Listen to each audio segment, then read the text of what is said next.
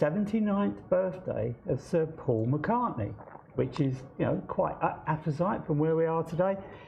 But I was just thinking before we came on air how times have changed since the heyday of the Beatles in the 60s. You know, I want to hold your hand, but I can't because of social distancing.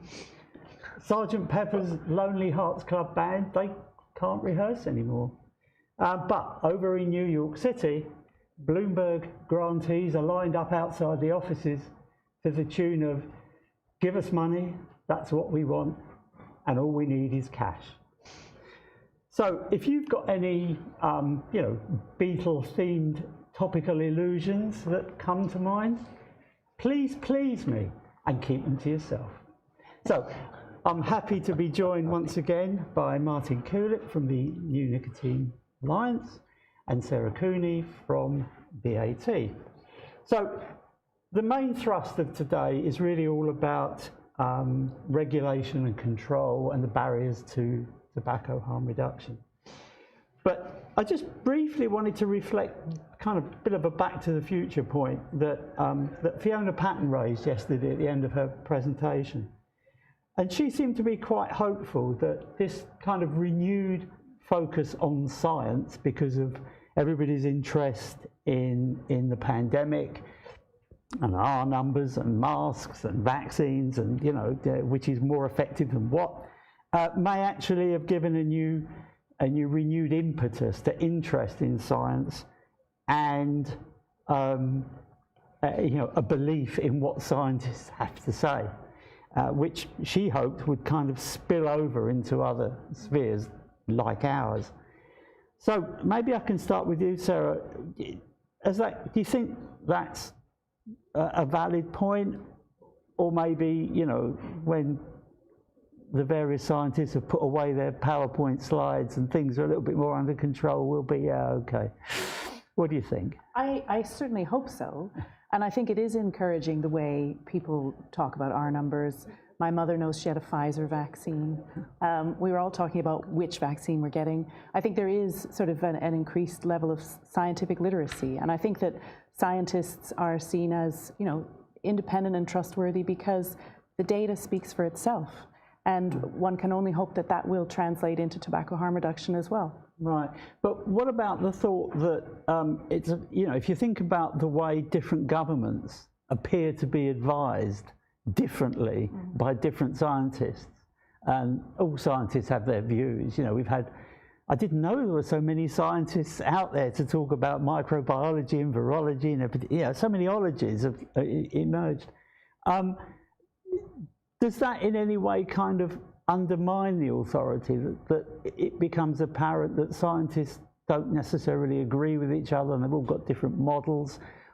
Or, I mean, is there a way of explaining, I suppose, that, yeah, this is the nature of science? It doesn't mean to say they're wrong, but they won't necessarily all agree on the same thing. I think you're right, and science is a process. And, you know, if you think about how much we learned about COVID and how quickly as the pandemic emerged, and there, you know, there will always be theories and the leading theory, and then new information comes to light which adapts the theory. So I don't think scientists are fighting with each other. It's just part of the scientific process to kind of get to a consensus. Which has, of course, been highlighted by the rapid developments that we've had over the vaccine. Yeah. So, Martin, we were talking earlier about before we came on air, about this idea that maybe in some respects, some governments are kind of maybe leaning a bit more towards the science and facing a certain amount of opposition from entrenched Cold War tobacco warriors, if I can put it like that. What was your thought about that? Well, I hate to brag, but again, we have to point to positive noises we've seen recently, which we discussed in an NNA meeting earlier this morning. So, for example, Under Secretary of State for Public Health in the UK, Joe Churchill, recently said in a Westminster Hall debate that we need to recommit to our evidenced approach to e-cigarettes. Now, you know, there are countries around the world where vapers would be killing to get that sort of message from their government, and it kind of locks in the UK's approach to e-cigarettes in especially, but they're also promising noises on other harm-reduced products. But then, as you say, all around the rest of the world, you have countries who are going the opposite direction to that. So, you know, is the government, the UK government, going to be swayed by the rest of the world, or is the UK government going to lead the rest of the world? And we hope that the UK just keep ploughing that furrow of harm reduction and just lead the world and show the world how it can be a successful policy. And we're hoping that the UK can send a strong delegation to COP9 in November, because the EU and WHO are going the other way. But how long can they do that? There's only so far that you can ignore the evidence which is building up. There's only so long that you can say we don't know enough about e-cigarettes yet because they've only been around X number of years, because sooner or later that argument is going to run out. So we just have to trust that the science keeps on saying what it is saying, keeps pointing in the right direction, and hopes that over time, like you said, the Cold War warriors are going to find themselves without much to fight with. You know. Right. And Sarah, again, we had an interesting conversation earlier on about the difference between, for example, the capacities of the FDA in America against the capacities of other regulatory authorities to assess evidence.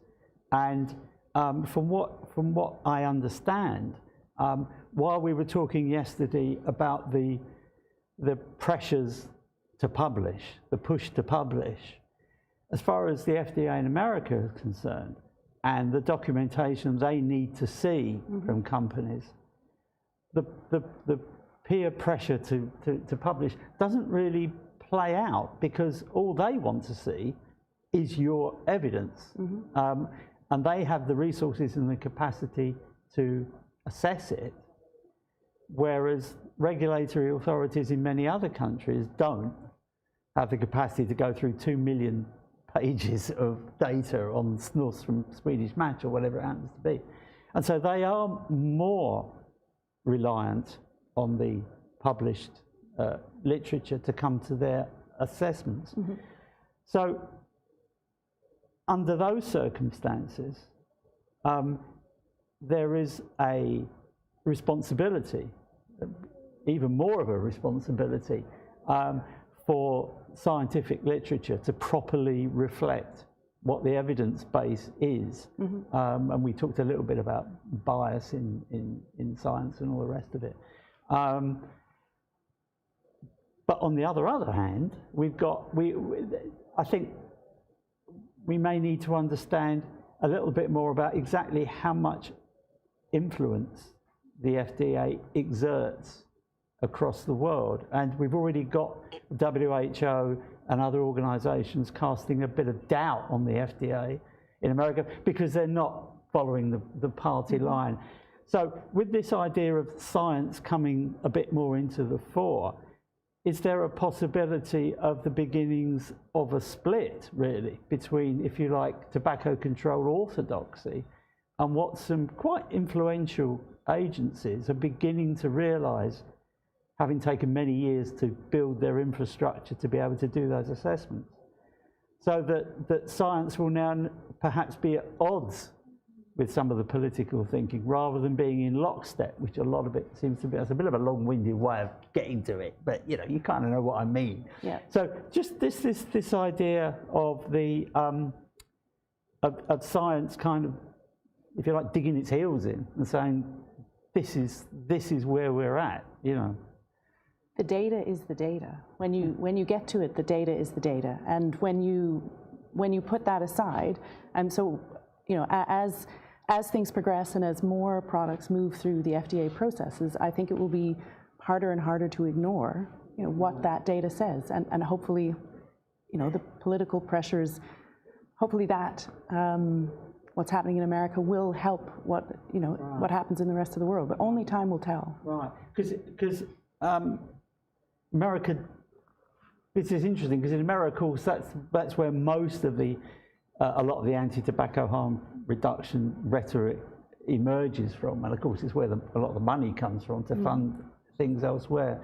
So America's in a quite interesting position, isn't it, really, from that point of view, as being able to influence both for kind of good and evil, really. So it'd be really quite interesting to kind of see how this pans out. So where are we now? We've got about 5 minutes left, I think, before we switch over. So, and I'm going to come back to the sort of future of nicotine yeah, when we get to our end. But just to kind of, what should we say, prime you up, really, for that at the end. We're going to hear all these concerns about delivering tobacco harm reductions to low and middle income countries, and about how the regulations and the laws just get in the way of everything. I'm going to ask you to give some thought now to what your hopes are for the future of nicotine, where you see things are going. We've already touched upon some of the stuff around the potential medical benefits of nicotine outside of things like NRT. We've got a growing body of consumers in the world from, you know, there weren't any heated tobacco product users in 2005, not that many vapors, but probably, you know, a number of snus and smokeless tobacco product users even then. But there seems to be an inexorable march of people around the world who are now prepared to use products, almost irrespective of what the laws and the regulations are saying. We will come back to the sort of discussions that emerge, but this is just something to kind of to plant in your mind about where we're going to go in the future, and hopefully we will be able to, what should we say, mark some progress as we go on into as we go to the next conference in 2022. So I am going to wrap this up now,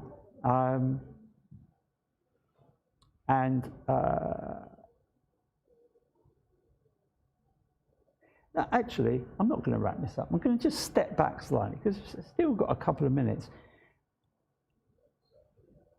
I'm assuming that you didn't have a hard day's night last night. Just getting that little Beatle joke in there again, folks. Just something that, and I may have asked you this yesterday, so apologies if I did, but I'm going to ask you again about what kind of stands out for you now in this whole debate. Some of the stuff we heard yesterday, what kind of what bells ring for you when we sit and talk about these subjects? I mean, some of the things that we've been saying, you say you've been saying for the last 10 years. I mean, does it feel like that, you know, the smoke and the mirrors begin to clear as we go forward, or are you still? Are we still basically in the trenches? Do you think? I think what you're saying about low middle income countries, for years we've seen them following the WHO's line, because many of them haven't got the resources to think up their own policies, so they just go by what the WHO says. Hopefully in the future we'll have more governments like the UK, like America with the FDA, coming out with and showing you how you can regulate products like this in a good manner, and instead of listening to WHO, they might look at other countries like the UK and USA and take their lead from us instead, rather than WHO. And maybe the WHO will then start coming around, because they'll have to sooner or later. They can't keep being. They'll be on the wrong side of history. Exactly. Yeah. Just a quick word. You just can't, ultimately you can't ignore the data. No. You can't ignore the evidence, and as the evidence continues to mount up, and I think that's why you're starting to see attacks not on the data, attacks on other aspects. So I think that the evidence will bear out in the end, although it's a bumpy road sometimes. So the ad hominem attacks that we're seeing are the last thrashes of the desperate. Yes. They've got hardly anything left. Indeed, they've got nothing left in the armoury. Yeah. Okay, and on that combative note, I will now pass you back to the main session and our first speaker of the day. Thank you very much, and see you guys later.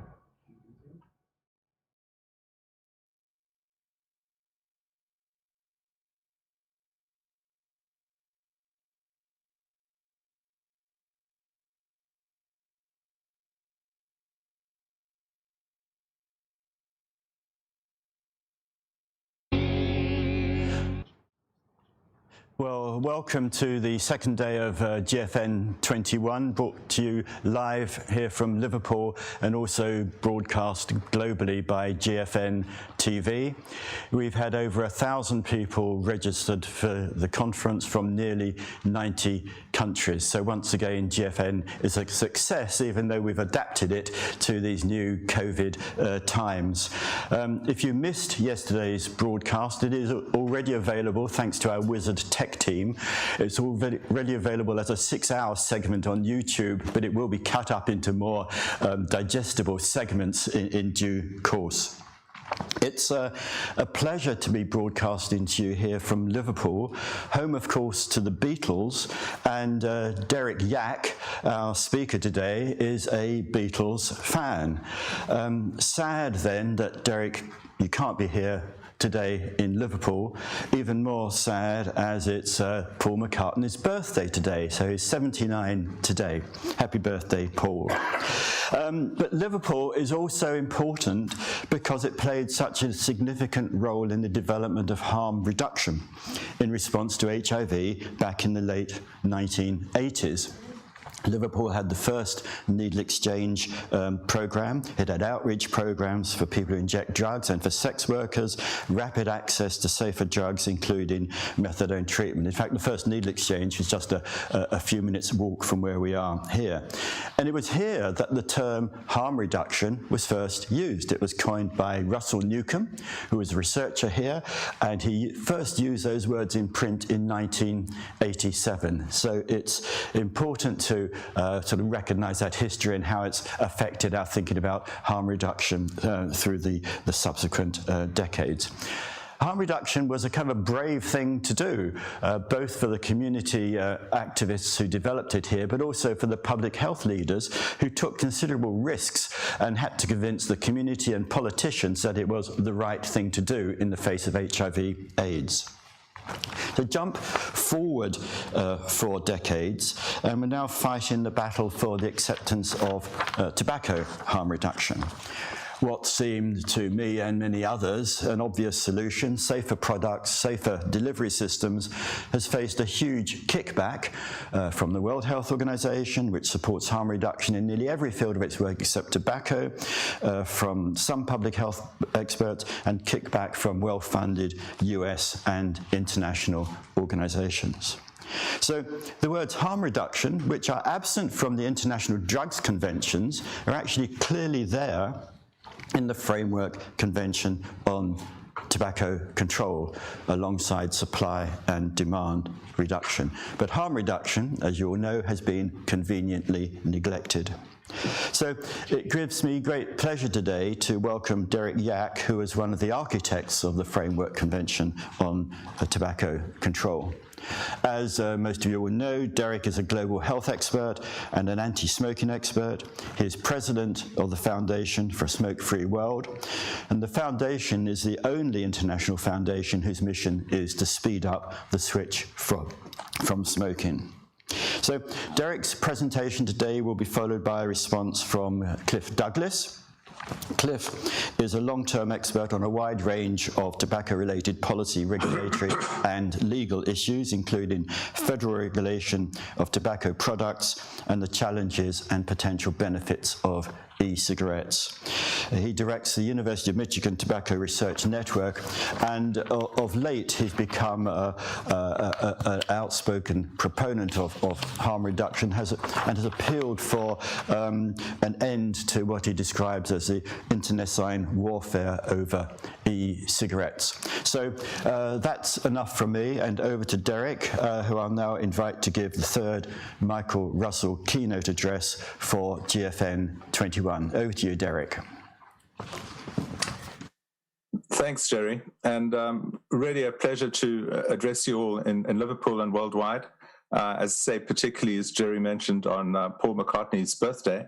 I'm sure, knowing Jerry, that he carefully selected the state, and we know that Liverpool has even deeper roots into the tobacco sector, being one of the central places where a lot of the tobacco was imported, produced, and exported to the empire 100 years ago. Things have changed, and that'll be a theme. It's really a privilege to give this oration in honor of Michael Russell. As I learned from his wife, Audrey, we share so much, but we never met. The University of Cape Town Medical School, swimming, and a lifelong commitment to end smoking.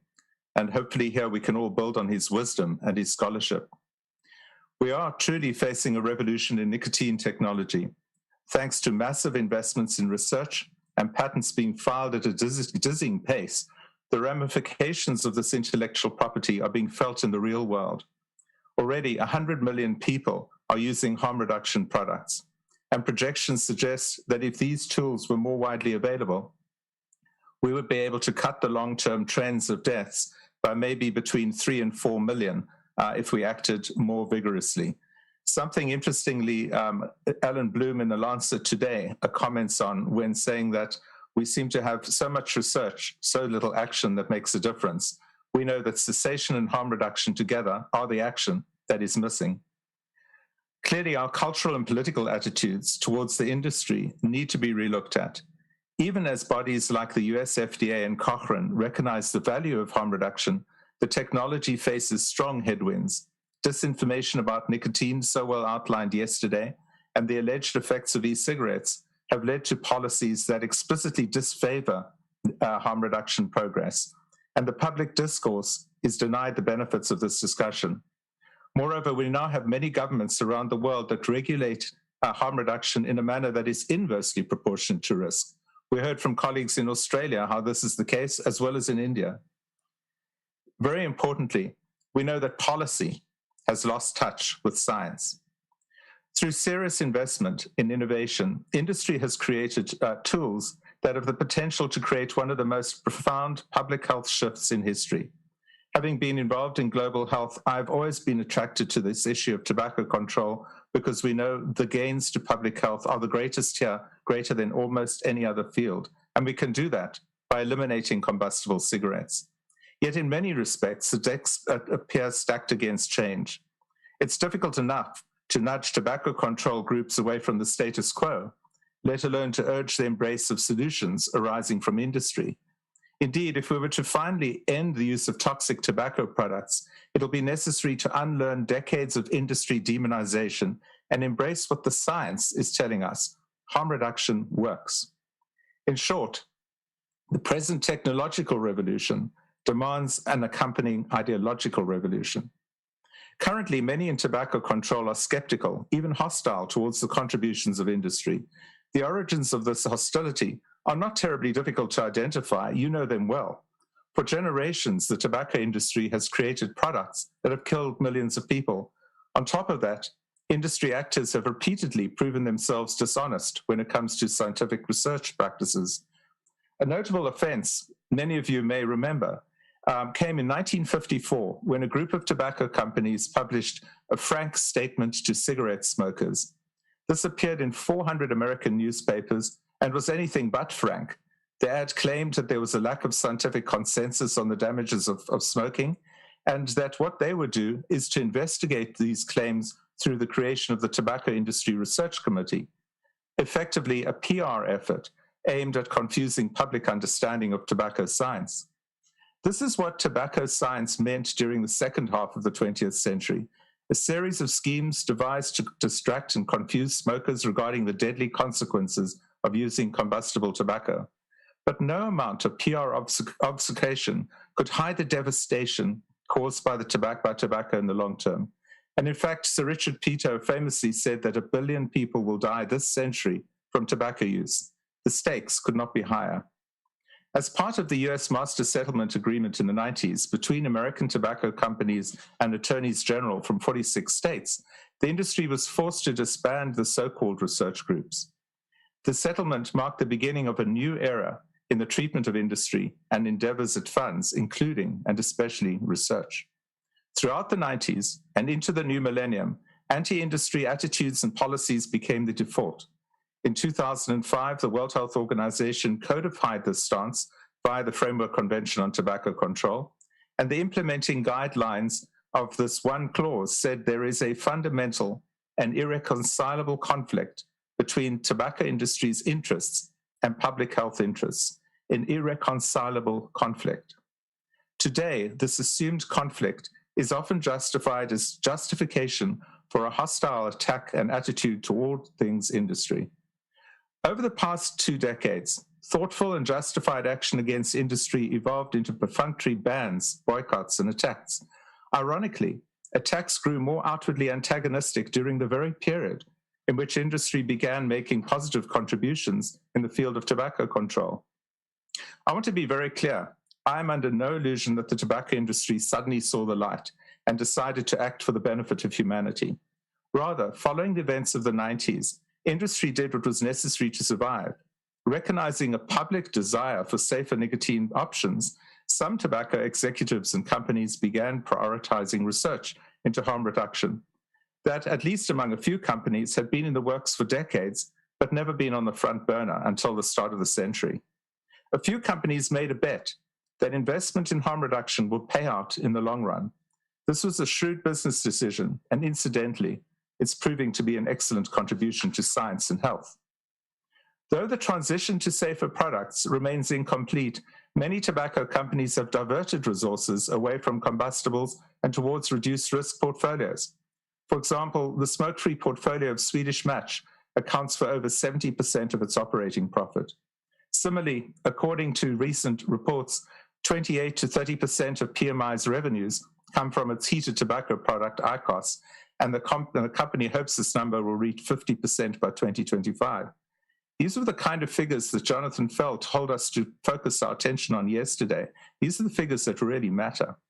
Notably, this represents the PMI progress, represents a gradual transition away from legacy tobacco products and the cannibalization of an iconic combustible brand. The start to transformation of the legacy tobacco sector is complemented by innovation among players who started with no tobacco roots. In the United States, we heard how Juul is the most notorious of these companies. In China and Singapore, e-cigarette companies Smoor and Relax have dominated innovation. Though free of the dirty reputation of legacy brands, these companies are responding to the same market demand. Consumers want nicotine products that are not deadly. In this regard, the business goal of these new companies align with a public health goal, namely to destroy the combustible cigarette sector. The fundamental irreconcilable conflict is giving way to more nuanced realities. Though one might expect the broader public health community to embrace novel nicotine solutions, the response has been, to say at least, pretty bad. This is due largely to entrenched hostility towards industry, as well as the fact that tobacco control community simply did not anticipate industry innovation. Mea culpa. Upon recently reviewing the FCTC text, I was surprised to see that we failed to mention the importance of intellectual property or patents even once in the text. Then we doubted that a dirty legacy industry would invest in serious R&D. We were wrong. And the latest report from the US Patent Office shows just how wrong we are. What you can see here is that the second largest growth area of all the patents in the US Patent Office are electrical smoking devices, ahead even of machine learning. We will shortly be releasing a new report going into detail on what has been happening in the patent and IP area with regard to tobacco. And the report will actually show 3 things. First, that within large state monopolies, research and patents is focused on improving consumer experiences of combustibles. In other words, making smokers taste better and keeping the death rates high. But the second category, one of the fastest growing, shows that harm reduction innovation is being led by a small number of multinational tobacco companies, along with China-based e-cigarette companies. And finally, it indicates that some multinational tobacco companies are filing patents at developing new therapeutic options for health derived from recent R&D progress. This is fact, this is hard data, this is information on massive amounts of investment. In many respects, the nicotine industry now functions in a manner similar to the pharmaceutical industry. To be sure, they're self-interested and profit-driven. At the same time, they are leaders in scientific innovation and essential to actually address massive health crises. This pharmaceuticalization was aptly summarized in 2017 by Yogi Henlin and her colleagues in California, who described the phenomenon as the tobacco industry's actual and perceived transition into a pharmaceutical-like industry through the manufacture and sale of non-combustible tobacco and nicotine products for smoking cessation or long-term nicotine maintenance. Whereas Henlon somehow casts this pharmaceuticalization as a bad thing, I take the opposite view. Tobacco companies have in the past few years conducted fundamental clinical and epidemiological research that will be necessary to optimize the safety, efficacy, and desirability of new products. And like a pharmaceutical company, they are completing these exhaustive studies to meet the scientific standards and rigor set by major regulatory bodies, starting with the FDA. To satisfy the FDA's strict rules of evidence, tobacco and e-cigarette companies have conducted extensive peer-review research and have disseminated these findings via monographs and reports. Just some examples. Here you can see the front page of the American Journal of Health Behavior, where Juul has their full range of some of their most recent peer-reviewed research. In addition, you can see the major monograph, several hundred pages, produced by PMI that produces and puts into the public domain research from the past decade. And thirdly, you can see down on the right, one of the latest reports from BAT, highlighting a very large clinical trial and the approaches they are taking to address the underlying science. Clearly, this work amounts to a robust and growing body of evidence that shows the health benefits of harm reduction. The tobacco industry knows the reputational hurdle it must overcome, and as a result, has some of the most robust safety and toxicological data that exist. According to the foundation analyses, PMI and BAT have published more papers on heated tobacco products than any other research group in the world. Combined, these two companies have in fact published more than the sum total of the next 13 entities, all leading universities. The FDA cannot and does not ignore this evidence. In October 2019, the FDA announced that Swedish Match would be authorized to market its smokeless tobacco as a modified risk tobacco product. In July of last year, it authorized the marketing of IQOS with a reduced exposure in text. This latter decision arrived 3 years after the company shared over 100 million pages of documentation. Further, the authorization was granted under the provision that Philip Morris and others would conduct post-market surveillance to ensure that the products indeed reduce risk and, critically, are not used by kids. Notably, the FDA's exposure modification orders, which permit the marketing of products as containing a reduced level or presenting a reduced exposure to a substance or as being free of that substance, were made because, in the words of the FDA, the products are expected to benefit of the population. These statements represent yet another clear challenge to the irreconcilable difference clause used by WHO to justify a stubbornly undifferentiated anti-industry posture. These authorizations mark an important step in increasing the availability of harm reduction, and the FDA's stamp of approval should inspire global confidence in the state of the science. Sharfstein and others have highlighted their point around this in their discussion of US vaccine approval. They note that the standards of the FDA are so high and the efforts so transparent that its endorsement commands unique respect. The evidence in favor of harm reduction doesn't just rest on the FDA, though, and it's been acknowledged by Cochrane, and in more recent months, weeks actually, by the latest report of the Royal College of Physicians. I really urge that all of you read this Royal College of Physicians report that represents 60 years on a sense of where the Royal College believe we should go. Never forget that it was the Royal College of Physicians report of 1962 that alerted the world to the coming pandemic of tobacco. This was before the Surgeon General's report in the US. And that global report set the basis for our modern approaches to tobacco control.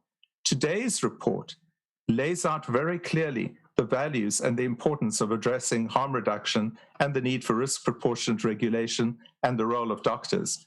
We misread that at our peril. All bodies following the science appear to have arrived at, all bodies I would say that follow the true science, have arrived at the same conclusion. Harm reduction can play an important role in combating the world's tobacco crisis. By contrast, institutions attached more to ideology than evidence remain opposed to innovation in this space. Among those in this camp are journals and academic groups that repeatedly boycott or ban industry research. For instance, and we did hear this yesterday, it's worth repeating, the BMJ announced in 2013 that journals would no longer consider for publication any study that is partly or wholly funded by the tobacco industry. Similarly, Cancer Research UK, the Wellcome Trust, South African Medical Research Council, and others develop policies that bar collaboration with industry scientists. As a result, harm reduction researchers are often excluded from influential meetings, journals, funding opportunities, and institutions. Indeed, there now exist two distinct silos in tobacco research, one in which the evidence for harm reduction is robust and growing, and one in which such evidence does not exist. Foundation analyses of publication trends underscore these parallel universes. Papers in tobacco control, a BMJ journal, come exclusively from academics and tend to show the harms of harm reduction. Due to a ban, none of these come from industry. By contrast, 95% of the papers in regulatory toxicology and pharmacology, pretty hard science journal, are from industry, and they show a broader approach, including many benefits.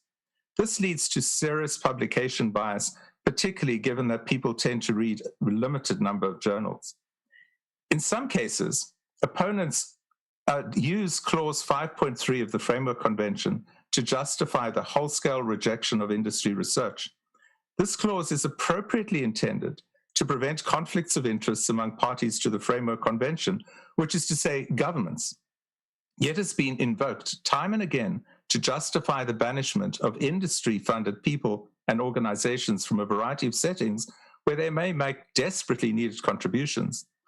These misuses of 5.3 persist despite very clear implementation guidelines which they created, which stress the need for accountability and transparency, something we all support, and particularly in dealing with the tobacco industry.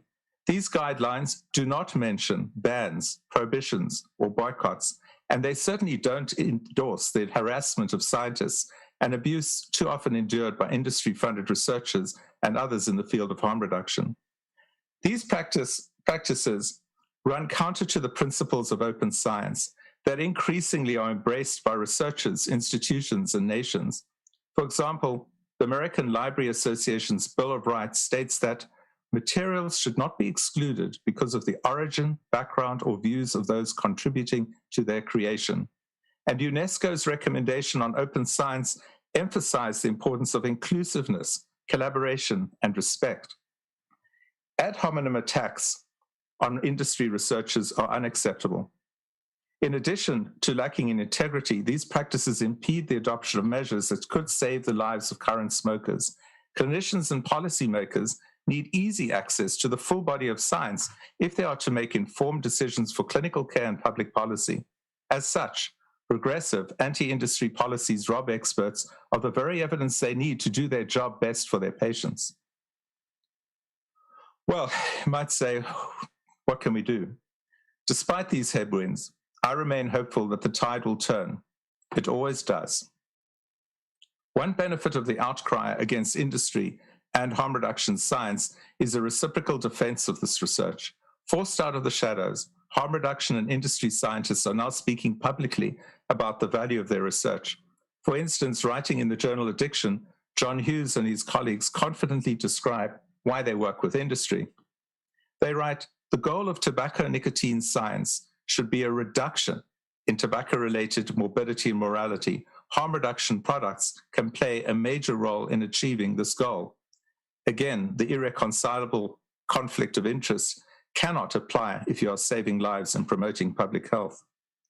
Additionally, in recent months, courageous academics and young researchers have called for an end to the schism between those supporting harm reduction research and those wedded to the status quo. For instance, Cliff believes it is time to act with integrity and end the internecine warfare over e-cigarettes. Very powerful words packed into one line. Similarly, Donna Carroll and a group of young colleagues worry that the continued promotion of select polarized stances on e-cigarettes will threaten the integrity of research, and she includes the goals and in fact, careers of researchers. And Tamar Anton and colleagues recently noted that ignoring the potential benefits of harm reduction strategies may unintentionally lead to an erosion of trust in tobacco control itself among some members of the public. Select publishers and major societies are also active in closing the gap. For instance, the president of the Society for Research on Nicotine and Tobacco, Megan Piper, recently wrote that SRNT is both a scientific society committed to the open exchange of science, as it should be, and a society that recognizes the harms from commercial combusted tobacco use and tobacco, whose goal it is to profit from addiction to these products. Again, recognizing how one could and should address the irreconcilable conflict. Finally, some scholars are breaking down research silos by working with researchers from, say, the other side. For instance, leading academics, David Abrams, Ray Niora, David Menendez, recently teamed up with industry scientists to publish a paper called The Population Health Impact of Recently Introduced Modified Risk Tobacco Products, published in Nicotine and Tobacco Research. This represents a model of collaboration that places the attainment of health goals above unscientific quibbles. Much more collaboration will be necessary if we are to finally dissolve ideological biases and realize the full public health potential of harm reduction. Hence, we needn't wait vaguely for people to come around, but rather we should take practical steps to promote science-based thinking. To this end, Tom Glynn and others recently described a practical path forward. Their guidelines, worth reading, state that the tobacco control community should focus on eliminating combustible cigarettes, which clearly pose the greatest threat to health. This approach coheres very well with those of Scott Gottlieb and Mitch Zeller, who in 2017 at the FDA proposed a nicotine-based framework for health. And let's remember their words. Nicotine, though not benign, is not directly responsible for tobacco-caused cancer, lung disease, and so on, that kill hundreds of thousands of people. To truly protect the public, the FDA's account must take the account of the continuum of risk for nicotine-containing products. Words that echo the insights and life's work of Mike Russell 4 decades ago. Unfortunately, the data suggests that many public and doctors around the world continue to increasingly believe nicotine is the problem. What I feel we need to do now is to have a new frank statement for our times, a commitment from all parties to prioritize the end of the tobacco epidemic.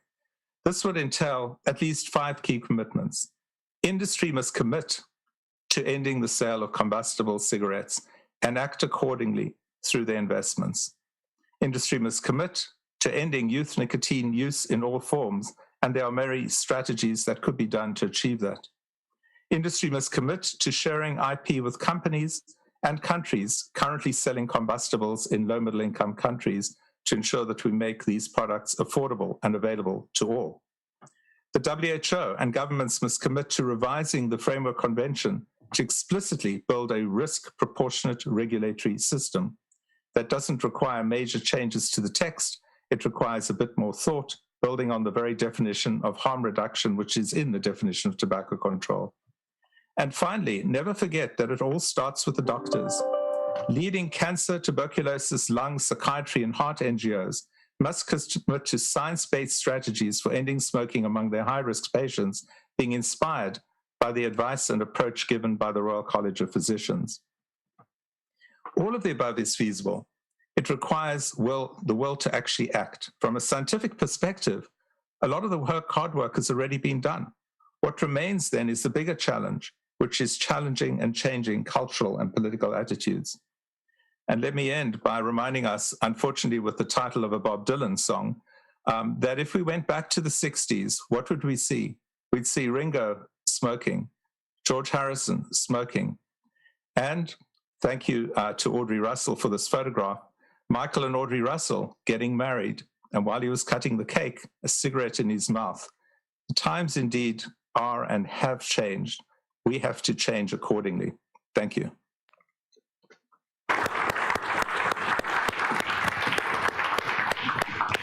Thank you very much, Derek, for such an excellent presentation. Just a reminder for you, those of you watching this through GFN TV, you can post your questions on the question chat line thing there. And those of you in the audience here, I'm sure will be ready for your questions later on. So without more ado, let's pass over to Cliff, who will respond to Derek's talk. Cliff. Thank you very much, and good morning and good afternoon. I'd like to dive in by acknowledging the conclusion to Derek's remarks.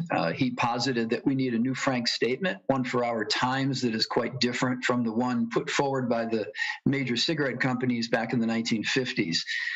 I concur with the goals he outlined, starting with the need for a genuine, clearly demonstrable commitment by industry to ending combustible tobacco use. To my mind, the nature of that commitment does remain in question, although many of the right things are said. In light of the industry's ongoing global marketing of combustibles and continued efforts to block policies designed to reduce smoking, such as smoke-free air laws, the elimination of mentholated cigarettes, and nicotine reduction in combustibles.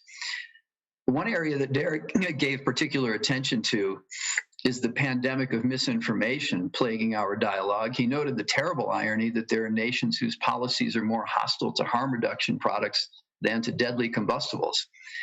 Antipathy to industry clearly animates much of this. It's not the only factor, but it's a big one.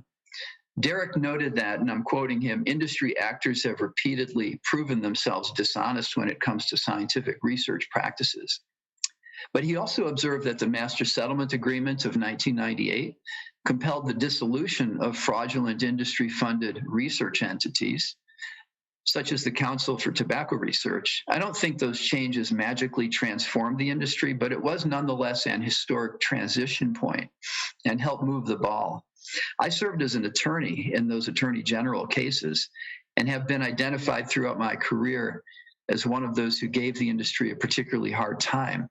But I agree with Derek and many leading scientific researchers, colleagues, that more engagement with industry is needed, and science produced by industry should not be summarily dismissed or canceled, but rather given due consideration under careful peer review with full disclosure of conflicts of interest. And we must continue to seek genuine common ground wherever possible to end the epidemic caused by combustible tobacco use.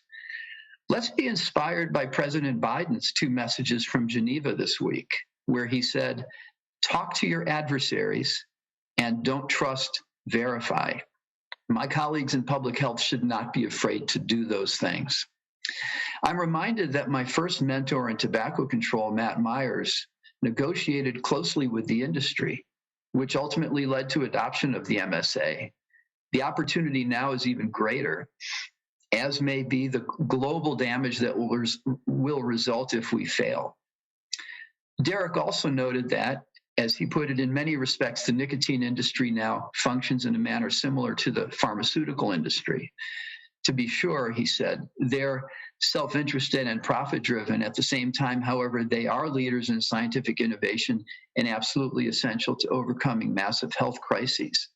He quoted UCSF's Yogi Henlin and colleagues, who summarized the concept of pharmaceuticalization as the tobacco industry's actual and perceived transition into a pharmaceutical-like industry through the manufacture and sale of non-combustible tobacco and nicotine products for smoking cessation or long-term nicotine maintenance. That observation brought to mind a conceptualization of the industry that featured prominently in the evidence used in the state attorney general cases and also referenced in the FDA's own original groundbreaking investigation in the 1990s. I'd like now to quote from what Dr. Claude Teague wrote in 1972 when he served as Assistant Director of Research at R.J. Reynolds before he was promoted later to Director of Corporate Research in 1978. This is what he said. In a sense, the tobacco industry may be thought of as being a specialized, highly ritualized, and stylized segment of the pharmaceutical industry. Our industry is then based upon design, manufacture, and sale of attractive dosage forms of nicotine, and our company's position in our industry is determined by our ability to produce dosage forms of nicotine which have more overall value tangible or intangible, to the consumer than those of our competitors.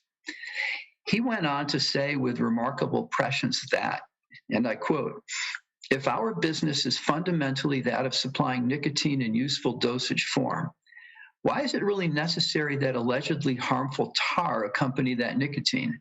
There should be some simple, cleaner, more efficient and direct way to provide the desired nicotine dosage than the present system involving combustion of tobacco or even chewing of tobacco. It should be possible to obtain pure nicotine by synthesis or from high nicotine tobacco. It should then be possible using modifications of techniques developed by the pharmaceutical and other industries to deliver that nicotine to the user in efficient, effective, attractive dosage form, accompanied by no tar, gas phase, or other allegedly harmful substances. The dosage form could incorporate various flavorants, enhancers, and like desirable additives, and would be designed to deliver the minimum effective amount of nicotine at the desired release rate to supply the satisfaction desired by the user.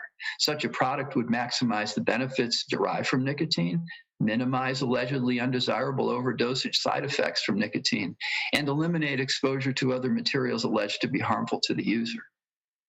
It was quite a long quote, but I hope you can see why it becomes so relevant today.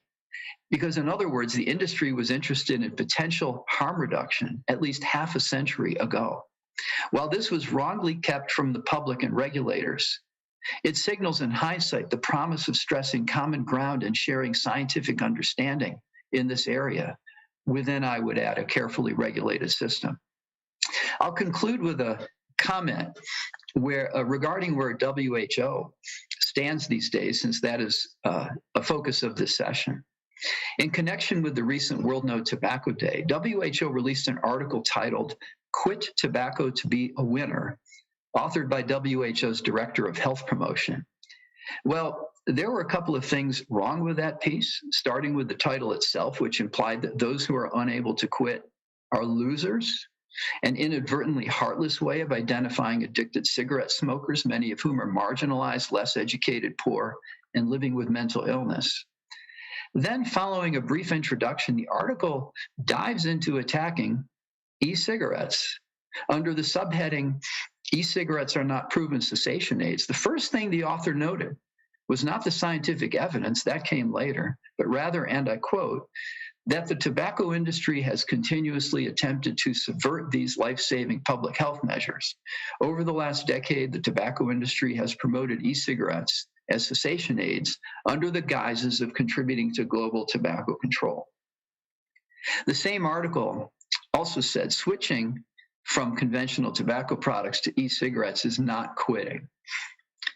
Well, let me simply note that this was a simplistic perspective that, if permitted to stand unchallenged, could cost many people their lives. But there was more. The article went on to quote WHO's Director General, who said that, and I quote, "We must be guided by science and evidence, not the marketing campaigns of the tobacco industry, the same industry that has engaged in decades of lies and deceit to sell products that have killed hundreds of millions of people. E-cigarettes generate toxic chemicals which have been linked to harmful health effects, such as cardiovascular disease and lung disorders." Okay, my undergraduate studies before I went on to study law focused on literary analysis, or the close study of a text, where you interpret its meaning and explore why the author made certain choices. So in my final minute, let's take a very brief, closer look at what the Director General was quoted as saying. He begins with a comment about the importance of science, then pivots to asserting that the choice is between science or tobacco industry marketing. Nothing else and nothing in between those two choices. And then he emphasizes this dichotomy by immediately pointing to the industry's decades of misconduct and the hundreds of millions of deaths that resulted. So at this point, he has framed the choice as being between science and evidence on the one side and fraud and mass casualties on the other. Nothing else and nothing in between those two choices. And then, having painted that picture, he immediately says, without further segue or explanation, that e-cigarettes produce chemicals that cause serious disease. which by proximity to everything else he has said, blends the question of the health effects of e-cigarettes with the hundreds of millions of deaths caused by cigarettes and the deceptive marketing campaigns of big tobacco. It's either that or science and evidence, which leads me to the conclusion, based on this very brief literary analysis, that deliberate or not, this framing constitutes simply an exercise in propaganda, not the rigorous application of science, highlighting that we have our work cut out for us. So in closing, as Derek said, following his proposal for a new frank statement, the 5 commitments he outlined are feasible and require a will to action, to take action. He noted that, and I quote, "From a scientific perspective, the hard work has already been done. What remains then is the difficult cultural and political work." I agree, but WHO, for its part, clearly has some distance to travel. And when it comes to the role of industry and our mutual engagement, to repeat, as Joe Biden said, don't trust, verify. Thank you.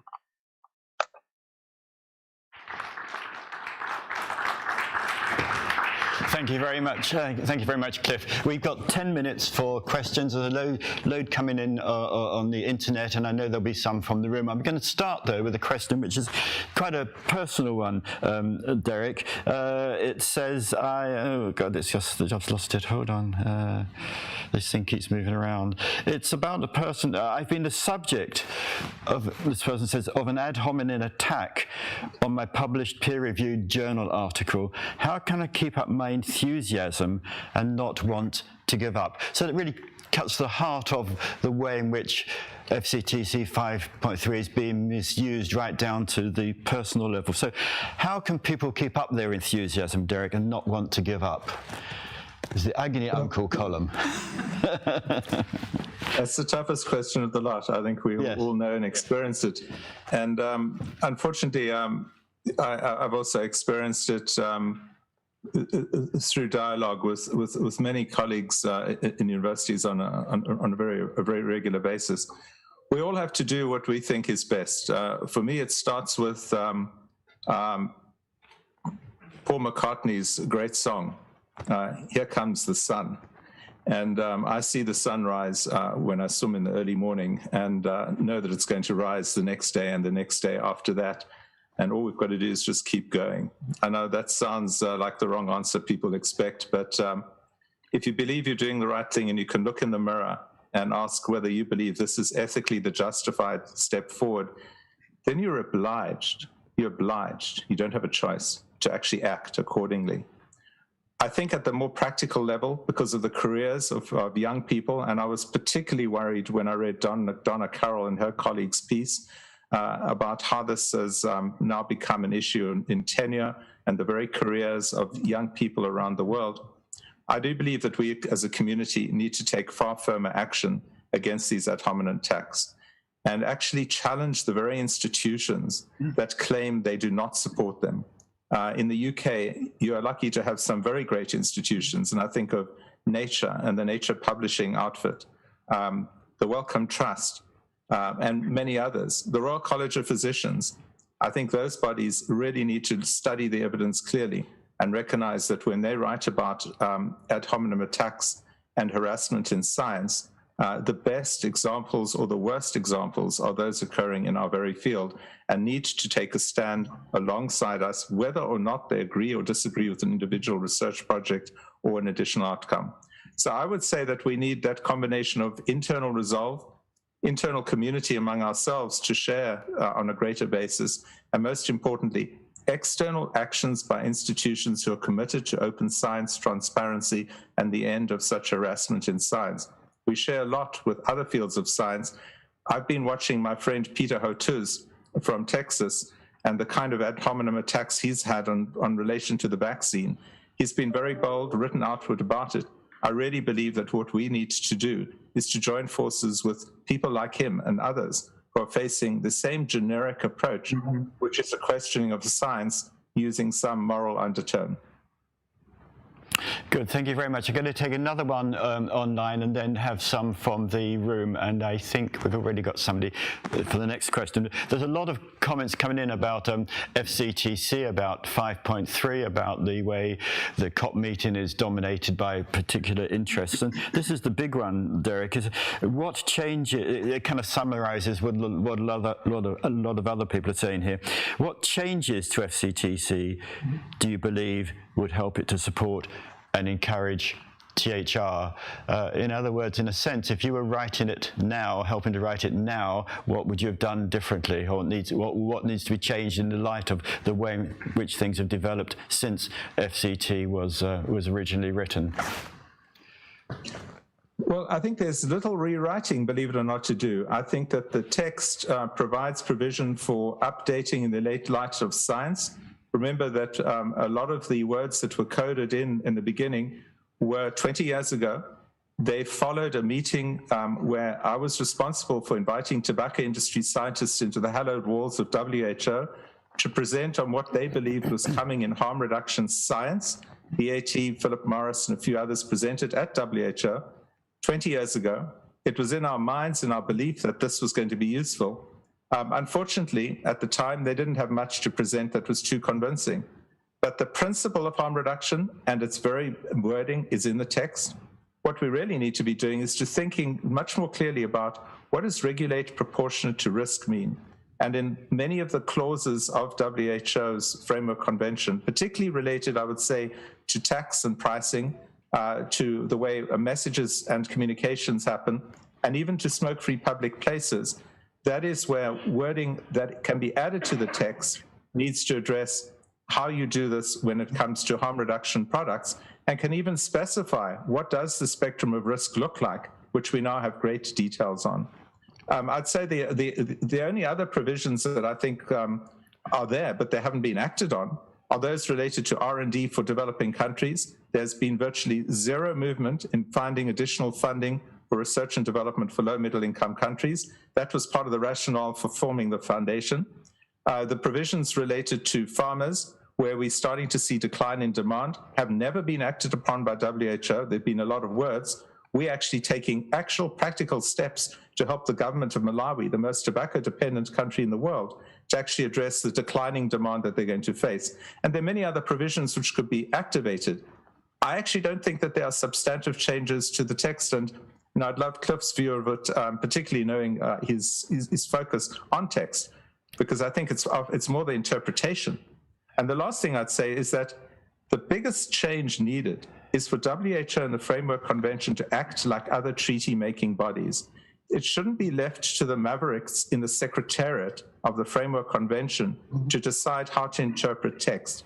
The member states have abrogated their responsibility to actually apply themselves to direct those decisions and not leave them up to, as I say, the mavericks who seem to be out of control in the Framework Convention Secretariat. Good, thank you. Now we have a question in the room from Robin Gougelet, and this would have to be the last question. We've really literally got 2 minutes left for the session. Robin. All right, Robin Gougelet, I work with Penny Associates and consult for Juul Labs. I was just wondering if the two of you could speak on the increased attacks on FDA recently and the politicization of their review of science, particularly science sponsored by tobacco companies as part of their PMTA process.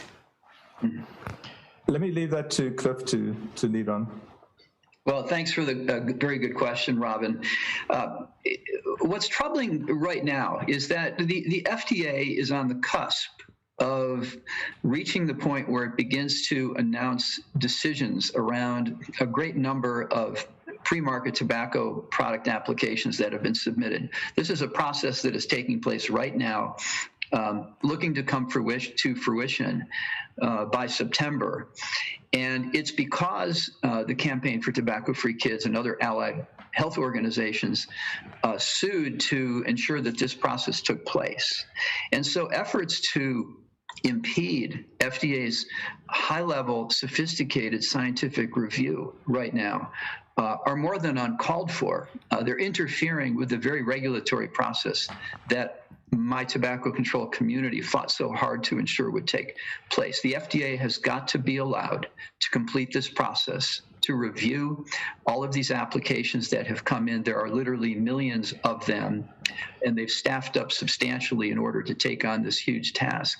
But they have the expertise, they have the right intent, and they are talking quite openly and clearly about the importance of addressing this in ways that are appropriate for the protection of the public health, and not only protect children, but also serve the needs as appropriate of adult smokers who are unable or unwilling to quit smoking by other means, so that they have access to products that have been carefully reviewed and authorized for public sale and distribution. Thank you very much, Cliff, and thank you, Derek. I mean, this is an amazing session. We're trying to solve all the problems about tobacco harm reduction in 50 minutes, and that's not going to happen. I think what I take away from today is actually a lot of optimism that there is a dynamic here, there's a trajectory here which is now unstoppable because of the products and the consumer interest, but it's how we can actually get a lot of the obstacles out of the way and how we can speed it up. So Derek, thanks very much for inspiring us today. Cliff, thank you very much for your comments. Thank you everybody online and in the room for attending this session. In the break you will see some comments from our commentary team led by the inimitable, we won't. At lunch, okay, so I've got it wrong, so don't listen to me about the next bit of the program. Look in your program or look online. So a big round of applause from the audience here.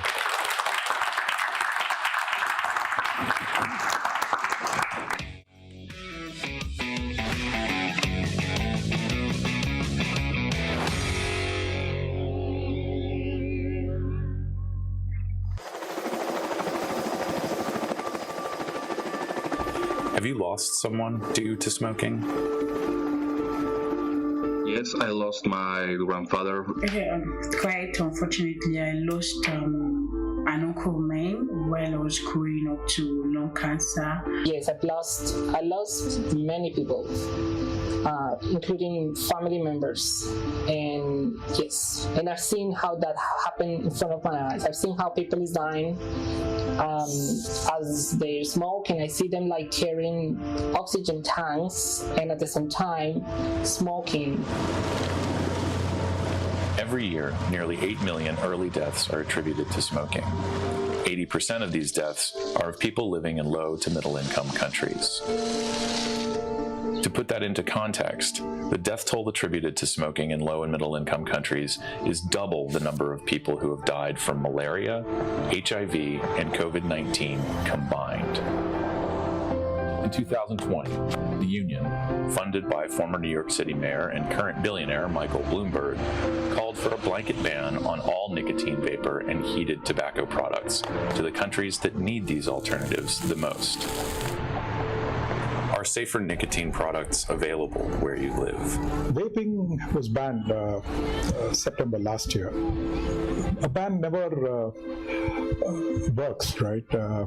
It's never worked anywhere in the world. So the only thing it did was it drove it underground. And so it's freely available in India, vaping products. Unfortunately, without any regulation of any kind.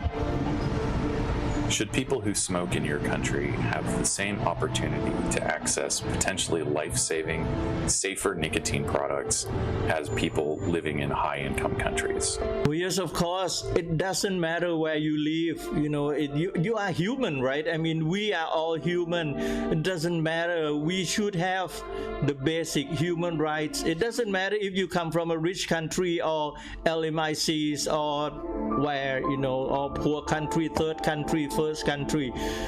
We should have the same basic human right. This union's document, when bans are best,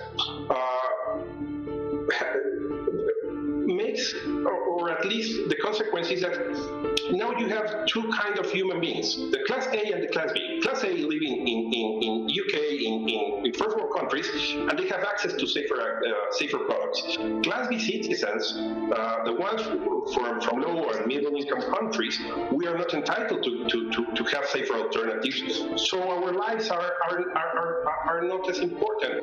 The problem with Mr. Bloomberg is that he's a vaping prohibitionist. And that worries me, that, you know, if people take a moralistic stance on on nicotine, then they are denying people who actually need to stop smoking a way out of their smoking habit. Blanket bans in low and middle income countries are the results of philanthropic colonialism, where short-term funding for coercive and underperforming tobacco control policies is presented to government officials as the only way forward. By virtue of being a top-down policy decision, the people most affected by strict nicotine regulations are excluded from the process. While organizations like the Union and the World Health Organization continue to paint people who smoke as victims of incumbent tobacco companies and incapable of making decisions for themselves, it is the paternalistic anti-nicotine policies that are taking away people's right to choose better alternatives to smoking. Vaping saved my life. At the same time, there is a general scientific consensus that smoke-free tobacco and nicotine products are low-risk alternatives to smoking. This is a product that can transform health. Smokers, not all smokers, but enough smokers to matter, find electronic cigarettes an effective substitute for smoking, and if they make the complete switch to electronic cigarettes, health-wise they achieve pretty much what they'd achieve as if they quit smoking completely. So the challenge is to get as many smokers to try and go down that route, not to start trying to restrict or prevent uptake of electronic cigarettes. They're a game changer. There's no going back from that. The whole market in nicotine delivery has been radicalized by these products, and I just hope that there are more and even more exciting products on the way. Denying people access to these life-saving options based on income can only be considered discriminatory. Nothing about us without us. Nothing about us without us. Nothing about us without us. Nothing about us without us.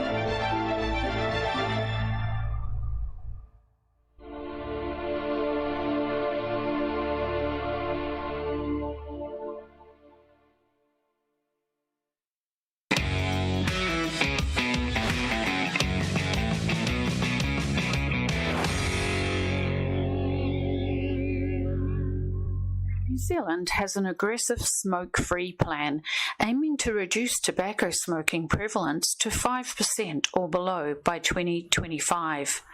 Attitudes towards people who smoke are becoming increasingly hostile. The government is, however, encouraging people who smoke to switch to vaping. So why don't they? Through our Voices of the 5% study, we identified 4 barriers to vaping. By phone, we interviewed 61 diverse people aged from 19 to 81 who had no intention to stop smoking or they believed they couldn't stop. No identifying information is provided. There were 3 experiences of vaping. People who had not tried vaping but discontinued. People who smoke and vape. The 4 barriers to vaping were doubt, diluted experience, difficulty, distance. Doubt was a dominant barrier for all 3 groups, especially the not tried. It was caused by horror stories and confusing and conflicting information. I've thought about it, but that's about as far as I've got. Conflicting information on it, I'm not sure about that. Well, people I know that have tried them, it's probably 50-50 saying, yeah, it's good. Others are saying, no, it's horrible, it's terrible. Don't try it. I own a vape that's worth $300. Prefer not to, because then you get popcorn lung, which is water on the lung. If vaping was diluted and not as satisfying as smoking, this was a barrier to continuing vaping after trying it, and this prevented people from completely switching from smoking to vaping. Didn't have the same effect as a cigarette. I could have a cigarette and be good as for ages. It's sort of like feeding a meat eater a tofu. It'll fill them up, but it's not going to quench it. In a perfect world, I'll turn around and say, I'll stop smoking now. Yeah. But and as I say, it does annoy me that I am still smoking. It's just that obviously, I don't know whether it's the extra chemicals in the tobacco or whatever that I'm hooked on. Some who tried vaping had difficulties with the vape, or there was too much to learn, and they couldn't find good information or support to counter the difficulties. I was right next to my friend when she was charging her one, so we had the same vaping machine. This was about 3-4 years ago, and hers just like went really, really hot, and she burnt her 2 fingers. Yeah, it's overwhelming too when you go to a vape shop. Like, there are so many different brands and whatever else, and, and all you want is, look, all I want really just is that it tastes like what it, feels like and tastes like what happens when I have a cigarette. For some, smoking is part of their identity, or deeply embedded in their daily routine. Vaping was just too different, too distant from their current practice. Got like the authenticity of it. It's different when you pull the smoke out of the packet and you light it. Yeah. I actually enjoy that part of it. It's likened to how, when you're making a cup of tea and you're being thoughtful whilst you're stirring it, and the process of pulling the tobacco out and the cigarette out and lighting it. I like that. I like the first puff. Yeah, the ritual of preparing yourself for your cigarette. It's like, probably half of the reason why it's so hard to get off it, is it? So vapes, you got to like charge them and then refill them and then change coils and like all that stuff.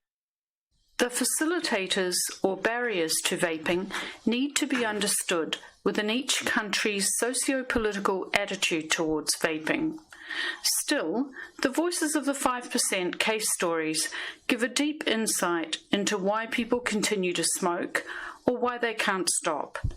Understanding this is important if we are to design effective, ethical programs to reduce smoking-related harm for all groups. Please come and meet the rest of our Voices of the 5% participants. Follow along with us as we learn from them how smoking is affected by the ups and downs of life, by price and policy changes. You can follow Voices of the 5% on Facebook, Instagram, or sign up on our centre website for more results.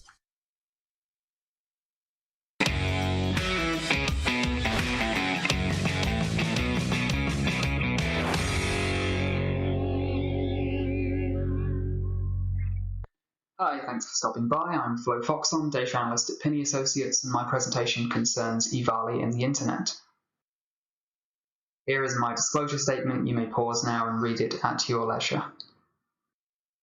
So most of you watching this presentation will already know what EVALI is, but as a very brief introduction, from early 2019 to late 2020, the CDC reported over 2,800 hospital admissions and just under 70 deaths linked to what is now known as e-cigarette or vaping-associated lung injury, EVALI.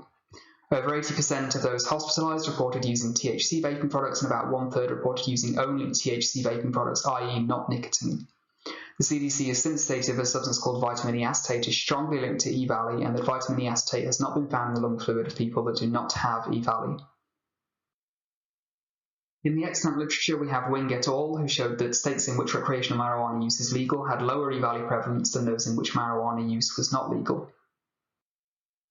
We also have an excellent study by Friedman, who showed that states with higher marijuana use rates before EVALI had lower prevalence of EVALI. As you can see, states with light shading on the left, that's population-adjusted EVALI cases, tend to have dark shading on the right, that's marijuana use rate, and vice versa, which is clearly negative correlation.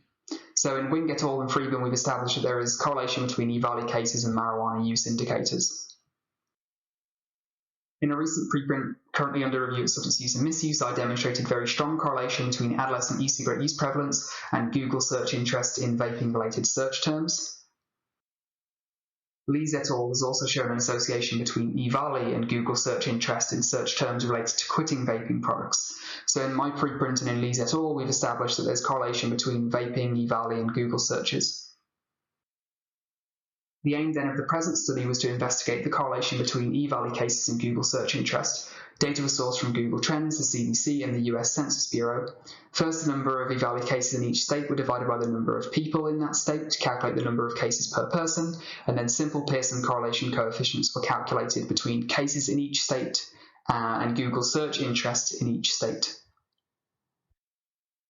I won't read the entire list of search terms I analysed because we'd be sitting here for days, but it's worth noting first of all that most of these were suggested by Google Trends as related searches to given search terms, and second, these are not case sensitive, so EVALI all uppercase gives the same search interest as EVALI all lowercase. The results are presented here in this correlation matrix. This matrix is restricted only to those search terms which had statistically significant correlation with EVALI cases. So any search term in the table on the previous slide that's not in this matrix is because there was no statistically significant correlation.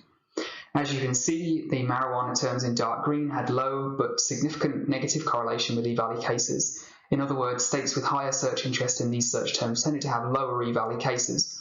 On the other hand, by way of validation, these EVALI terms in dark purple had significant positive correlation with EVALI cases, which is what we'd expect to see. And I'm referring here to the first column of this correlation matrix.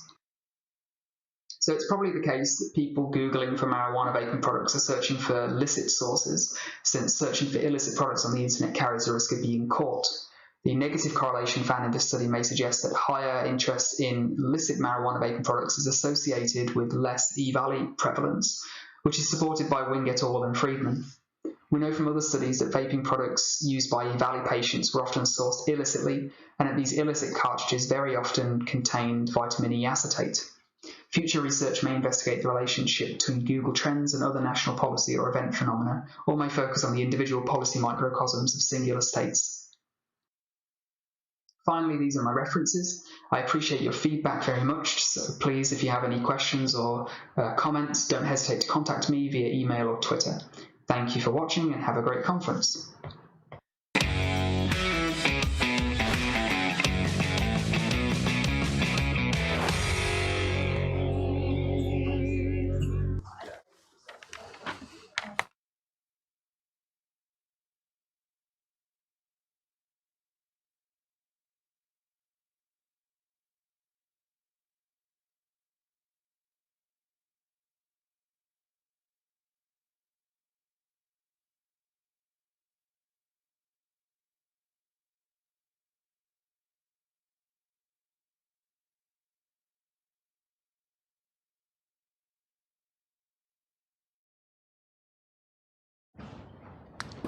A very warm welcome to the local and the global audiences of the 8th Global Forum on Nicotine. For this session on obstacles to tobacco harm reduction in low and middle income countries, LMICs.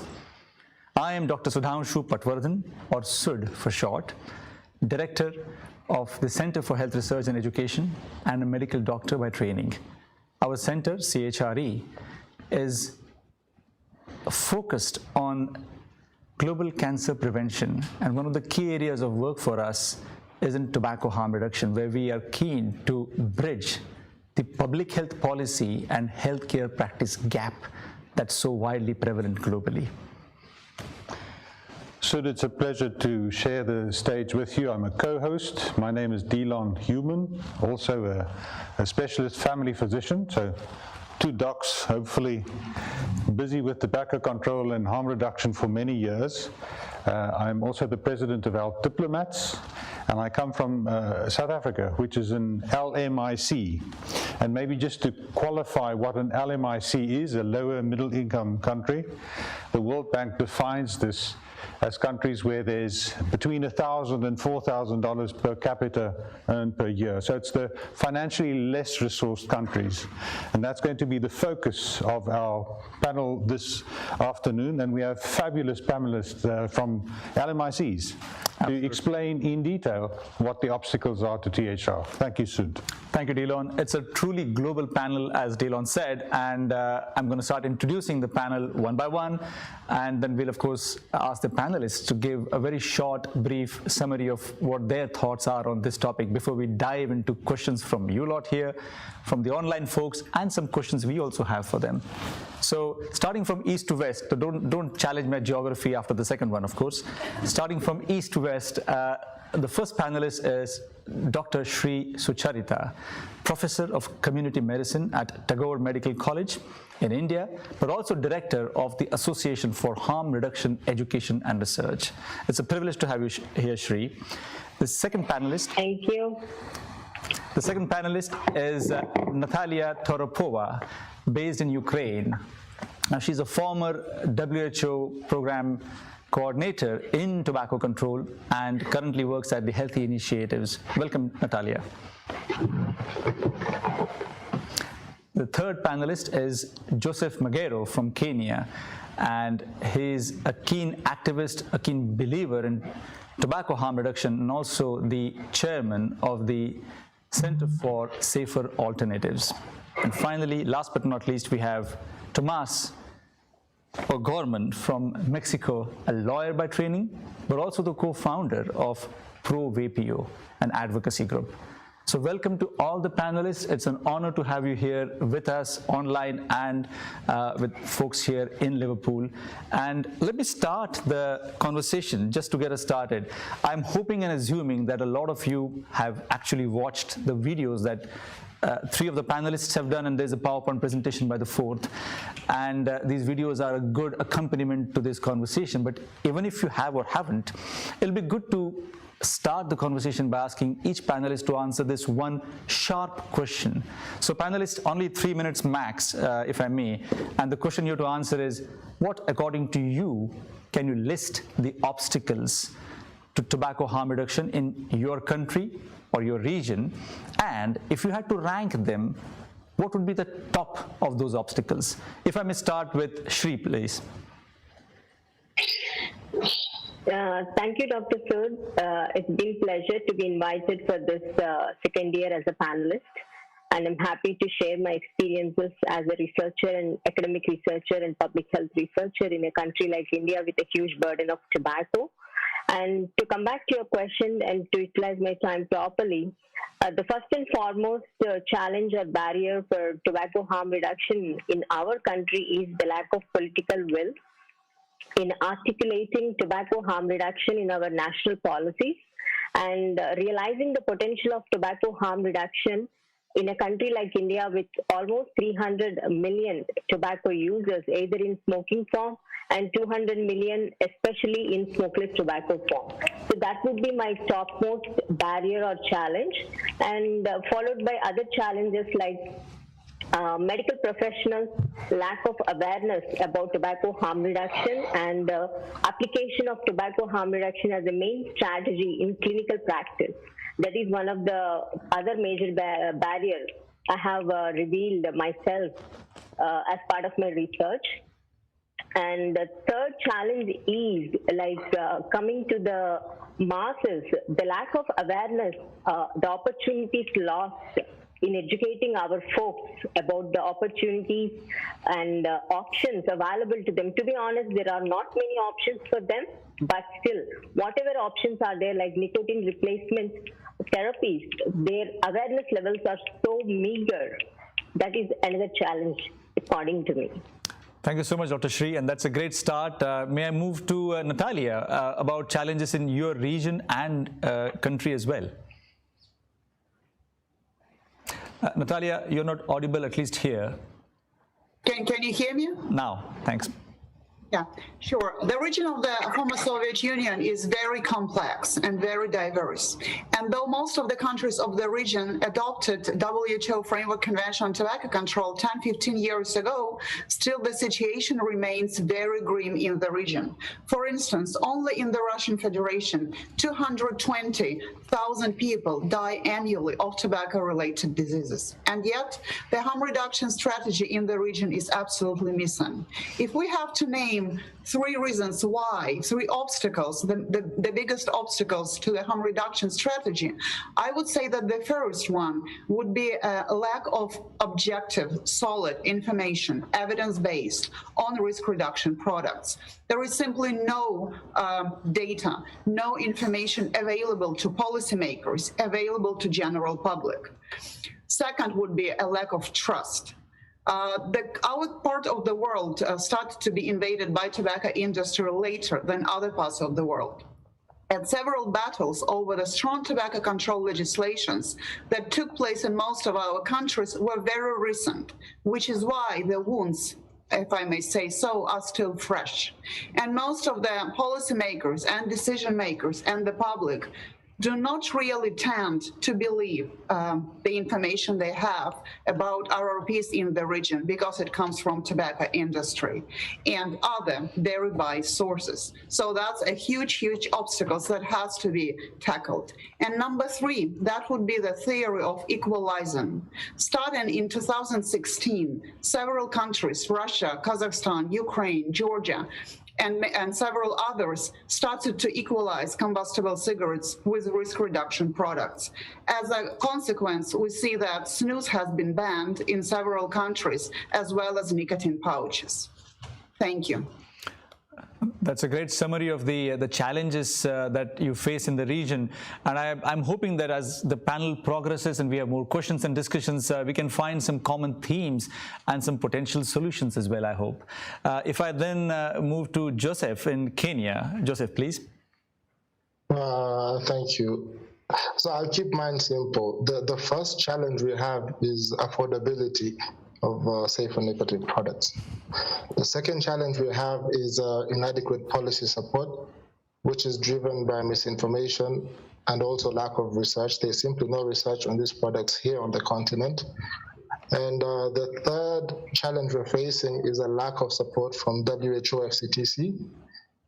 The last one is, of course, tobacco-free kids and what they're doing here. Those are the only challenges we're facing. Joseph, thank you so much. And I would like to come back to some of the points you raised, very, very topical, very relevant from a consumer point of view when you talk about affordability. But let's come back to that in a few minutes. Tomas, would you mind giving us your thoughts on the question and a perspective on that, please? Well, thank you. Good morning from Mexico. I think that the first challenge is the position, the ideological position that our health authorities have. They have a complete adhesion or adherence to the FCTC and to the idea of the abstinence-only model. This position is obviously reinforced by the influence of international NGOs like Bloomberg Philanthropies, the Union, Tobacco for Kids, etc. And another challenge which I think we must overcome is the lack of information. I mean, in two aspects. In one side, all the available information, scientific studies, papers, is in English. And in the other side, there is no research in Mexico regarding safer alternatives. So there is a lot of misinformation and ignorance, not only from the authorities, but in the legislator side also. That's a very good summary, and of course, for those who have seen all the video presentations, including Tomas's, you will notice that a common theme that already emerging is the lack of adequate support in cessation in most of the countries we are talking about, and that's an important one, given all the discussion about the Empower package that is there to help cessation efforts, or the O part of it is for supporting cessation. You can see that that's very glaringly absent in terms of actual delivery, and that kind of feeds into a lot of these things. I'm just going to look at you, Delon, in terms of, are there any interesting questions online? Sid, well, you might have heard that both Thomas and Joseph spoke about the deficit in trust. Natalia said that as well. And then specifically the attacks by Bloomberg-funded advocacy groups. So the question to our panelists are, in your respective countries, have you observed any effects, good or bad, on local populations based on the attacks and the presence of Bloomberg-funded advocacy groups? And both Joseph and Thomas mentioned the campaign for tobacco-free kids. Your views, please, panelists. So if I go first, I say that we had nicotine pouches introduced in the country, I think 2 years ago, but there was a lot of uproar from our counterparts in tobacco control with claims that these products were making children basically were destroying their brains, and as a result, the product got suspended. And finally, when the product was allowed back into the market, the taxes on it just made the product virtually unaffordable to those who were using the product. So those are some of the effects that I've seen personally happen in my country. Thank you, Joseph. And Thomas, in your country, what has been the strategy of these groups funded by Bloomberg to attack tobacco harm reduction? Well, first, e-cigarettes have been banned in Mexico for more than 10 years. So during all these 10 years, we have been, as population, receiving a lot of misinformation regarding safer alternatives. So the principal effect is that people don't believe that e-cigarettes are a much safer alternative for nicotine consumption. That's the main effect, and that's an obstacle that we should overcome, because this misinformation also affects legislators and other authorities, and maybe even doctors. The other effect is that you can see a constant influence of these funded NGOs with authorities and legislators actually like almost forming a team and excluding any other participants or any other stakeholders from the discussion and from the debate about how to reduce the harms from smoking. And as you said a few minutes ago, they are only considering prevention as a valid strategy, because yes, they talk about cessation, but I believe that there is not enough efforts to help smokers quitting. So I believe they are just abandoning smokers, and they are worrying about only having people abstain from starting smoking. That's, if I may just use the chance to also not leave out the other panelists, and especially Shri, I'm going to point this one to you and extend the question to you, because I know that you have in the past written and talked about what's called philanthropic colonialism. Is there an example of that in India as well, and would you mind elaborating on that? Yeah, thank you for directing this question to me, though I was trying to stay and hear the views of the other panel members. Yeah, we were a little bit taken aback, as it was almost like a PTSD kind of experience for Indians to have this being experienced again.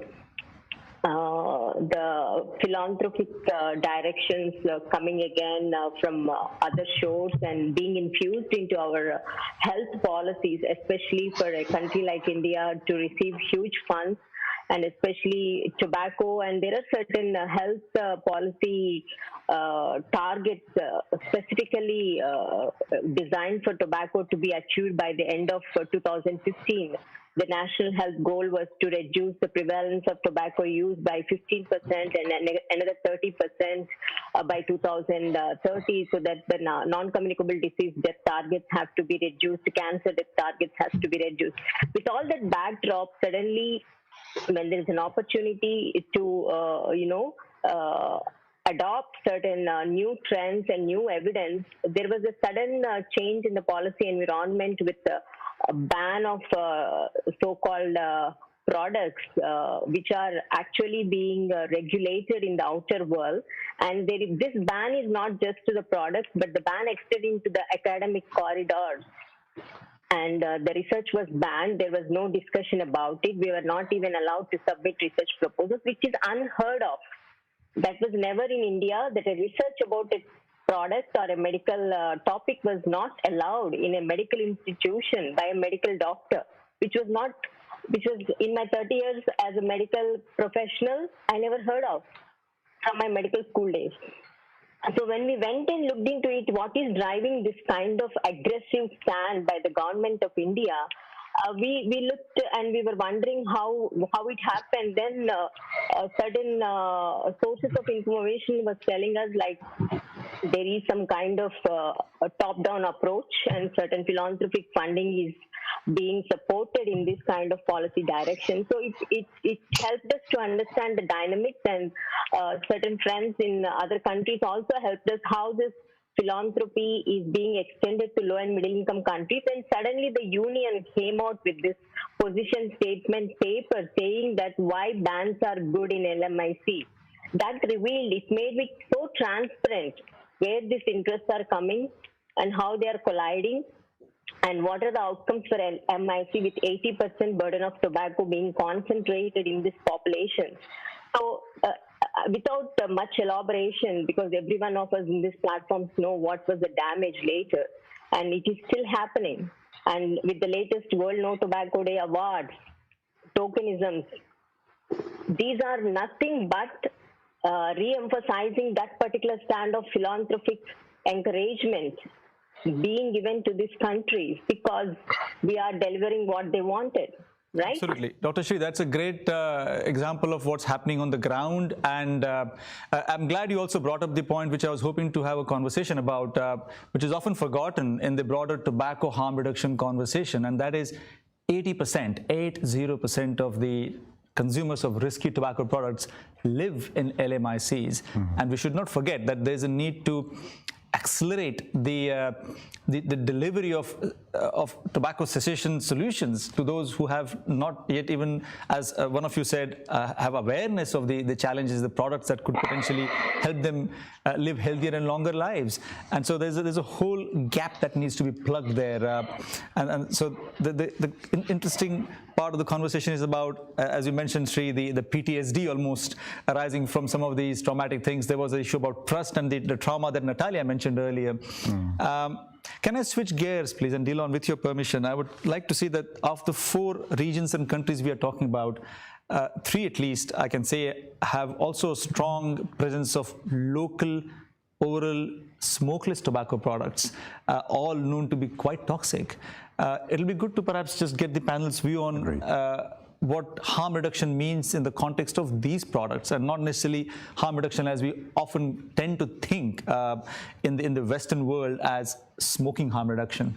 Would that be a good thing to position? Yes, Sut. And then I've grouped some questions that we can address after that. And I don't want to forget the audience here. You are equally special to us. We will come to you. I want to just see somebody sort of signal, and we'll ask you to come to the mic. So if I may ask this specific question first to Natalia regarding what in her presentation she talks about NASWE, and then we move from there to perhaps Joseph and then to Shri. Natalia, please. Yes, I'll talk about NASWE, and that's the phenomenon very typical for the Asian parts of the former Soviet Union region. If we take Uzbekistan, that's a great country, and there is a huge problem of NASWE. This is an amateur tobacco for oral use, and the point is that it's completely not regulated. If we compare the smoking prevalence and NASWE prevalence in the region, we can see that the prevalence of NASWE is much higher than the actually the one of conventional cigarettes. It's almost 25% of men of Uzbekistan are using NASWE. The point is, and the problem is right now, that in the region, this product is not regulated at all, and there are calls either to ban it completely or just allow it. So there is no attempt to regulate it, to find a golden mean. Also, at the same time, NASWE is now participating in the black market, and this is just only the beginning. It started in Uzbekistan, but we can also see this phenomenon in Kyrgyzstan and in Kazakhstan. And at the same time, we can see that policymakers of those respective countries do not pay enough of attention to this very issue, which is going to be very dramatic eventually. So a quick online question to you, Natalia, concerning the Russian Federation. In the Russian Federation, no, NASWE is not an issue for the Russian Federation. It's an issue, as I said, only for Asian part of the region. However, it may touch the Russian Federation in the sense that there is a huge percentage of Uzbekistan men and women working in the Russian Federation as migrants. So in this sense, this does become the Russian Federation as well. Understood, Natalia. There was just a question online about the use of nicotine pouches and snus in Russia, and where it is prohibited. Is this correct? And then the question is there a grey market, is there a black market of snus being sold in the Russian Federation? There is no black market of snus in the Russian Federation. Yes, snus is prohibited in the Russian Federation now, as well as nicotine pouches.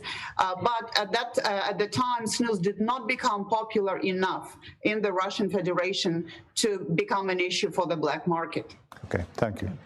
If I can then proceed to the other two panelists who can potentially talk about smokeless tobacco use in their countries and regions, please. Shri, you want to take on first, and then Joseph, in short.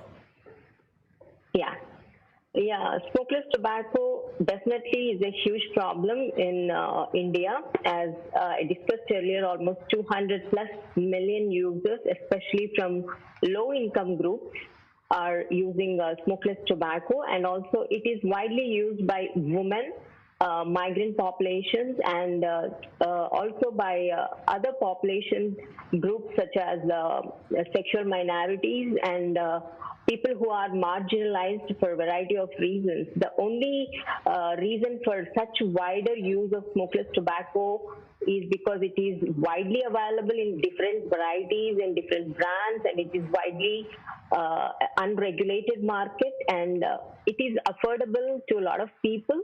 And in northeastern states of India, it is also very commonly used because of socio-cultural sanction given to discreet use by women and young girls. So these are the socio-cultural determinants: cultural sanction, discretion of use, easy accessibility, affordability, wide range of products, poor regulation by the government. These are the factors which lead to higher use compared to cigarettes. And also taxation is one issue. Time and again, in the name of taxation as a strategy to reduce the supply side of the thing, and also to reduce the demand of the users, to reduce access.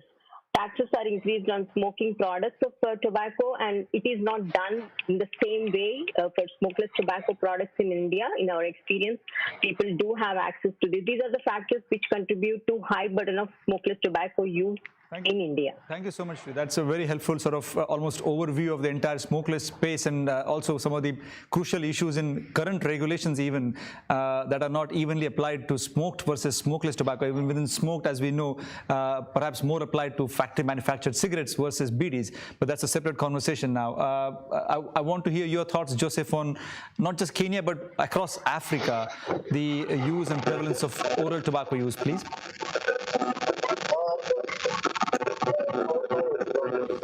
Joseph, we're having some problem hearing you. Sorry, would you mind seeing if there is some, just can you try again, please?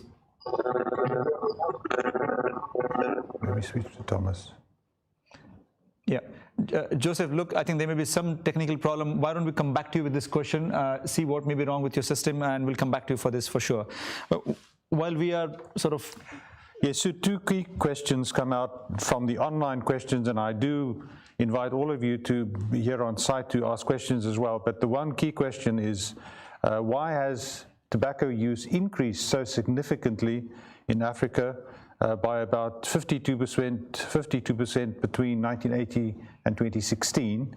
What are the underlying or contributing factors to these? Is it a greater disposable income? Now, the same is true for the other regions of our panelists.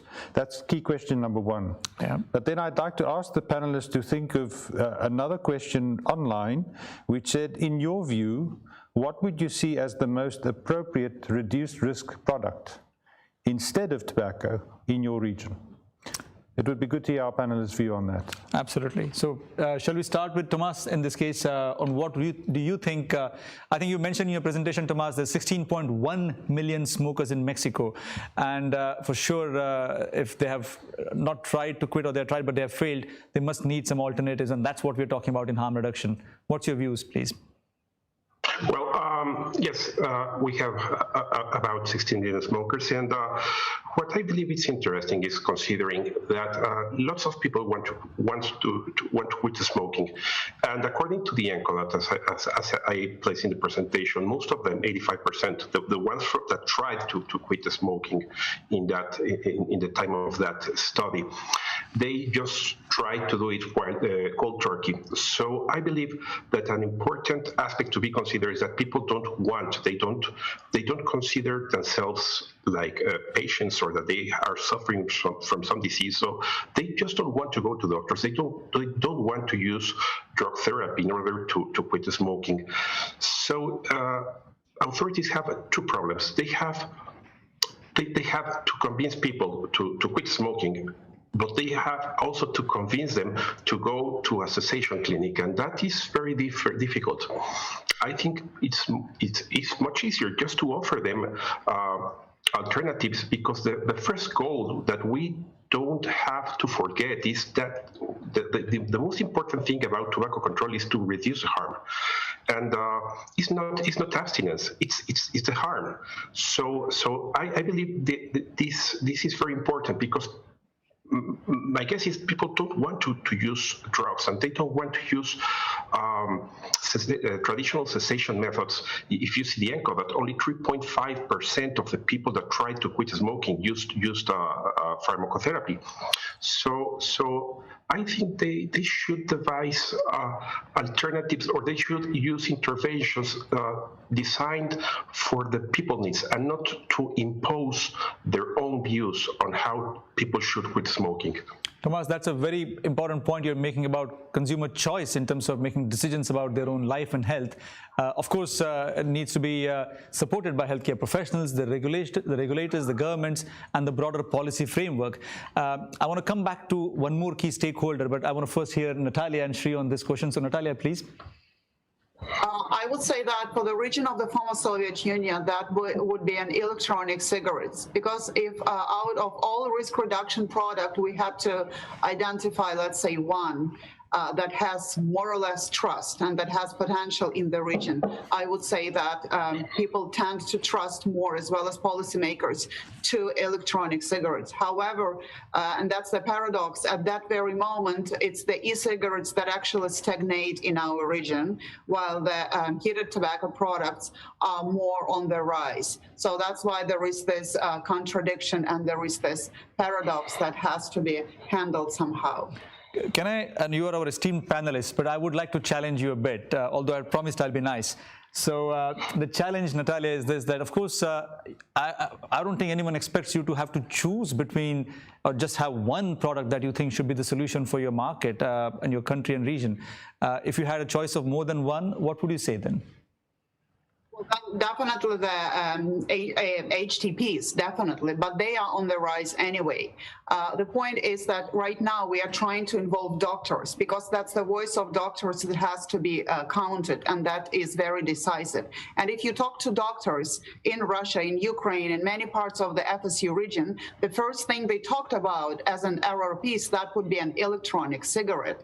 And I would suggest that this is something we all should care about, because this has potential. And if the doctors are willing to take up this very tool and actually tie it to cessation the way it should be, then this is something we should encourage and support. Sure, Natalia. I would like to still come back with one more question, but I'll come back in a few minutes, if you don't mind.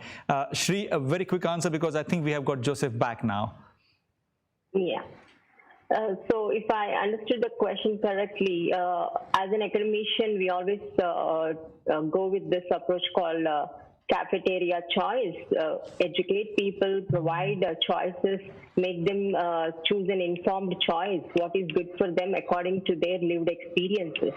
To provide them, though it may not be applicable in low and middle income countries, even then I would advocate provide them options, provide them education, information, so that they will make an informed choice.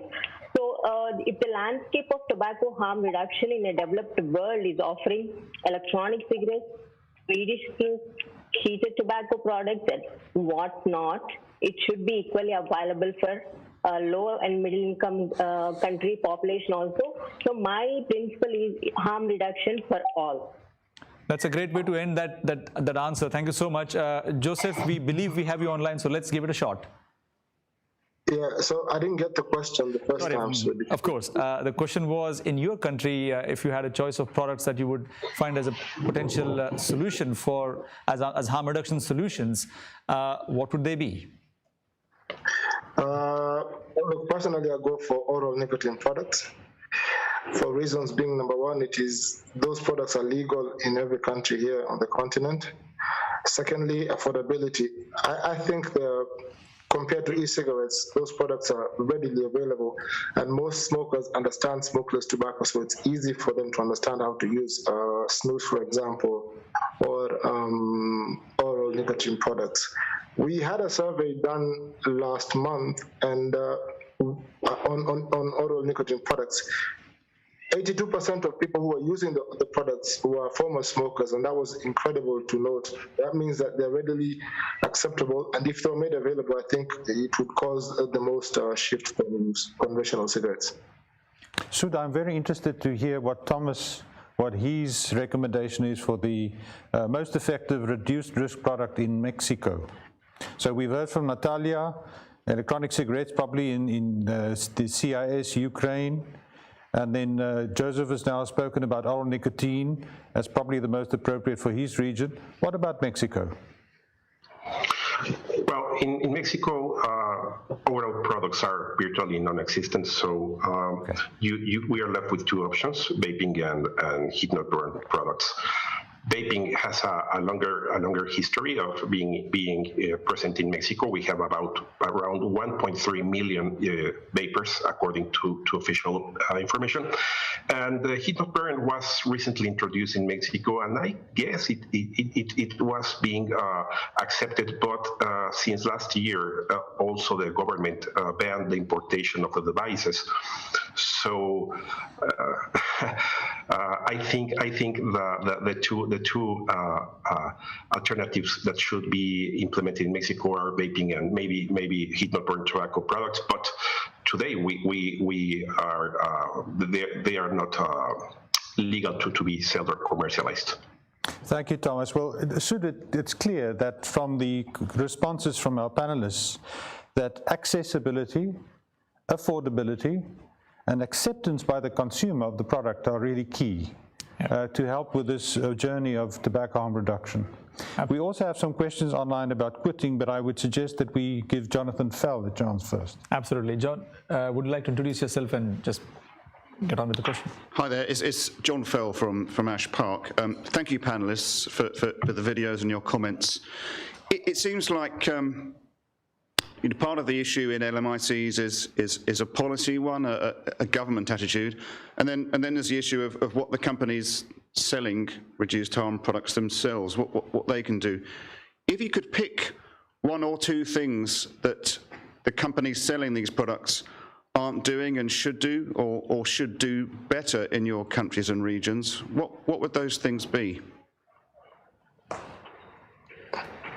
If we have why don't we go around the panel if everyone wants to answer it? But I guess I want to look at Joseph now, saying because there was a recent launch in your country, and there's a lot of interesting things that happened around it. Would you want to talk about it, and what are the learnings from that, Joseph? Well, listen, I think what they shouldn't have done is perhaps not put them in colorful vending machines and put posters everywhere. Joseph, sorry to interrupt you. We want to hear this, but I don't it's key for the rest of the global and local audience to know what are we talking about here, what products, and don't necessarily need to name companies. Am I supposed to name companies? I don't think. No, I don't think you're expected. It's just about the product category and the learnings around it. Yeah, but I'm talking about oral nicotine products, right? So the uptake here was vast, and I think what they shouldn't have done perhaps is not put them in flashy colors and vending machines. I don't think that didn't work well. There's also, if I could, Sud, there's a question here about, and this signifies the difference of products in the different regions. And this question is vaping the real solution for tobacco harm reduction in India? And does vaping have a role in India? Can we merge that with the question John asked? Because I would like the panel to have a go at the question he's asking, because I was almost getting to the point when saying there is one stakeholder missing in this conversation, and that's the industry. Exactly. And that's a very great way to kind of get the panelists to kind of really talk about what role can the industry play in their respective countries and regions. So maybe, I don't know, Shri, you want to start, and then Natalia, and then Tomas, please? Yeah.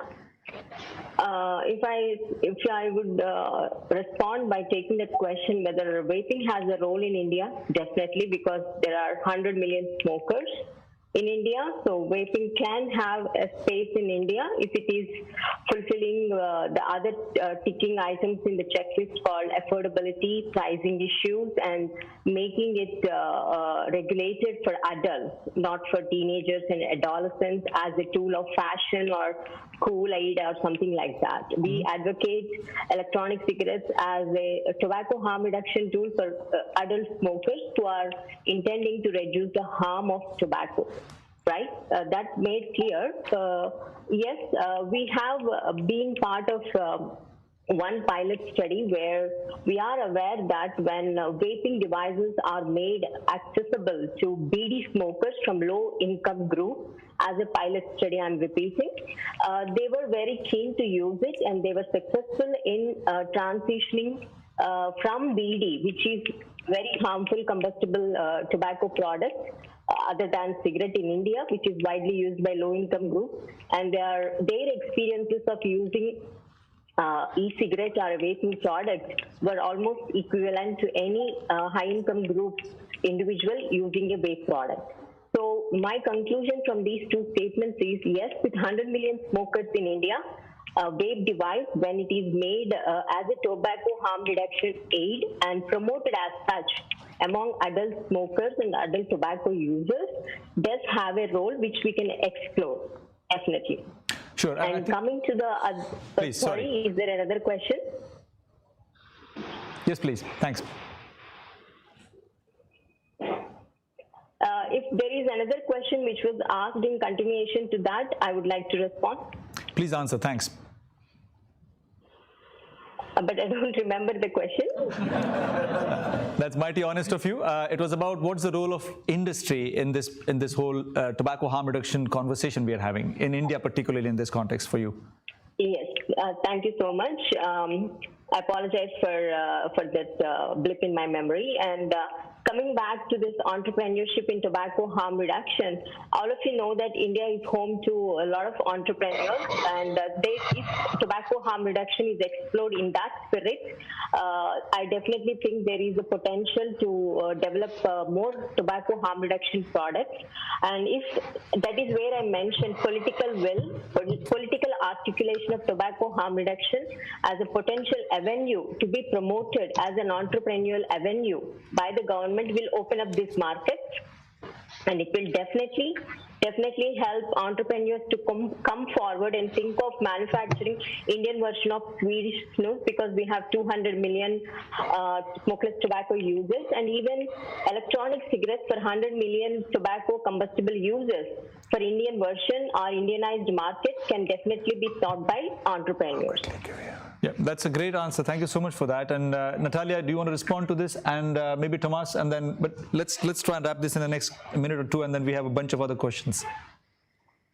I think that if we talk about the role of the industry in the FSU region, it can actually be quite crucial in promoting harm reduction products. And one of the things the industry can actually do, that would be not to create obstacles in promoting tobacco tax increase in terms of conventional cigarettes. Because once the tobacco tax increase takes place for conventional cigarettes, that gives a great chance actually to harm reduction products. Thank you so much. That's a great answer. Tomas?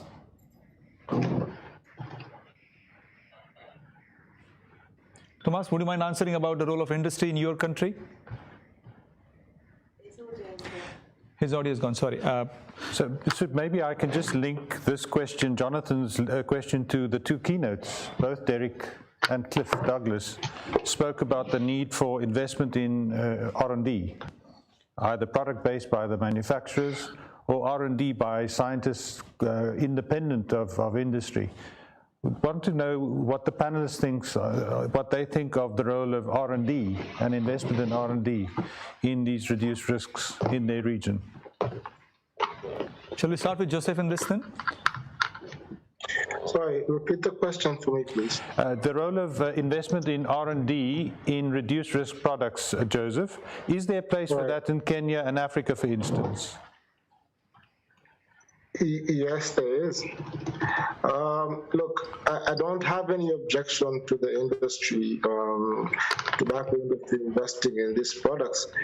I think the fact that they're trying is a win for public health because they're not obligated by anyone to try. So I think it's a good thing that they should look into. Thank you, Joseph. Natalia? That's definitely something that the region is missing, and that is something we would really welcome in the FCTC region if this is possible, and that's something we would like to promote. But unfortunately, at this point, we do not have this independent survey and this independent data. Thank you for that answer, Natalia.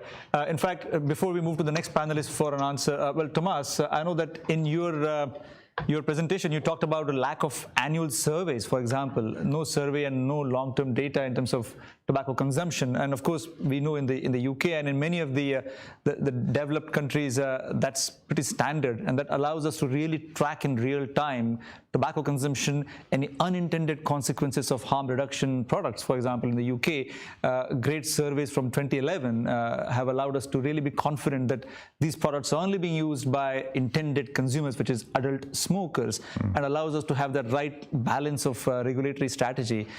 Tomas, with that in mind, do you have any answer for this point? I believe you're back online now.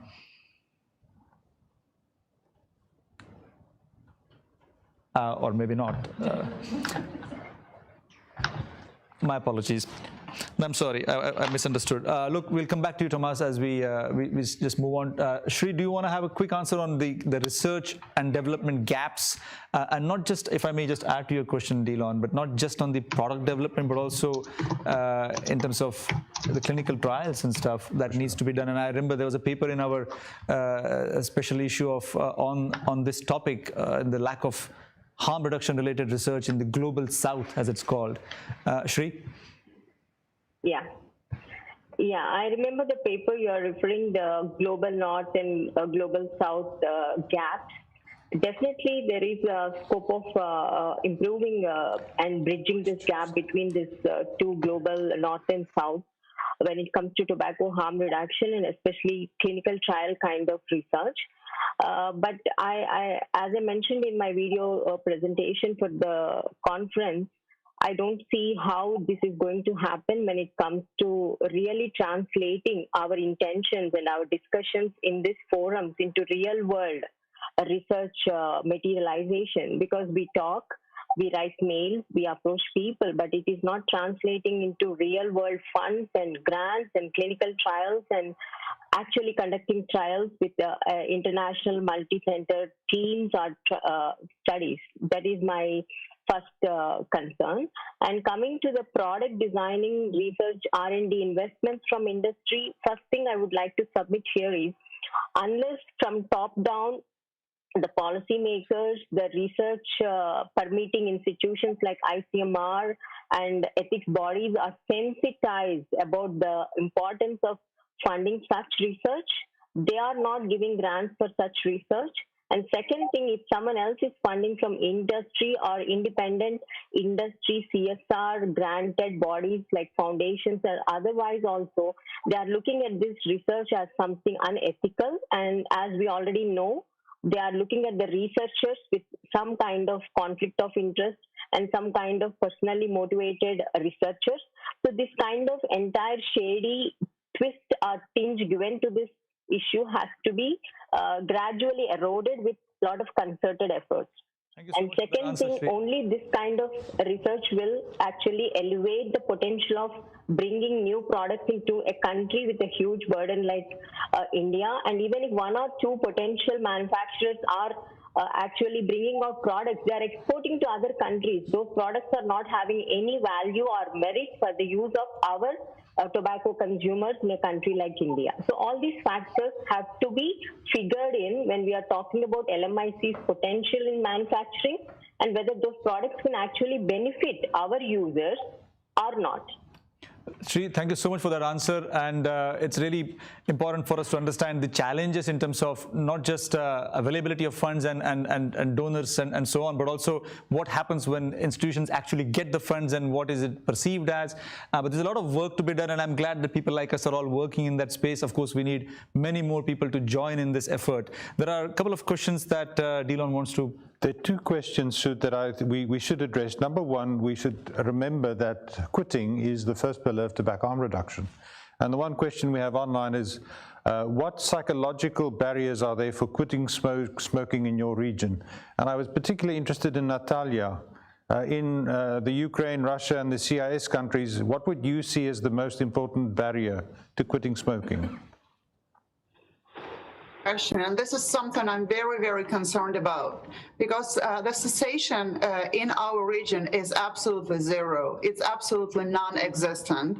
There is no attention to smokers' problem, and that's why there is no attention to cessation problem.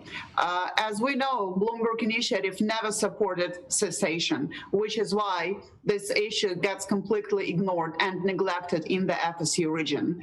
For instance, in Ukraine, there was a smoking quit line service, which existed for a little bit over a year, and it was funded by the WHO. When the funding disappeared, so did the quit line. In Russia, officially there is a quitting cessation line, but it actually not on smoking, because right now it embraces all kinds of issues, mainly the COVID-related issues, but not smoking. So smokers, once again, are left alone. And it's a catch-22, and there is absolutely no cessation mechanism, and no one really cares. So if we are actually talking, relating to the previous question, if we are talking about investments in surveys, it's a vicious circle. No attention to smokers, no attention to cessation, and no attention to the survey, because it's all related. So it seems to be the hot topic, especially during the keynotes and now, is the attacks on tobacco harm reduction advocates. And there's another question here on the Bloomberg-funded STOP campaign. I think we've all heard about the $20 million donation to the University of Bath as part of the STOP campaign. And the question is it not time to have an alternative to the Bath Bloomberg-funded STOP campaign, maybe a campaign with a website listing every contribution to harassment? And I remind you to our panelists' remarks. Sri spoke about the post-traumatic stress disorder. We had Thomas also mentioning, and Joseph mentioning, that the attacks on tobacco harm reduction advocates. So is it not time for an alternative, a pushback, a website listing the harassment? To any of the panelists. Can I answer this question, please? Because that's a very acute issue for the FSC region. The BI track is very, very obvious and has very negative impacts in our countries in terms of harm reduction products. And it's basically about massive lies about harm reduction products. As a good example, I'd like to provide you an evidence from Ukraine, the capital of Ukraine, Kyiv. For several months, all over the capital of the country, there were posters and billboards promoted by the vital strategists about electronic cigarette equal to the conventional cigarettes, and electronic cigarettes giving you a black lung effect. And this is something that gets promoted all over the country. This is something that gets delivered to policymakers by the BI-funded groups. That's just a very vivid example of the lies and manipulation that we are facing in the region every single day. A quick answer by the rest of the panelists. We have a couple of other questions, so and we have about 8 minutes left. So really quick answer, please. Okay. So if I can answer, I think it would be important. I didn't actually know I was on the Bath list until early last year. When I was talking to the Minister of Health. So I think we should have our own list, because personally I never left tobacco control. Tobacco control kicked me out because of thinking out the box. So if we could have our own list, I think it would really be beneficial. That's a great answer, Joseph. Thank you so much. Shri, you want to add anything to this? I do support all the views by other panelists, and the proposal made that we can also list up all the issues we face related to this particular issue, and we can also start compiling all these issues at one place so that we can keep comparing what is the score. That's a very, very helpful answer and set of answers from all of you panelists. And I'm getting a message that Thomas is unfortunately not able to connect audio, but we hope that we can get him back just before the end of the session, which is in 5 minutes. We have him back, I'm told now. So, Thomas, yes. You have missed some of the action, but I think we're kind of coming to a conclusion here. Why don't we start with you in terms of literally one line? If we started with, what is the biggest obstacle to tobacco harm reduction in your country or region? If you don't mind being the first one to answer, if you had one first thing that you get out of your office and home now and go and do work in tobacco harm reduction, what would be that first thing you would do as a priority? In short. I think the priority is changing the position of the government of holding the abstinence only model, and if they open their minds to the enormous possibilities that harm reduction offers to smokers, that would be awesome. If they are willing to listen to us consumers, are willing to listen to scientists that are supporting with their papers that what is science is showing, there would be an enormous achievement because smokers could have access to better alternatives. So the most important thing is, I believe, to change the ideological stance of our authorities. Thank you so much, Thomas. That's a great way to summarize the need for scientific evidence-based policy making and a desire to make some change happen. If I go to Natalia next, Joseph, and then Shri.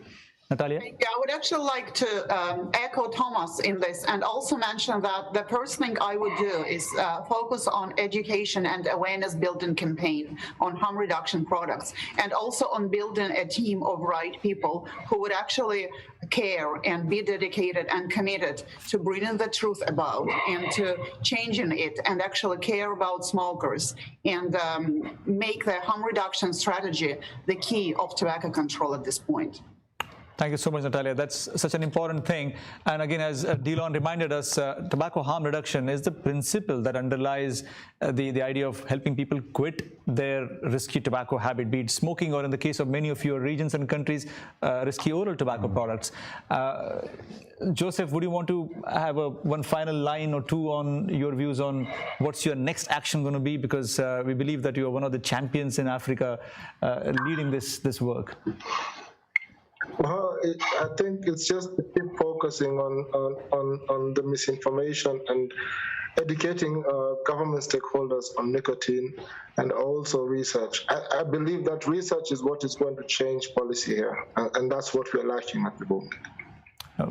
Powerful statement, and I think this misinformation that is prevalent globally, and I'm going to use that to link to one thing that I was hoping to also have Shri mention in one of the research we did last year among healthcare professionals in India, and we've done this in the UK previously, and of course we have seen from the US last year these misconceptions about the safety profile of nicotine in tobacco products is quite shocking, and nearly half of the professionals think that it causes cancer when it doesn't. And how do you expect tobacco harm reduction, which is kind of underpinned by the fact that you're giving safer nicotine alternatives, how do you expect tobacco harm reduction to be accepted, embraced, and then practiced by these professionals? So as a doctor, Shri, I would point this to you, saying when you go out as a physician or as a practitioner and as a professor, what's your first thing going to be in terms of tobacco harm reduction? Yeah. I would like to summarize here that as a physician and also as a public health professional and researcher, my foremost role is to play the public intellectual role in spreading the information on tobacco harm reduction, especially in India, the literacy about tobacco harm reduction. I need to take my job seriously, and I'm doing that a little bit, but I want to be more serious about it hereafter after seeing the kind of policies being rolled out.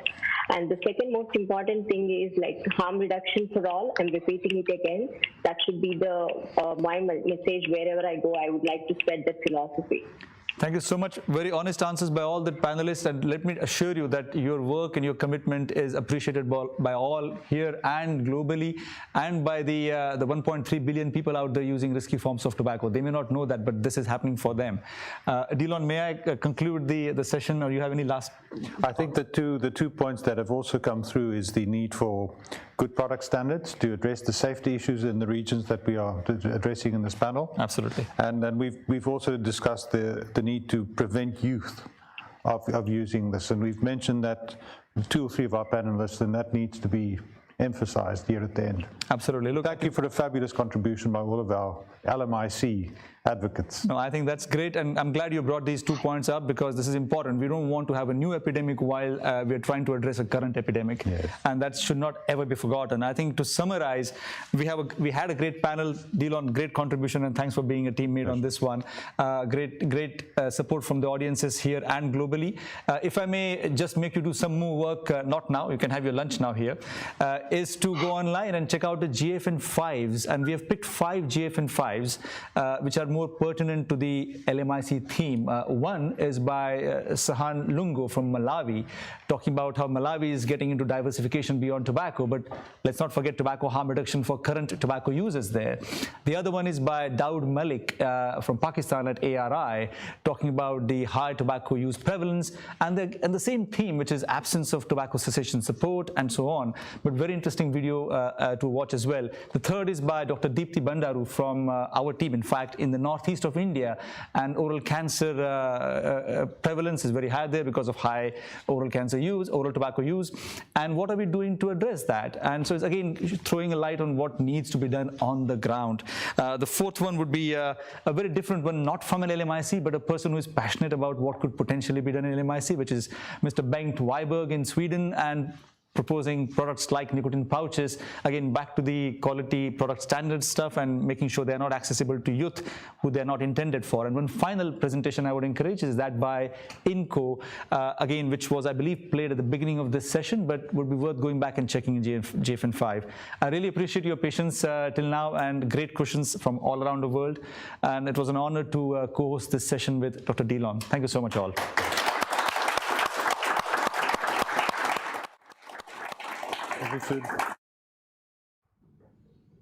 Are we back on?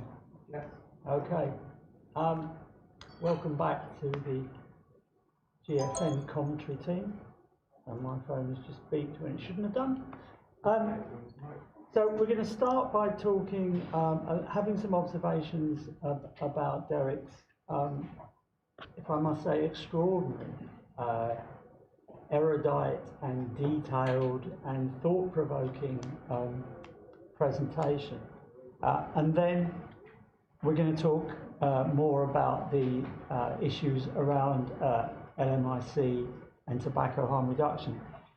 I just wanted to make a couple of opening comments myself.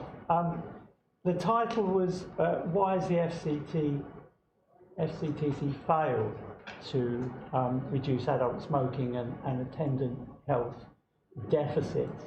And it needs to probably be borne in mind that the strategy, the convention implementation strategy, is this thing called Empower.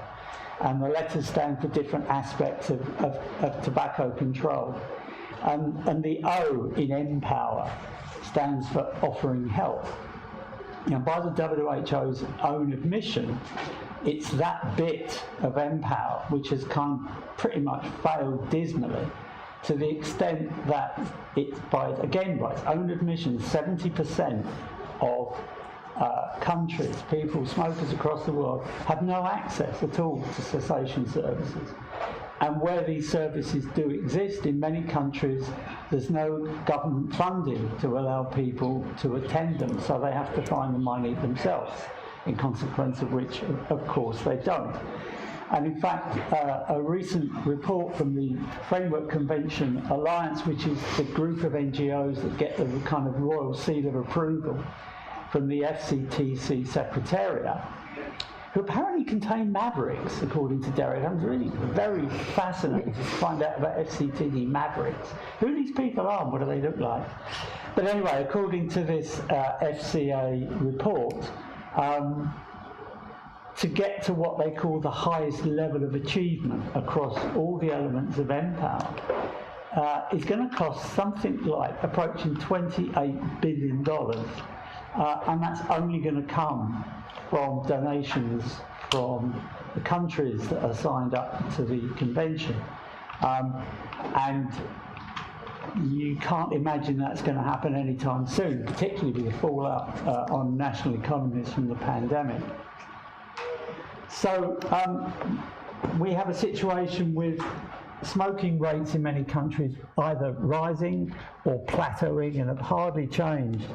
So without getting too much into kind of conspiracy theory, it does feel as if this attack, renewed attack really, on the industry and on the science of new nicotine products and the ad hominem attacks and all the rest of it could be viewed as simply a deflection away from the fact that standard international tobacco control measures have failed, and that, again, using WHO figures, we're still in a position where a billion lives will be lost by the end of the century.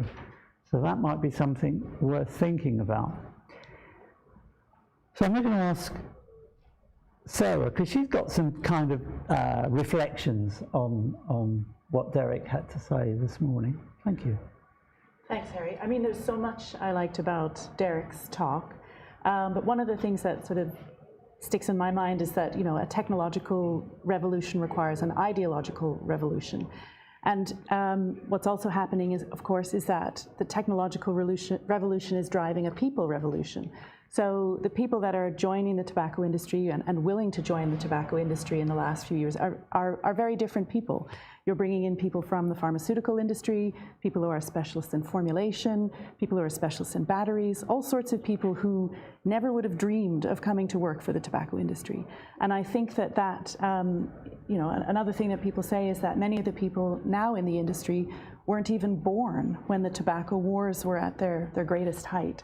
And I think what we want is to be judged for the actions of today, not the actions of the past.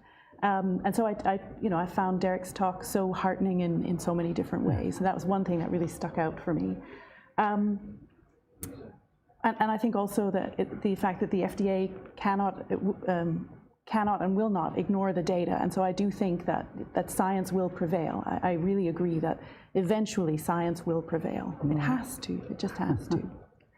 Yes, come on. Yeah, it's interesting to say that, because it was once described to me that industry moving from selling cigarettes to selling, say, an e-cigarette is like having a company go from selling a bag of spuds to an iPad, you know, because of the difference in technology between the two products. You know, for 100 years, they've just been selling dried leaves in a tube.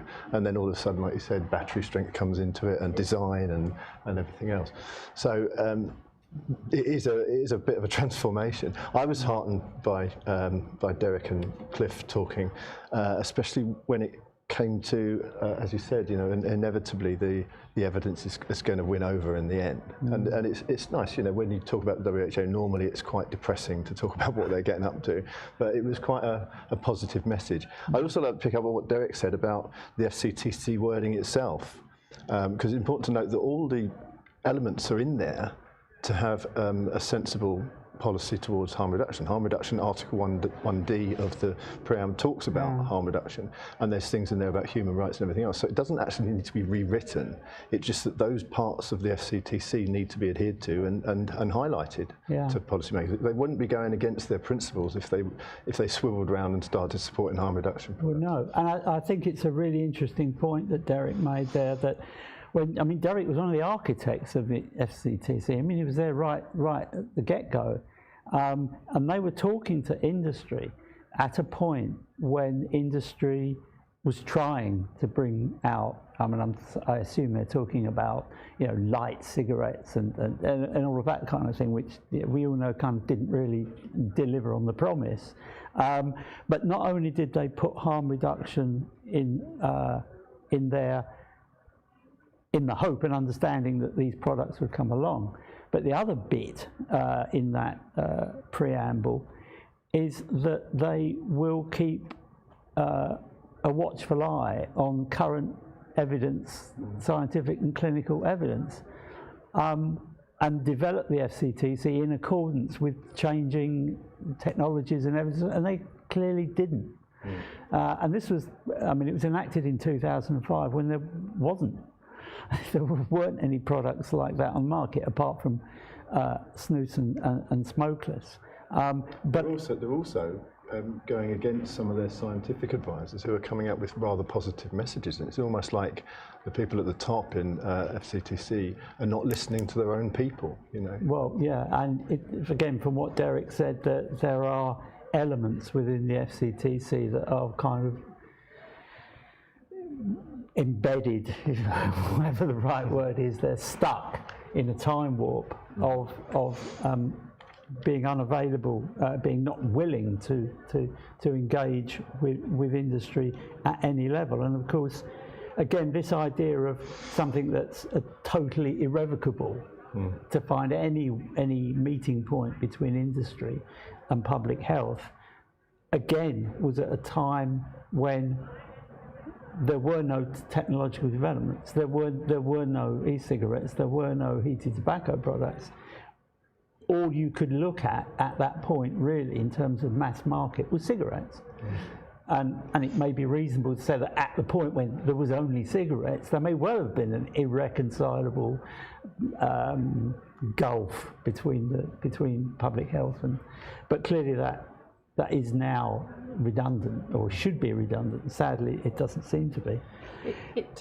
That actually reminds me of a talk at the GFN a few years ago by Michael Hufford, when he was talking about the innovation S-curve.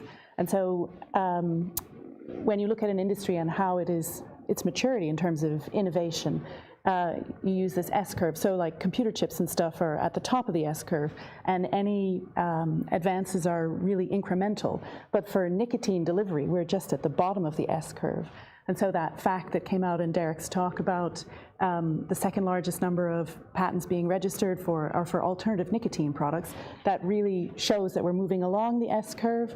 And the warning that Michael Hufford gave a few years ago was it's so important for governments not to inadvertently stifle innovation, because it's innovation and science that's going to bring us the next generation and the next wave of products that can really help shift smokers, that really compete with a cigarette and shift smokers off. Innovation and science, back to this, are key. Yeah, absolutely. I mean, that statistic on the number of, you know, like after artificial intelligence, amazing. the number of patents for new products. And it'd be fascinating to, I mean, I don't intend to dive into the databases to try and find out, but it would be very interesting to find out what the where these patents are taking us in terms of new products. And it sounds almost like infinite, really, the number of products you might be able to tweak and serve specific markets, specific consumers with certain requirements. Fascinating stuff. If we can kind of move on to the LMIC issues. Again, I mean, I think there are sort of four things that kind of came to mind while I was listening to people speaking. First was this issue of what can the tobacco, what can the industry do to help this process, and we'll come on to that in a minute.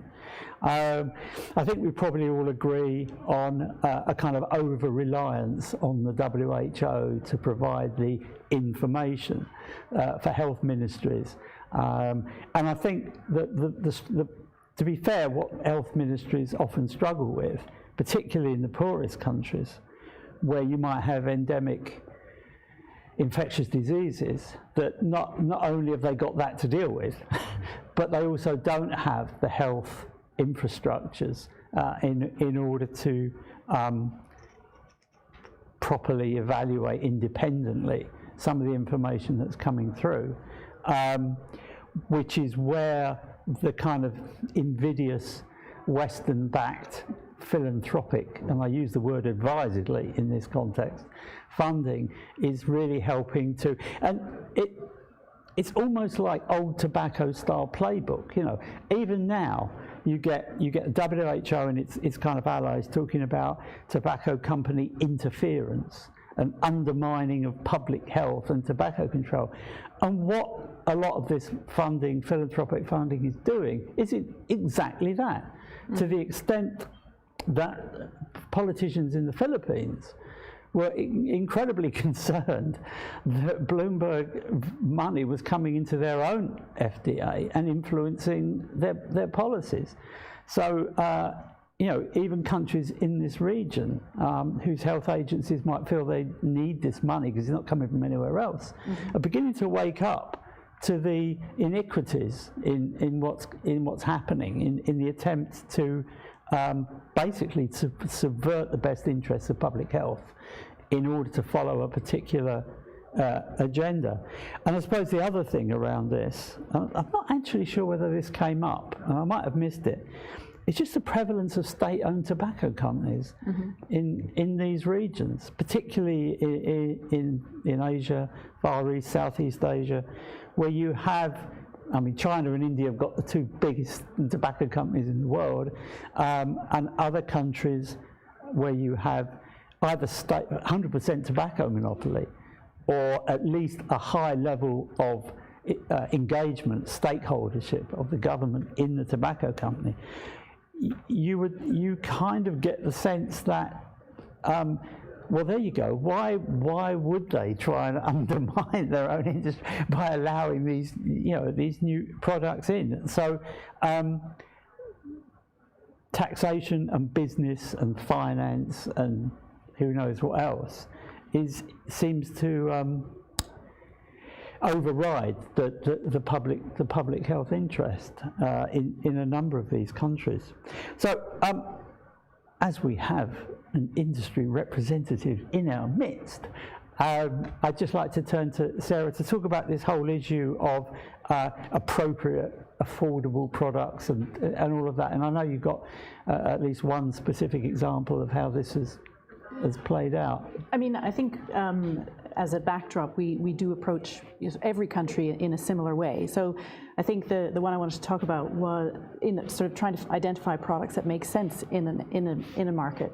I was involved in the launch of the oral nicotine pouches in Uzbekistan, and when I was doing the research to prepare for that trip, I discovered Nazvi, like Natalia was talking about. And I had never heard of it before, but it suddenly made sense as to why Uzbekistan was chosen as an early market to launch the nicotine pouches, because there is a culture of using oral tobacco products, and therefore it should be familiar for people to sort of switch from Nazvi to a nicotine pouch. Whereas in other markets, it wouldn't make sense. If there's no culture of using a certain type of product, it's not going to work. You're going to have, like, launching snus in Canada didn't work because there's really no culture of using those sorts of products. Right. So you do have to kind of figure out what is going to make sense in a particular country. Right. And Japan and heated tobacco products, I think that's a really astonishing story. Yeah. You know, we talk about the Swedish experience, but now increasingly there's the Japanese experience. Right. And if you look at how quickly the Japanese market has shifted from combustible cigarette sticks to sticks for heated tobacco products in just 4 or 5 years, it's remarkable. You know, you're 35+%. There's kind of various theories as to why the country's smokers have kind of adopted heated tobacco products. I'm not sure anyone's come up with a definitive answer, but there may be analysis within the industry that's pinpointed some reasons why they think it's taken off. It helps that e-cigarettes are banned in Japan and Korea, I think. But yeah, it's definitely it's the different products work in different markets. So your Nordic countries have got the snus, which is working well for them, and Japan and Korea. I mean, Korea, I think, has got a nationalised tobacco industry, but they saw their market being absolutely decimated by Philip Morris coming in with IQOS, and then they've had to develop their own heated tobacco products. Whereas you look at places like India and Thailand, which have got nationalised industries, they probably saw that happening and thought, you know what, we don't want to develop anything new, we'll just ban them. You know, call me a cynic, but I think the fact that they have these nationalised industries and the fact they banned e-cigarettes outright, they kind of seem to be linked. Well, yeah, exactly a coincidence. But no, I mean, I I am interested in what's been going on in Japan, and it has been quite ignored, really. But I mean, you could argue, okay, so they banned e-cigarettes, but that doesn't automatically mean that your cigarette sales are going to fall by about 30 or 35% in about 3 or 4 years, because so there was obviously a demand within that country for those products, and the fact that the Japanese government chose to allow this to happen. You are allowed to advertise and market and distribute, I think is fairly indicative of what happens in all regions of, everywhere, but particularly where you've got a region of the world, LMIC countries, where you have 80% of smokers and around half of all deaths, that if the regulatory regime allows these things to happen, and you've got the right product in the right place at the right time with the right price and all the rights tick, as seems to have happened with mobile phones. Mobile phones, for example, ubiquitous across Africa. Everyone seems to have a mobile phone. So you can make these products available. You get take-up. Well, and I think the Japanese experience is really interesting because, like Martin says, electronic cigarettes are essentially banned because nicotine is considered a medicine. So to have vaping products, you have to go through a medicine's license. Japan is a culture that is really, really interested in technology and gadgets. It's a country that is very, very, they care a great deal about each other. And so consideration for others is also a really important aspect.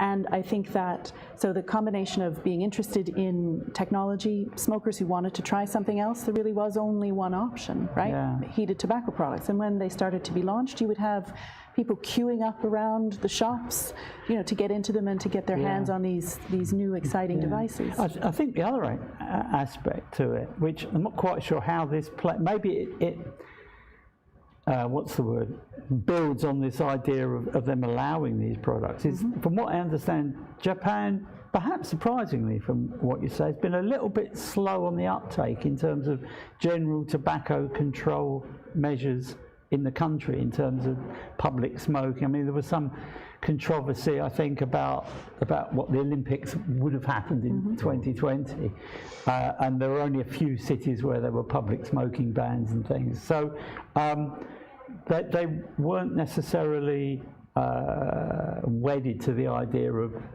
banning everything and controlling everything from a combustible tobacco point of view. But there's no doubt that consumers in that country, for all the reasons you've said, I mean, somebody told me that a lot of smokers in Japan actually take an ashtray out with them so that they don't drop litter on the floor. Which sounds so perfectly feasible, really. I think what it shows as well is what we were talking about how the right product in the right market. It's Japan just seems to go for. I have to tell people in this country often that there are other products out there, because obviously in Europe and especially in the UK, e-cigarettes have taken off and are a massive success story. But you've got heated tobacco as a success story in Japan and South Korea, and you've got Nordic countries, as I said, we've got snus and things like that. And I was interested when Joseph Magero said about how, given a choice, what would be the product that he thinks would work in Africa. And he said nicotine pouches. Now, I've always thought that would work well, because in some of these poorer countries, you've got people who probably don't want to shell out for a piece of upfront kit, just on the off chance it might work. Whereas nicotine pouches are just a product, you just buy them and use them. And years ago when they talked about the clockwork radio and things like that, you have charging issues in many of these countries, whereas you don't need to charge a nicotine pouch. Simple. The other thing which is kind of, South Korea really embraced the heated tobacco product. But my understanding is that the Korean government has got itself into a position where it's beginning to start trying to use the propaganda that we all know and condemn about the evils of e-cigarettes and all the rest of it.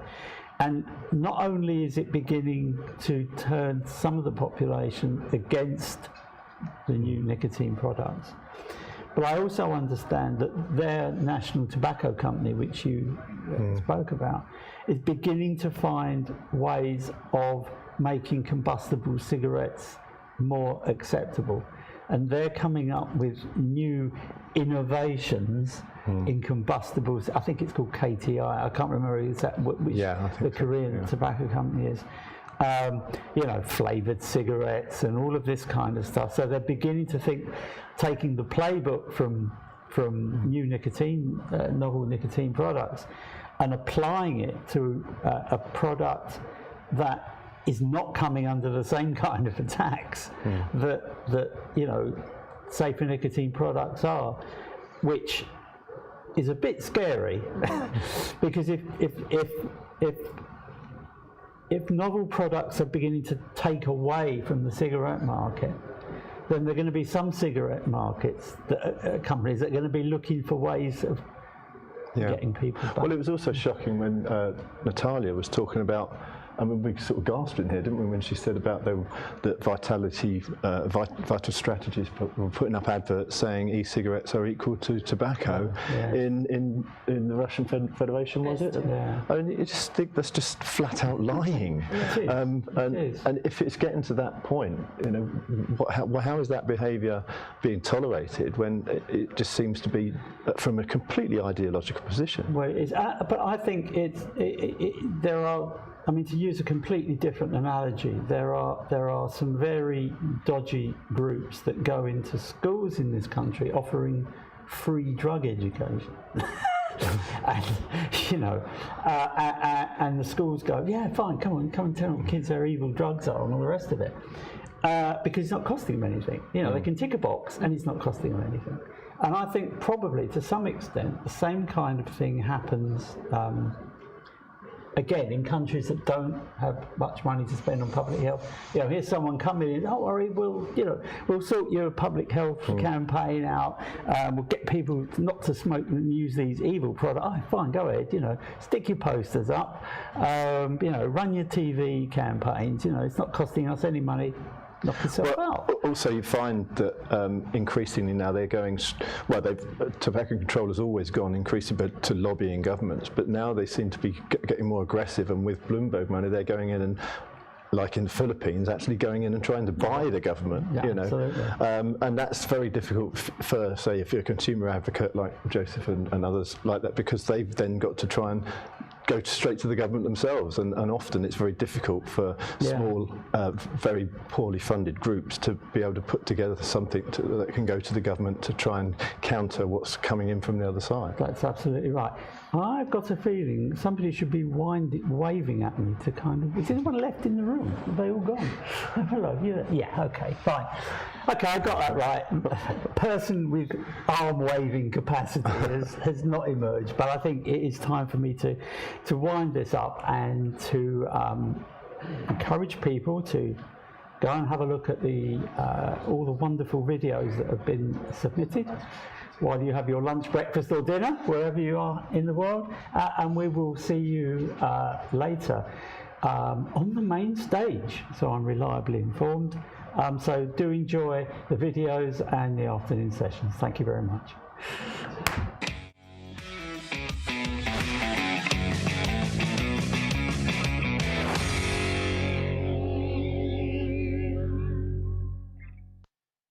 Why don't doctors love vape?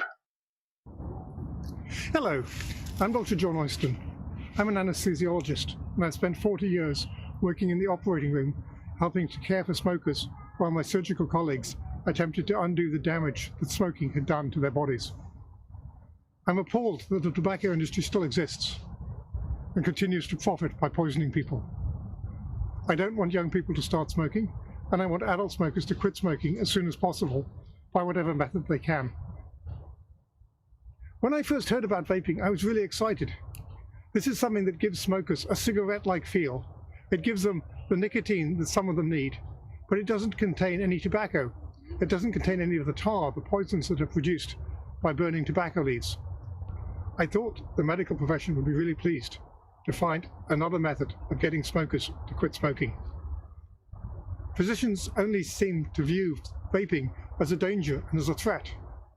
Why is that? I put it down to three things. It's a combination of ignorance, a lack of standards, and medical legal concerns. So physicians are ignorant about the true benefits of vaping. They've seen the tabloid headlines, but they haven't actually read the scientific articles. They haven't read the reports from around the world that demonstrate that vaping is very much safer than cigarette smoking. For example, the risk of cancer from vaping is about 1% of the risk from cigarette smoking. They haven't read the randomized controlled trials, which show that smokers are twice as likely to quit if they use vaping as if they use nicotine replacement therapy as a tool.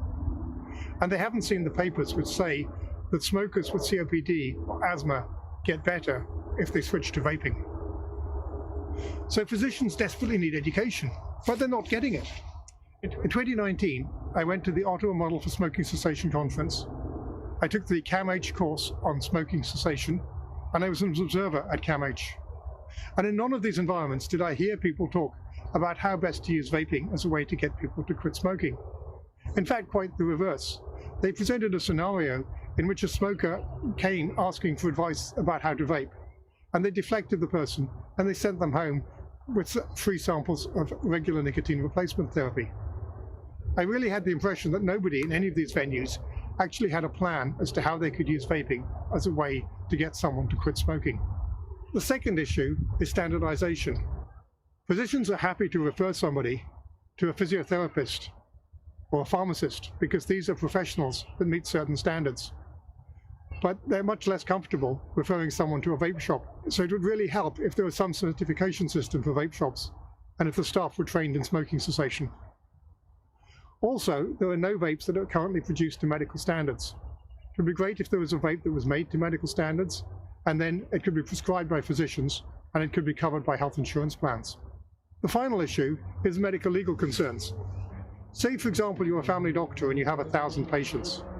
Probably about 150 of them smoke, and maybe 75 of them will die from smoking-related diseases, which is tragic. If you could persuade all these people to switch from smoking to vaping, then you'd probably save about 50 lives. But vaping, like any other serious medicine, isn't completely free of side effects. So it's possible that 1 or 2 people could have complications from vaping, or they may even die as a result. So where does that leave the physician? I spoke to the CPSO, which licenses physicians in Ontario, and they explained that it's the physician's obligation to explain to the patient the risks and benefits of all the available treatment options. And provided they do that fairly and accurately based on the scientific data, they've met their obligation and their license is safe. The CMPA went one further. They said that if someone had a bad outcome, for example, they died of lung cancer after decades of cigarette smoking, and a physician hadn't done something that could have prevented that, for example, they hadn't suggested that they try vaping, then the physician could actually be held liable for not recommending vaping. That's certainly not how physicians look at it. Vaping is working. It's reducing teen smoking, it's helping cigarette smokers quit, and it's providing an alternative source of nicotine for smokers who are addicted to nicotine. Currently, governments around the world are looking to increase regulations about vaping. They're looking at increasing taxes, they're talking about flavor bans, and they're talking about limits to nicotine concentrations. All these things are going to make vaping less attractive to smokers. This is going to result in more tobacco use and more deaths. It's unfortunate. Physicians and governments don't love vaping because they're blind to its benefits. This is something we need to change. Thank you.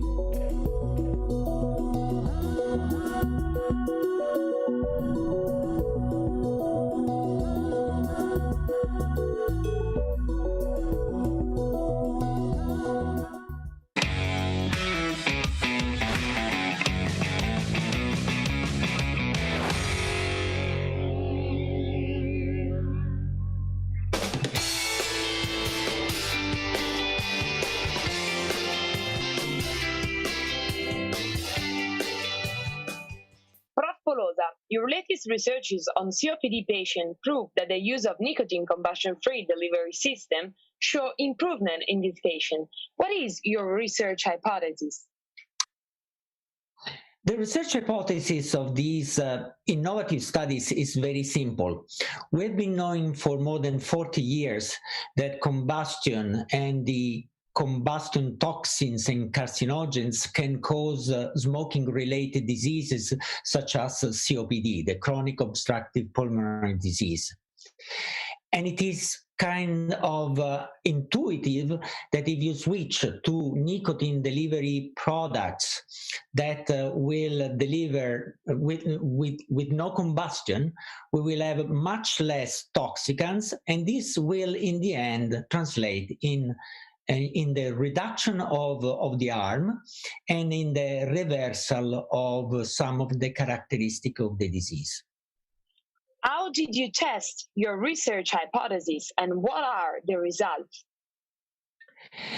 The idea was kind of simple. We identified smokers who decided to switch to these new technologies delivering nicotine or clean nicotine. And we identified this number of people that constituted cohorts that have been followed up for up to 5 years. We are currently running 2 cohorts, one cohort of heated tobacco product users and another cohort of COPD smokers who are electronic cigarette users. Across this period of 5 years, we have conducted a number of objective and subjective assessments.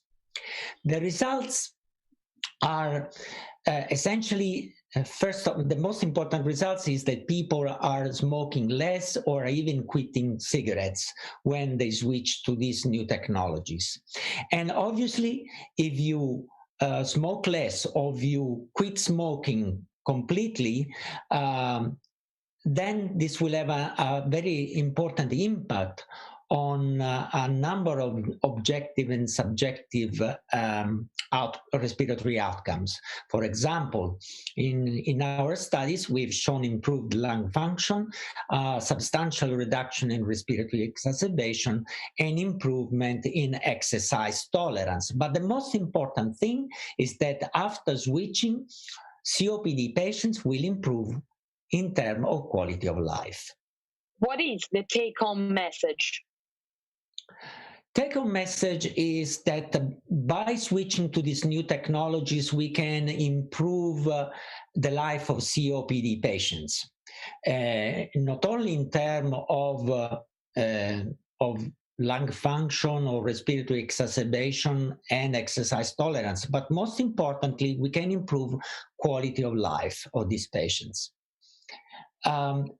It is also very important to understand that the use of these products do not raise any significant health concern. What are the selling points of this research? I think the real selling points of this research, apart from the fact that we're showing beneficial effect for people in dire need of solutions for their life and their condition, is that it represents a unique model to prove the paradigm of tobacco harm reduction and cigarette substitution.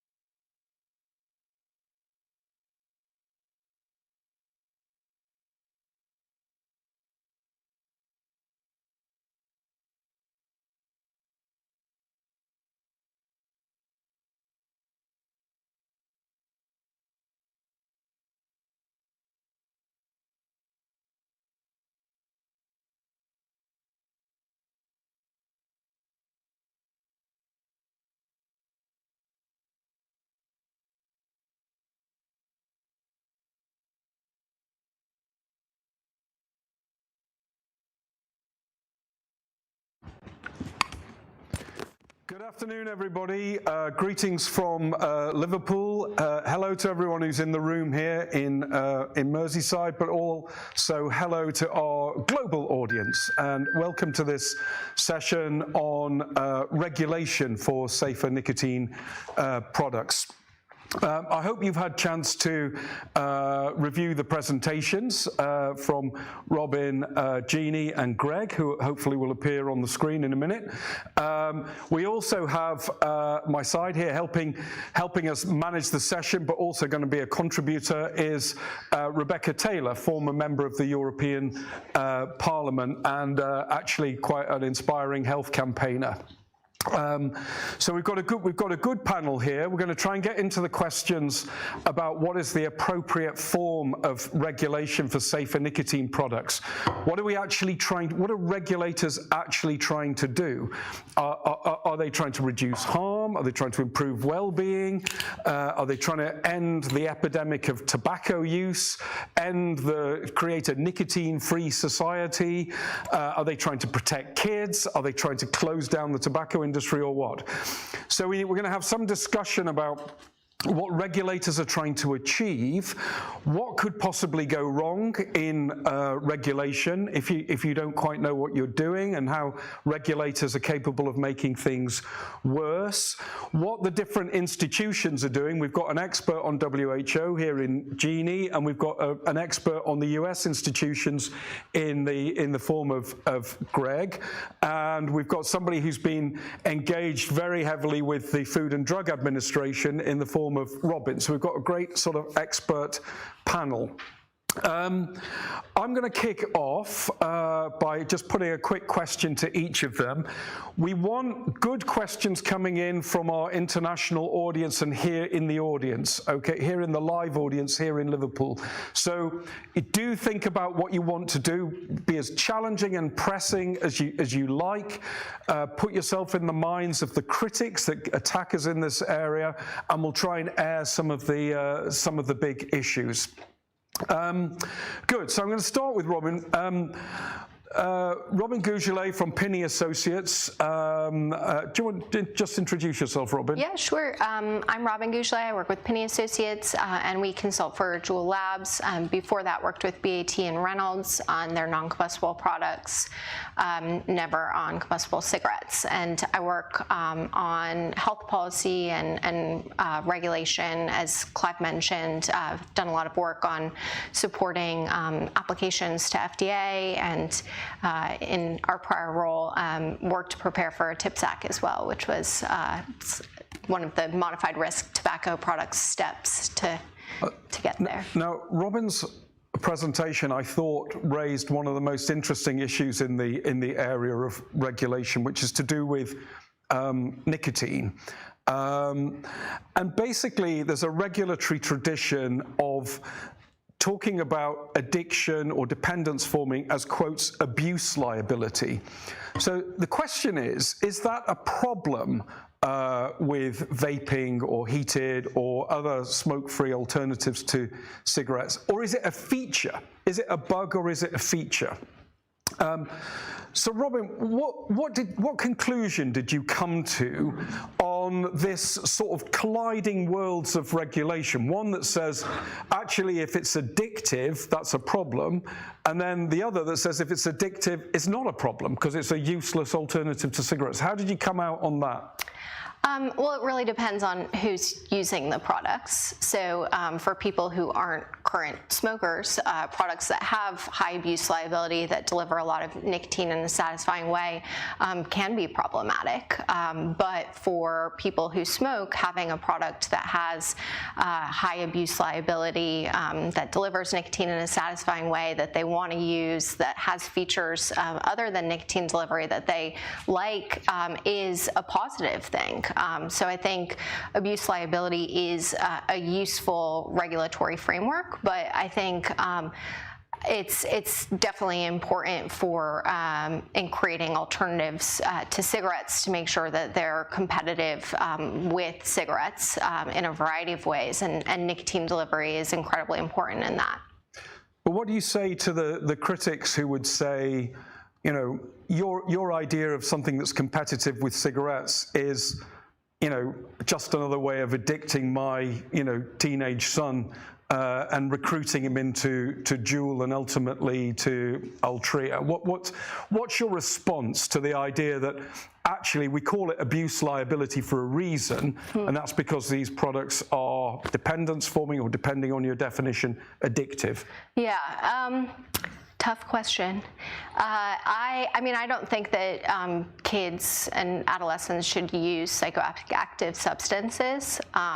You know, personally, if I had a kid, and I don't, I would prefer that they use nicotine in a non-combustible form than in a cigarette, because it's still the most addictive, highest abuse liability product. But I think that there have been a lot of measures in the last couple of years, especially in the States, that have been shown to effectively address youth use through access and trying to make sure that it's not as easy for kids to get their hands on these products. But I think ultimately the most dangerous form of nicotine use is transitioning into a lifetime of cigarette smoking, and that's what concerns me most is dependence on the most harmful form. Where do you think, if a teenager takes up vaping, I mean, how do you think we should think about that in terms of the risk that they're taking? Is it addictive? Should we even use the term addictive to describe vaping? Is it addictive in the classic definitions? And how does it compare to the sort of range of things that teenagers or adolescents do or are exposed to? I mean, where do you put it in the kind of spectrum of stuff that kids do? Definitely has dependence potential for sure.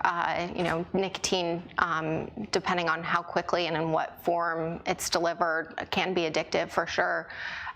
In terms of the range of other behaviors, you know, I am much more, I would be worried as a parent about binge drinking, sexual violence, mental health concerns.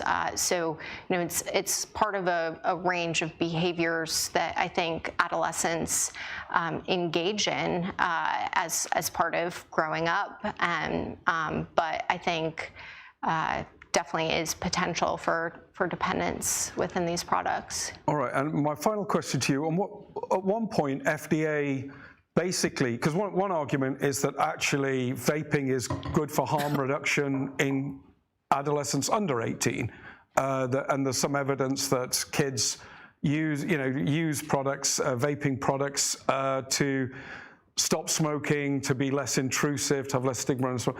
What do you think of the harm reduction argument applied to teenagers? I don't think harm reduction starts the day that you turn 18. You know, if you're a person who smokes who's under 18, you deserve the right to harm reduction just as much as an adult does. I think in places that we've seen the most success in Scandinavia and people moving from cigarettes to non-combustible alternatives, a lot of that has been around alternative initiation, which is certainly an uncomfortable topic. But I do think it is still harm reduction if people, even those underage, were to smoke or are smoking, start or switch to a less harmful form of nicotine. Okay, great. My views. Very good. Let's move on to Jeannie now.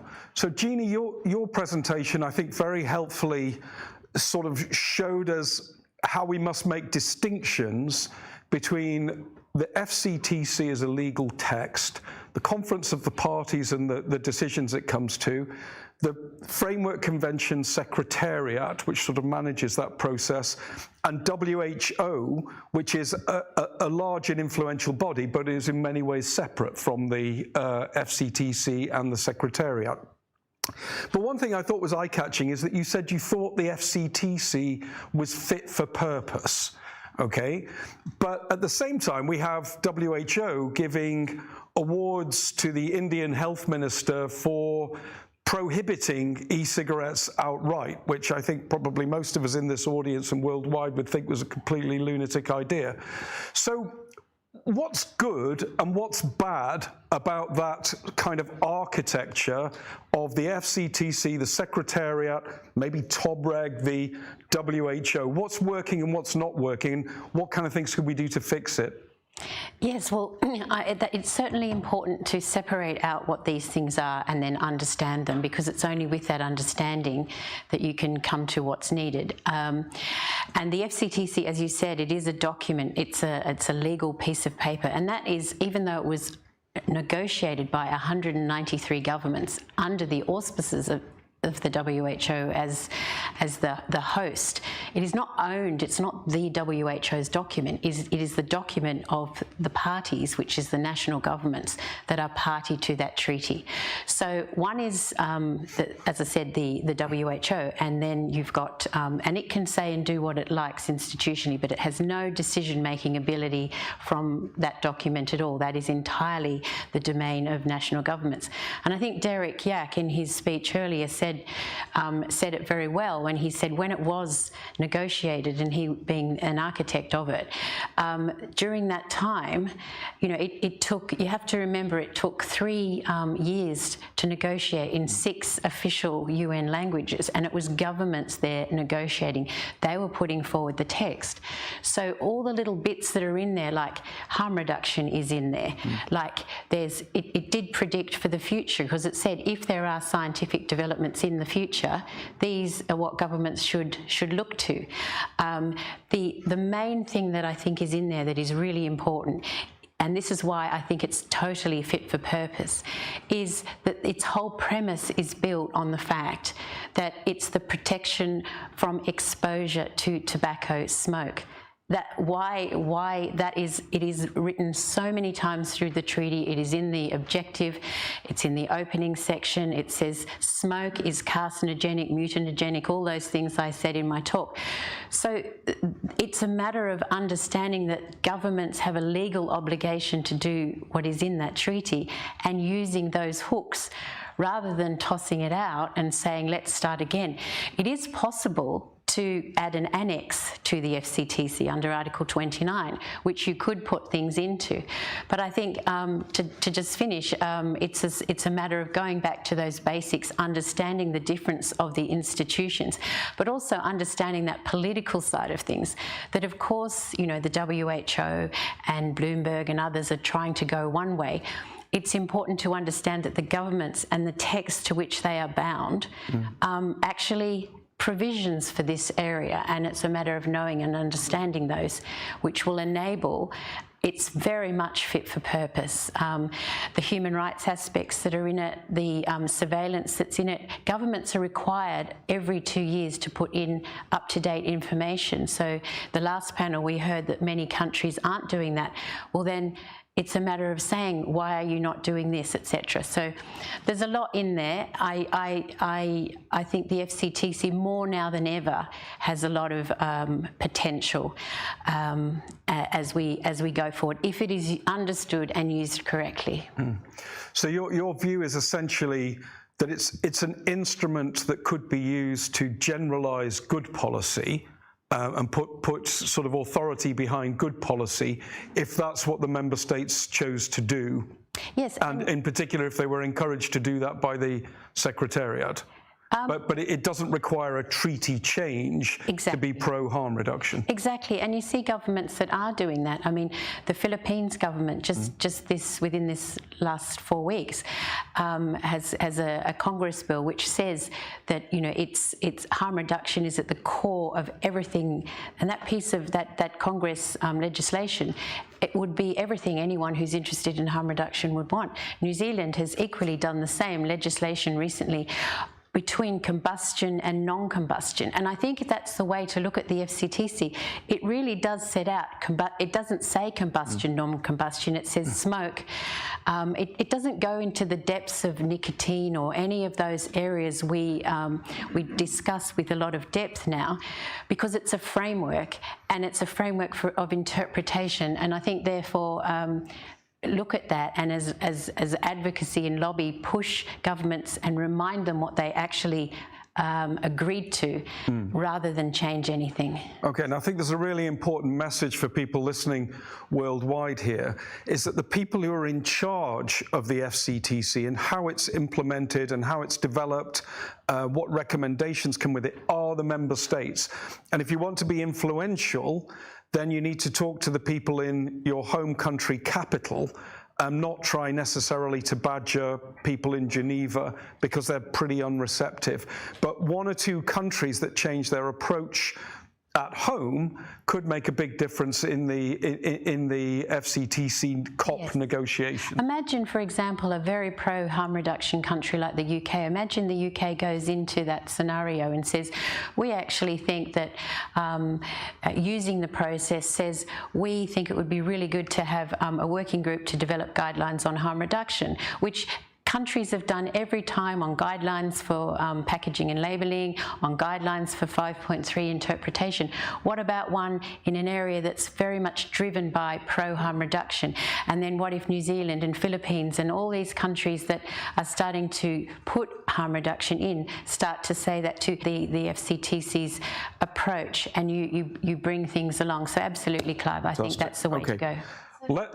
We're going to come to Greg in a second, but we've got an interruption for a question. Yeah, it was to Jeannie actually. So the question was, I think this is really interesting, because if you go back to, but this again is where I think if you do the same activity on harm reduction, because those guidelines, whilst the FCTC 5.3 article is legally binding, the guidelines are not legally binding. The guidelines are just there as guidelines of how governments should interpret it. So if we made a guideline, if we did the pro-harm reduction side, got a working group on tobacco harm reduction that produced sensible guidelines on direction, and then, you know, that's using what has been done through the positive. But I think the problem is that that's all moving in the opposite 5.3, where, you know, there's sort of ritualistic hatred of the tobacco industry, and their spine it says basically don't let the tobacco industry, and you could say that about the airline industry. The guidelines, however, elevate that massively.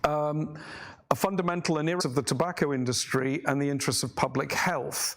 Consequences of that into account, tobacco products, smokeless tobacco, because Greg's citing me, Greg, is going to happen with the absolutist kind of approvals of vaping products, PMizations for, how is that going to change the United States and potentially sit around in a room together for the first time in far too long?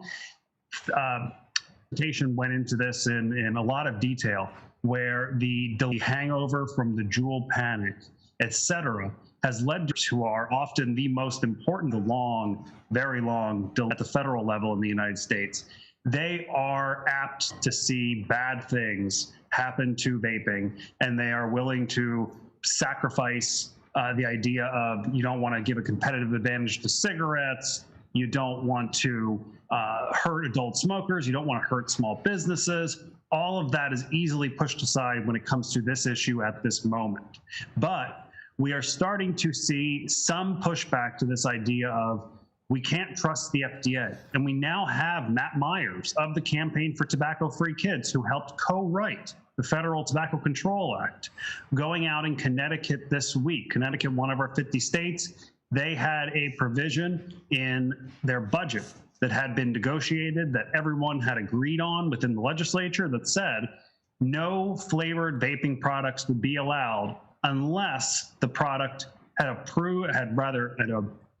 applied to the FDA for authorization through the PMTA process. And if a product did not get a PMTA, the product would be removed from the Connecticut market. We'd prefer different regulation than that, but that is certainly better than an outright ban.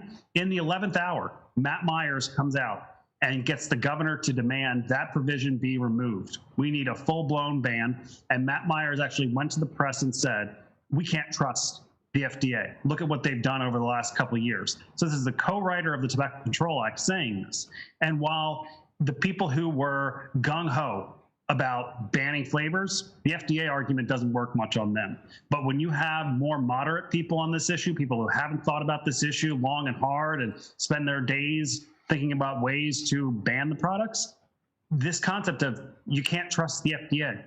Well, after a year and a half of COVID, where we now have a vaccine or multiple vaccines because of the FDA, where you have these people that they all have their own pet issue in the state legislature that involves the importance of FDA regulation, the argument of banning vaping flavors certainly is going to still have an impact, even if FDA tomorrow approves or authorizes PMTAs. But slowly, we're starting to see some inkling of an idea that, well, maybe the FDA shouldn't just be ignored on this issue. So there's a lot more to say, but I'm hopeful and optimistic to a point that once FDA starts authorizing products, that you might start to see some thinking about this issue if it's presented many, many times to the legislators and actually force them to think about it. Yeah, I mean, I think it's going to open up an intriguing dynamic because the opponents of harm reduction, the abstinence-only lot, their basic tactic has been to portray this as a conflict between public health and people who care about children versus the industry, and usually the tobacco industry. And one, we know because of the reputational equities involved, that can only end in one result. But if it's suddenly a tobacco control activist group against the FDA, that's a very significant change in that dynamic and that conflict. And it won't be quite so easy for the editorial board of the New York Times or the Washington Post to just say, oh, well, we're siding with public health against the industry. So how do you think this will play out in the kind of Congress? Because there's a lot of very hostile legislation being floated by Congress. Do you think that dynamic will also challenge the senators a bit? To an extent, yes, but I will say that if there is someone in the audience or someone watching at home from Swedish Match, they're listening to this conversation and wanting to cry because they have had their MRTP, their modified risk tobacco product. If an individual switches to this product, it is less hazardous to your health for 2-3 years now? Well, in California, they went and they made that argument to legislators that, hey, we got MRTPs. We did everything that you've told us to do, prove that our product is safer to the individual. They don't even have a youth usage problem. And Swedish Match got nowhere. They got nowhere in California. They got nowhere in Massachusetts. And there is little to no indication that at the federal level that the idea of, okay, we should ban flavors, but let's have a carve out for products with PMTAs or products with MRTPs. Right now, there's no indication that that has happened with either Swedish Match's General Snus or IQOS. But those Swedish Match and IQOS, they are not big media issues. When Swedish Match got their MRTPs, the first ever historical MRTP, no press coverage. Yeah. When IQOS was authorized through both the PMTA, then the MRTP process, virtually no press coverage other than press coverage orchestrated by Bloomberg funded groups saying this was a bad idea by FDA. But when FDA, hopefully within the next 6 months, actually authorizes some PMTAs for vaping products, and maybe it will not just be a tobacco flavored views that they will be authorizing, you're going to see a torrent of news stories. And of course, many of them are going to be edged towards what is the FDA doing? How could they do this in this world where we still have youth using vaping products? But I think you're going to have some big thinkers that are going to start to question, is this doctrinal? All these products are bad, all these products need to be banned. And once you have some influential thinkers, and once you have a few legislators on both the left and the right that recognize this is an issue that maybe I can express some nuance on, I have some hope that at the federal level we'll start to have questions about, do we really want Senator Durbin's bill, for instance, to equalize, the goal at least is to equalize all taxes between all tobacco products. And when we have a menthol cigarette and a flavored cigar ban pending at FDA.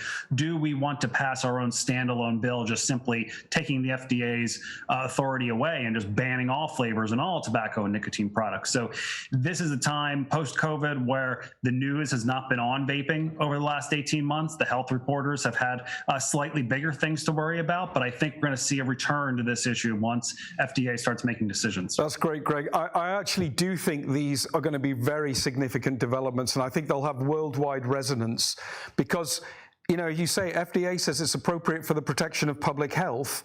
How does that square with everybody using the Article 5.3 guidelines to say there is a fundamental and irreconcilable conflict between the interests of the tobacco industry and public health? Those two things cannot exist together. One of them has to be wrong, and FDA will win that one, in my opinion. I'm going to go to Rebecca for questions. Have we got any? We have. So one of the questions was about, I think more to Robin, about teen use. Well, what about teenagers who already smoke? Shouldn't they have access to reduced harm products? And I think it's very, very tricky. But anyway, I thought that was interesting. Yeah, no, I agree that they should have access to these products. It's a challenging situation because policy often tries to be one size fits all, and that's not really how it works in practice. So I think that there are a lot of benefits in raising the age to 21 that we've seen in the States, but definitely feel for the people who are using those products as well as cigarettes, who are kind of caught in that middle, even the adults between 18 and 21 no longer having access. But what we've seen is that there have been kind of products that have filled that vacuum, and there have been some disposable products that have been imported to the US, as well as the rise of synthetic nicotine products that you can get generally without being age verified. And so that's concerning to me, and probably a predictable unintended consequence of policies like that. But I think on the whole, Tobacco 21 will help to reduce both direct access and then social sourcing within schools. I think with this, so it is a very tricky area, as you suggested, Rebecca, but I think the first stage is to actually understand what's going on. And we happen to have researchers in the audience who've looked at whether vaping is a diversion from smoking for adolescents. And that finding is now pretty robust and it's been sort of, I think, repeated a couple of times. We've also seen evidence where vaping restrictions have been put in and we've seen smoking go up amongst adolescents, the recent paper from San Francisco. So I think the more we have evidence that suggests that smoking and vaping interact amongst adolescents, the less confident people are going to be about saying, well, we must do these things to protect adolescents, because we could be doing things to expose them to greater harm. Now, it doesn't necessarily follow what the policy is from that. You don't say, well, we'll just make vaping available in all nursery schools. That doesn't necessarily follow from that. But it does mean that we have to be very wary of unintended consequences of excessive policies that bear down on vaping in order to protect adolescents, because a subset of adolescents may be harmed, may well be harmed by that. And that is something that's been denied by most regulators.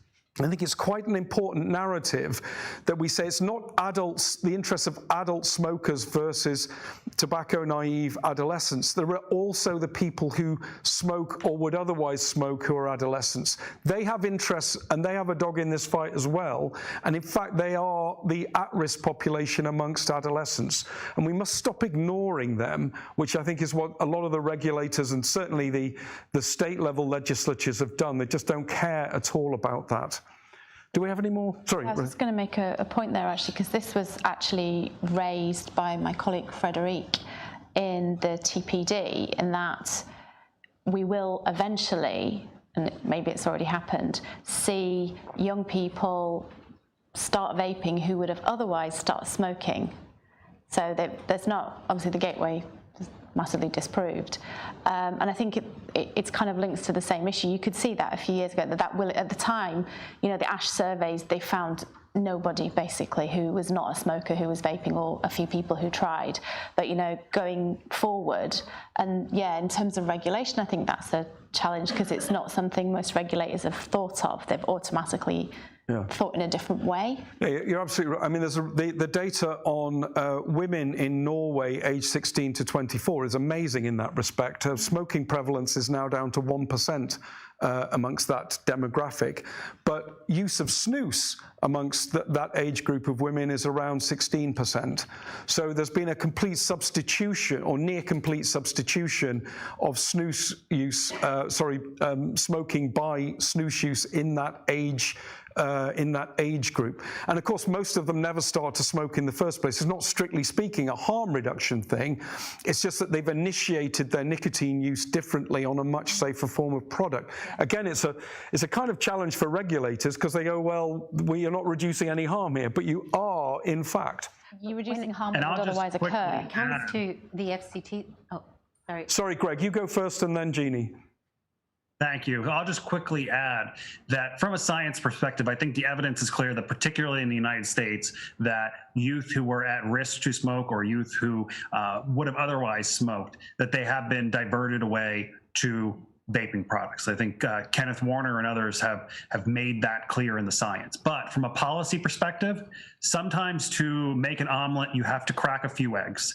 And when you're looking at population level health, the most important thing are that these products are available to the 40, 50, 60-year-old smokers. The 16-year-old who picks up Marlboro and keeps using it has many years to eventually switch over. So in America, I was reluctant to support Tobacco 21, but ultimately youth use got to such a level that the very future of the product itself and its availability to older smokers was being threatened. And so to me,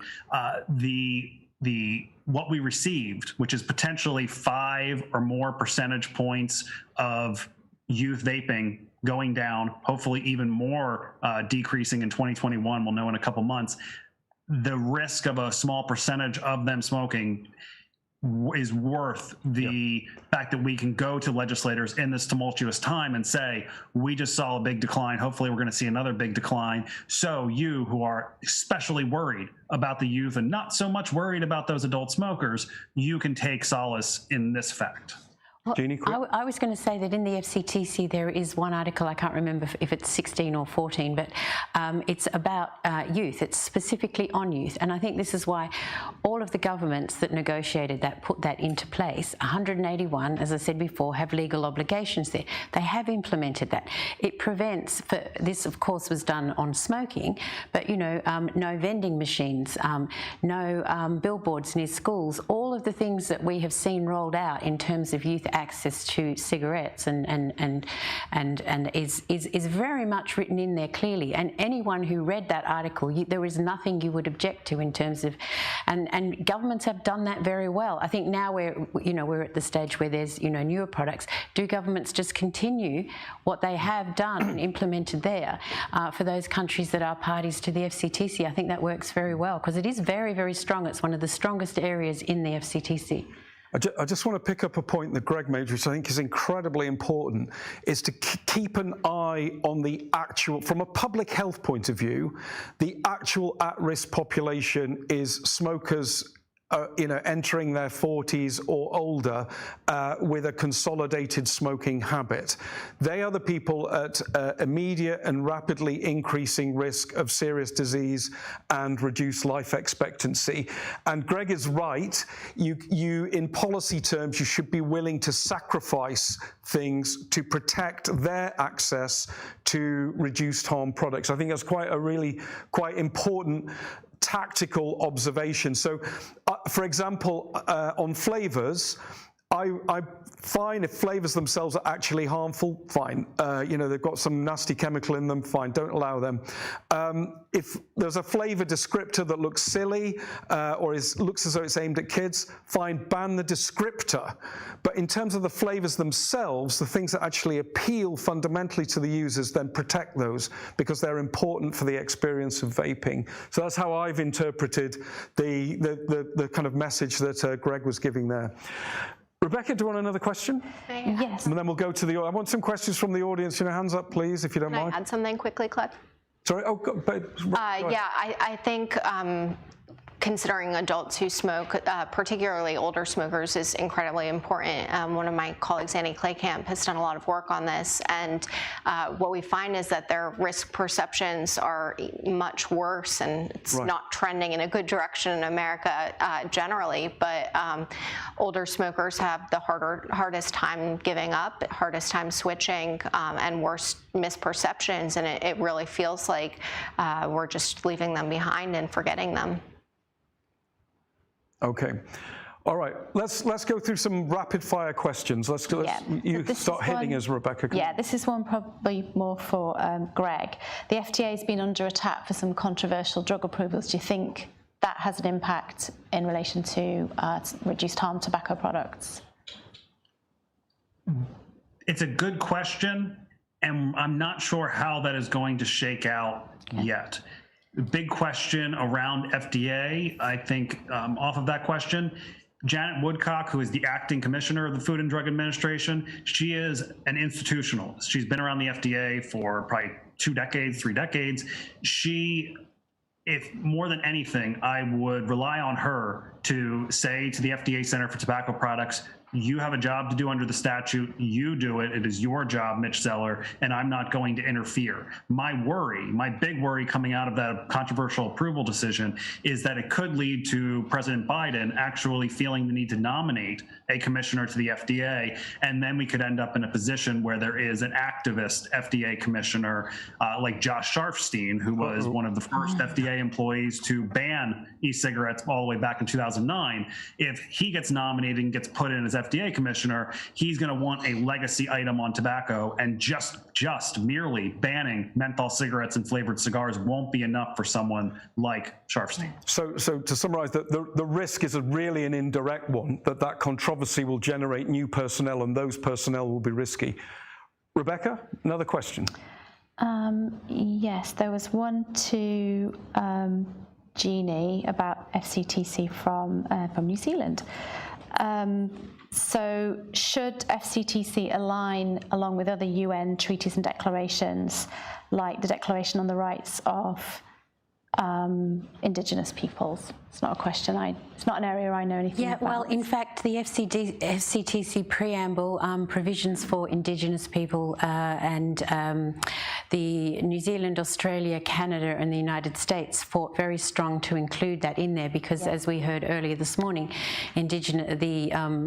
tobacco and smoking-related problems manifest very significantly in those populations. So yes, it is in there, and therefore everything within the FCTC covers for that, as well as all of the human rights issues and the right to health and protection of exposure to health.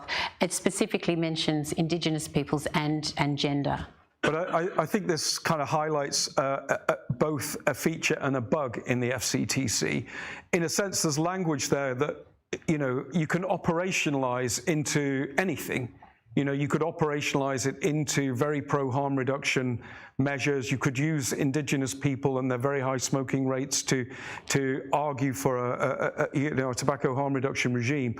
The problem is it's not worked in that way, and in a sense their interests, although the language is there, it's kind of dormant in terms of where the measures are. That's where it requires political will. If you look at the Framework Convention on Climate Change, which is the other big framework treaty, look at the political will that's there. COP26 this year.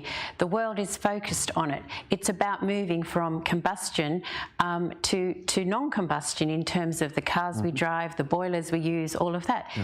Because the political will and the energy industry and all of that is all behind it. When you come to this framework convention on tobacco control, the political will needs to be there, and that's where the push needs to happen, because it also is about driving away from dirty combustion of smoking to the less harmful options. Exactly the same analogy.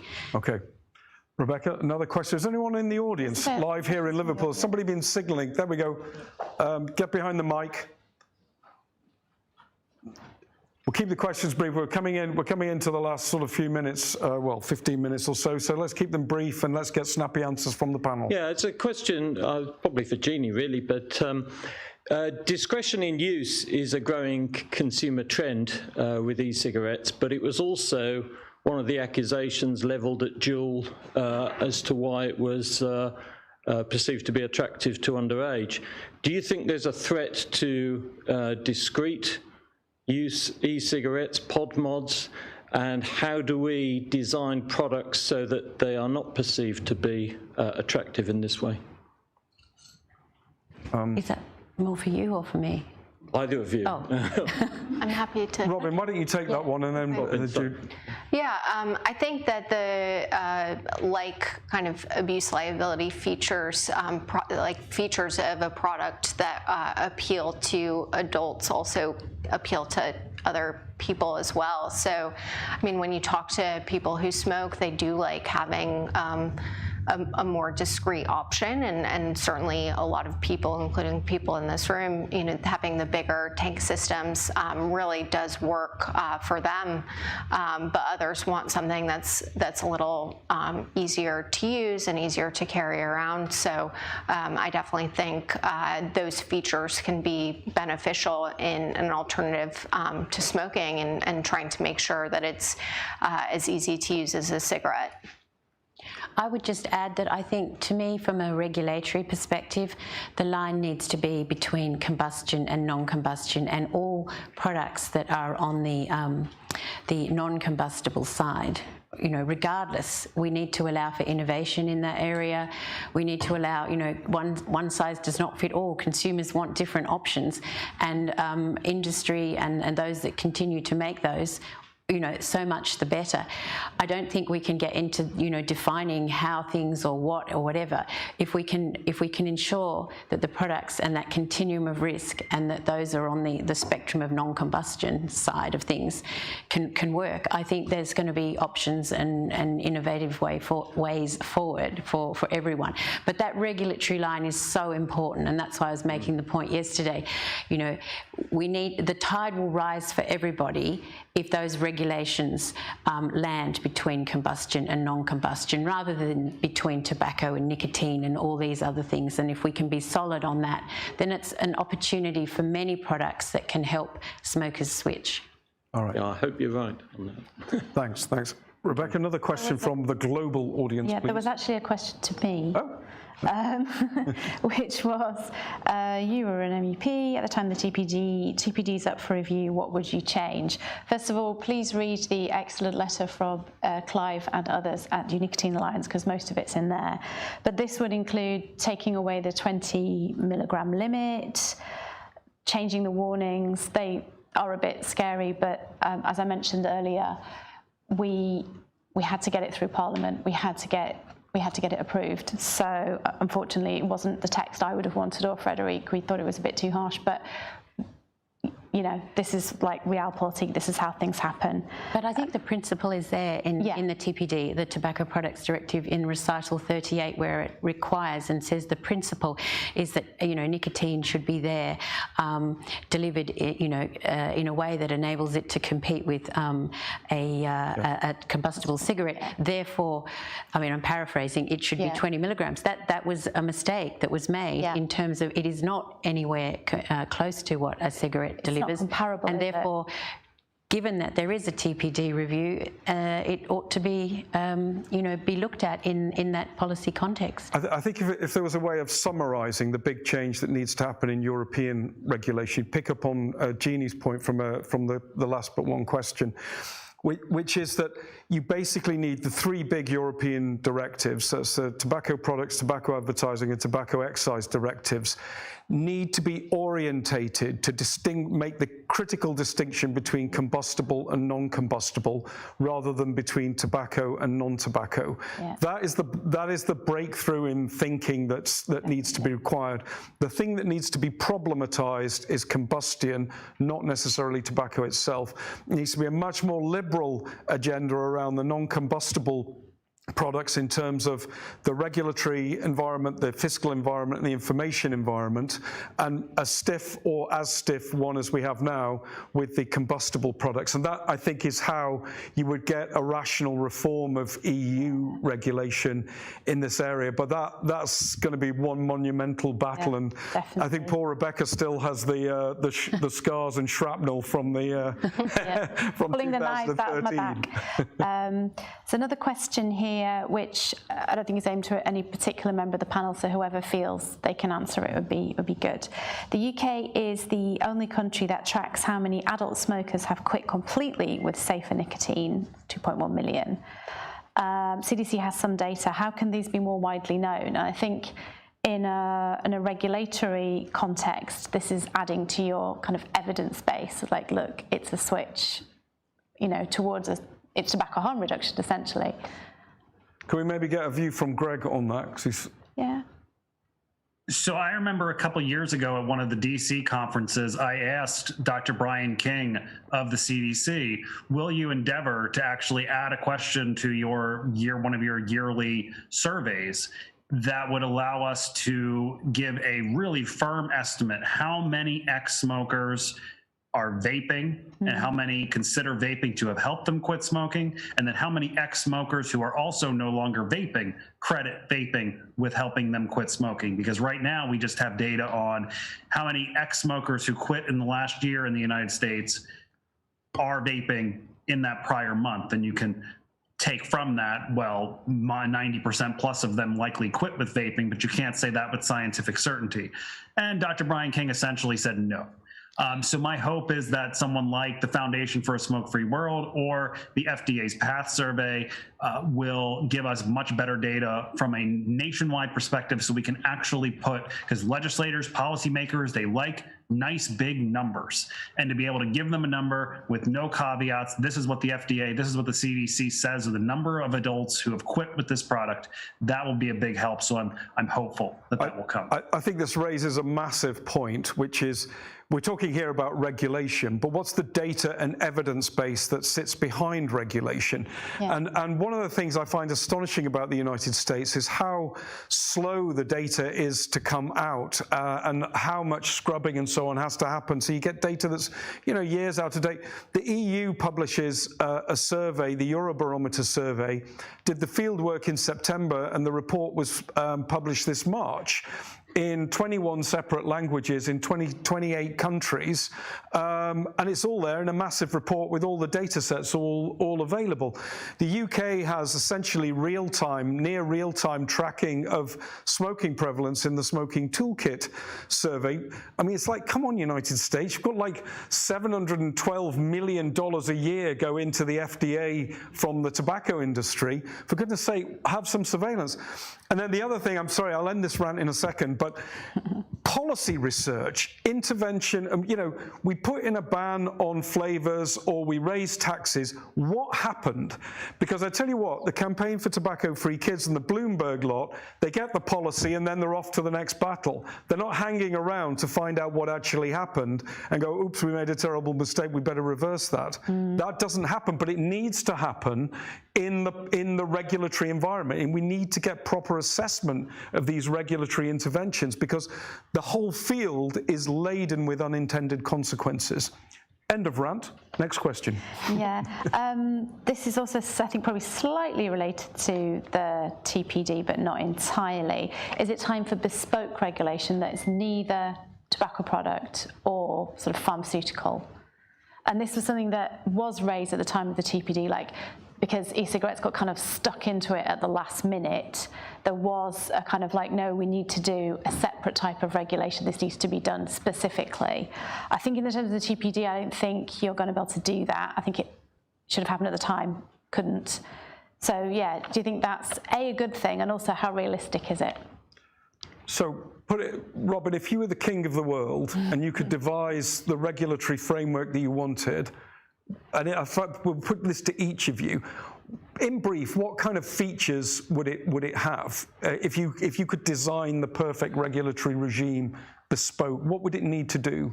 Okay. You don't have to do the whole thing. You can each contribute a bit? All right, so I'd be the queen of the world. And just to specifically answer kind of whether there's a third way, I mean, it does seem like the notification system under the TPD really does work for a lot of manufacturers, and certainly isn't as burdensome as the FDA process is. I mean, you could consider having, for products that do want to notify with something higher than that 20 mgs, you know, a PK test or some other way of showing that you're still delivering nicotine at a lower level. But thinking bigger picture, I think, you know, in talking about policy, setting your goal is incredibly important. So for me, it's reducing combustible use as quickly as possible. So making sure that these products can compete with cigarettes on that 3D continuum from Abrams that we all love so much, and making sure that there are product features that enable that. All right, so you've got to, we want to regulate so that we have the non-combustibles as aggressive competitors to the combustibles. Jeannie, yeah, same sort of thing or something I'd else? agree with that, and I do agree with Robin also on the notification system versus the authorization system. As in Europe and most of the world, UK, and you know, so it's basically here's a set of standards essentially, and any company that can meet them, whether it's a small startup or a big company like Juul, can put its products. It's fairer, it's quicker, yeah. And it just enables things to happen. And but it does it within a framework of allowable things. So I think process-wise, it's got benefits. I agree with Robin, and yeah, I think. Again, I think Jeannie's hit on a really important point here. Authorization systems require somebody in authority, a regulator, to say yes to something, and they hate doing that. Particularly with it when it's, you know, if you like, essentially a drug product or a recreational product. So the notification regime backed up by standards that says you can put the product on the market if it meets these standards and you notify it, that's a good regulatory system. I'm going to go to Greg. Yep. In this world where I am king, I can't help but think that both of my queens gave excellent answers. If you give people access to satisfying products, if you give them accurate information, I truly believe that people, the vast majority of them, will end up making the right choice for their health if they can get that same satisfaction. So give people accurate information, give them real products, have a form of regulation that can give people some certainty and some security, but don't go overboard. So again, I think Greg brings in a really important point. Part of the sort of ecosystem of influences that bear on people's choices about what they actually do is what I would call the information environment. What is said about these products? What is communicated about the risks and dangers? How do people feel about them? And we know that the risk perceptions are way off base for these products compared to what the best scientific consensus is on them. So I think paying attention to the information environment when you design a regulatory framework, really important. Not having excessive warnings, having messages that encourage switching and so on, really, really important. Rebecca, do you have a thought on this, or on this whole idea about what you would, if you were, you know, president of the European Council, or king of Europe, what would you think about doing with this, or what would you have liked to have done in 2013-14 that you couldn't do? Yeah, I mean, I was sort of in favour of doing it in a specific regulation, because I felt it just got squished into tobacco products. And then treated as a pharmaceutical. It's not pharmaceutical, it's not a tobacco product, it's something else. So, but I'm not sure if that ship has kind of sailed. There wasn't really enough time to do that, because it got stuck in at the last minute. If we'd known before, then maybe that would have been the time to do it. But I think, as I say, look at the letter that NNA sent to the UK Department of Health, and I think there's very sensible, practical suggestions in there. There was another question. Let's have another question. Any more in the audience here, by the way? Because we're getting right close to the end. It needs to be a short and snappy question with short and snappy answers. No, it's going to be a long one, a long and tedious question. We won't have that. Right. I think one of the things we shouldn't forget, though, is consumers, and I think the power of consumers and the products that they want and need. I mean, you would have seen in Europe what happened when the consumers banded together and actually enabled the product to continue to be a consumer product rather than be a medicinal product. And I think that should not be underestimated in any type of regulatory process. Yeah. I think it's important that regulators avoid just using off-the-shelf regulatory systems like pharmaceutical, poisons, just treat these products as if they're cigarettes, because they're not. They're much less dangerous. And so don't go there with that just, we'll just slot it into something that's, makes it a square peg in a round hole. Yeah, I think that was just a quick, nicotine. Yeah. I think it was just a quick copy paste and not too much thinking involved.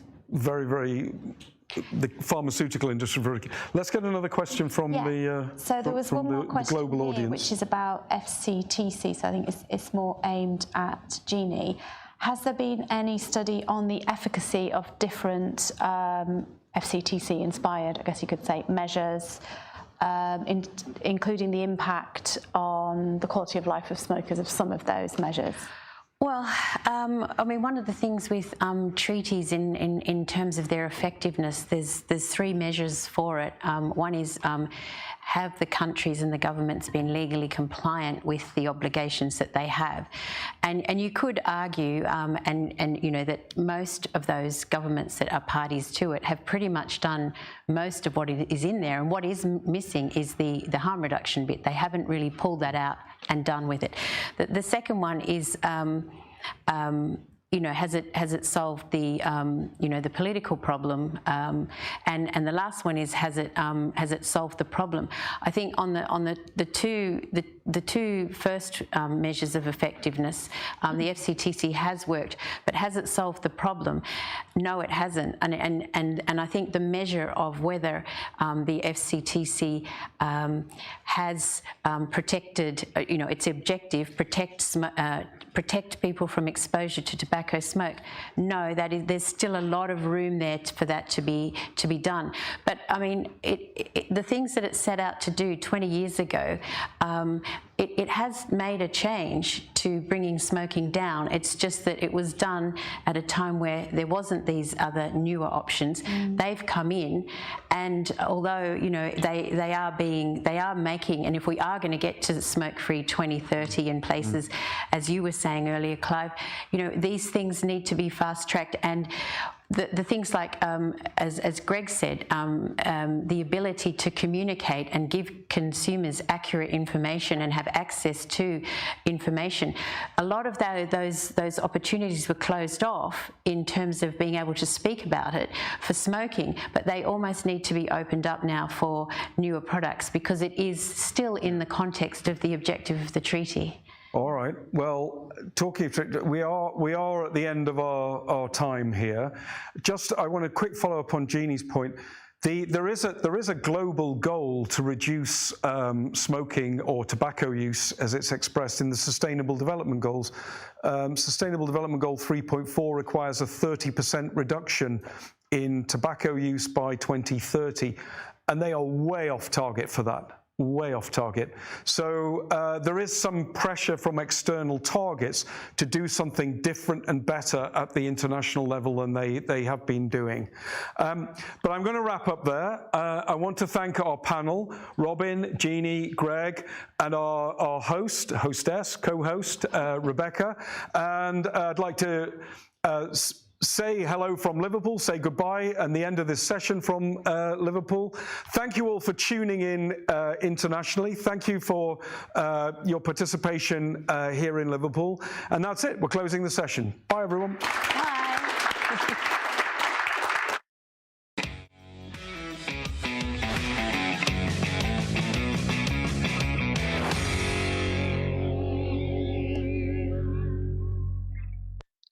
Hello, everyone. Thanks for joining. My name is Soo-Young Kim. I'm a medical doctor by training and currently work as a scientist at Pinney Associates. I'll be presenting about the patterns of U.S. adolescents and use, focusing on Juul and other non-Juul brand. Please see the conflict of interest here. The use of electronic nicotine delivery system, or ENDS, has shown a steep increase among adolescents in the US in recent years. Encouragingly, it has shown a significant decline in 2020. The JUUL system, or JUUL, has been a big part of this rising trend. This brand of ENDS accounted for 70% of the US market and is the most commonly reported brand of ENDS among adolescents and adults. There have been several unique concerns about ENDS, including JUUL, such as its flavors, concealability, and that JUUL users may arrive at a heavier pattern of ENDS use compared to other brand users, which naturally led to a significant attention from the scientific community, appearing on more than 200 manuscripts. This study utilized the National Youth Tobacco Survey data to assess, first, the changes in ENDS brand shares among adolescents between 2019 and 2020, and second, the pattern of ENDS use between JUUL users and users of other brands in 2020.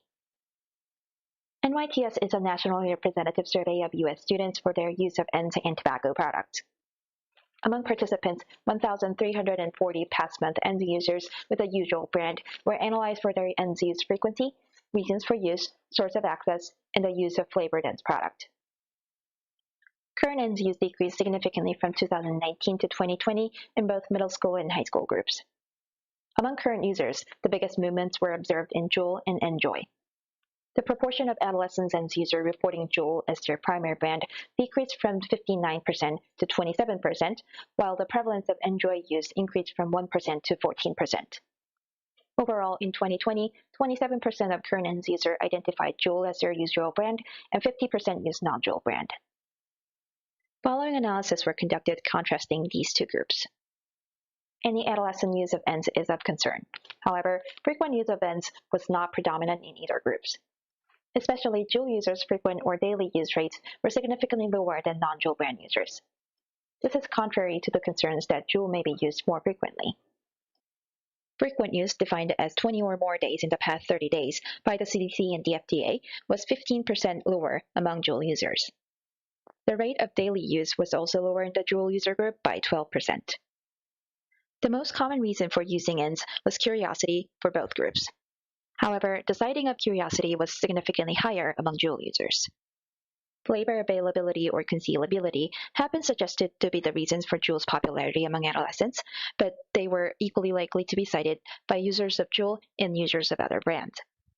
Relative price to other tobacco products was one of the least cited reasons, but it was significantly more often reported by non-JUUL users.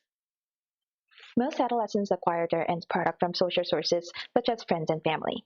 However, JUUL users were less likely to directly purchase their ENDS product than other brand users.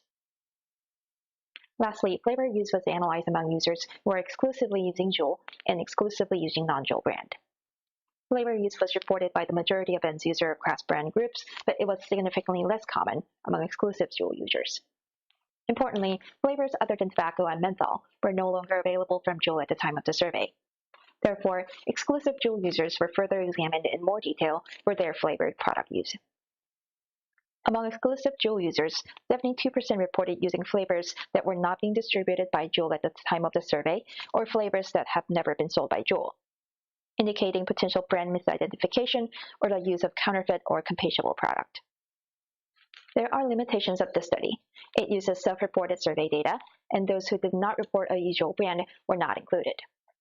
Brand confusion among adolescents has been reported, and those who were categorized into non-JUUL brand group may be highly heterogeneous in their use pattern as well. However, this study has a strength for using nationally representative, most recent available data. Again, any adolescent use of ENDS is a significant concern. However, this study shows that the patterns of adolescent ENDS use remain largely infrequent and experimental, and it was similar between JUUL users and other brand users. In several areas that we analyzed, the hypothesized uniquely troubling aspects of JUUL use were not confirmed, as JUUL use was similar to the use of other ENDS. Some of the common perceptions about JUUL were countered, as for example, JUUL was used less frequently than other ENDS. These results suggest that ENDS products should be approached as a broad category. Thank you again for your interest in this presentation.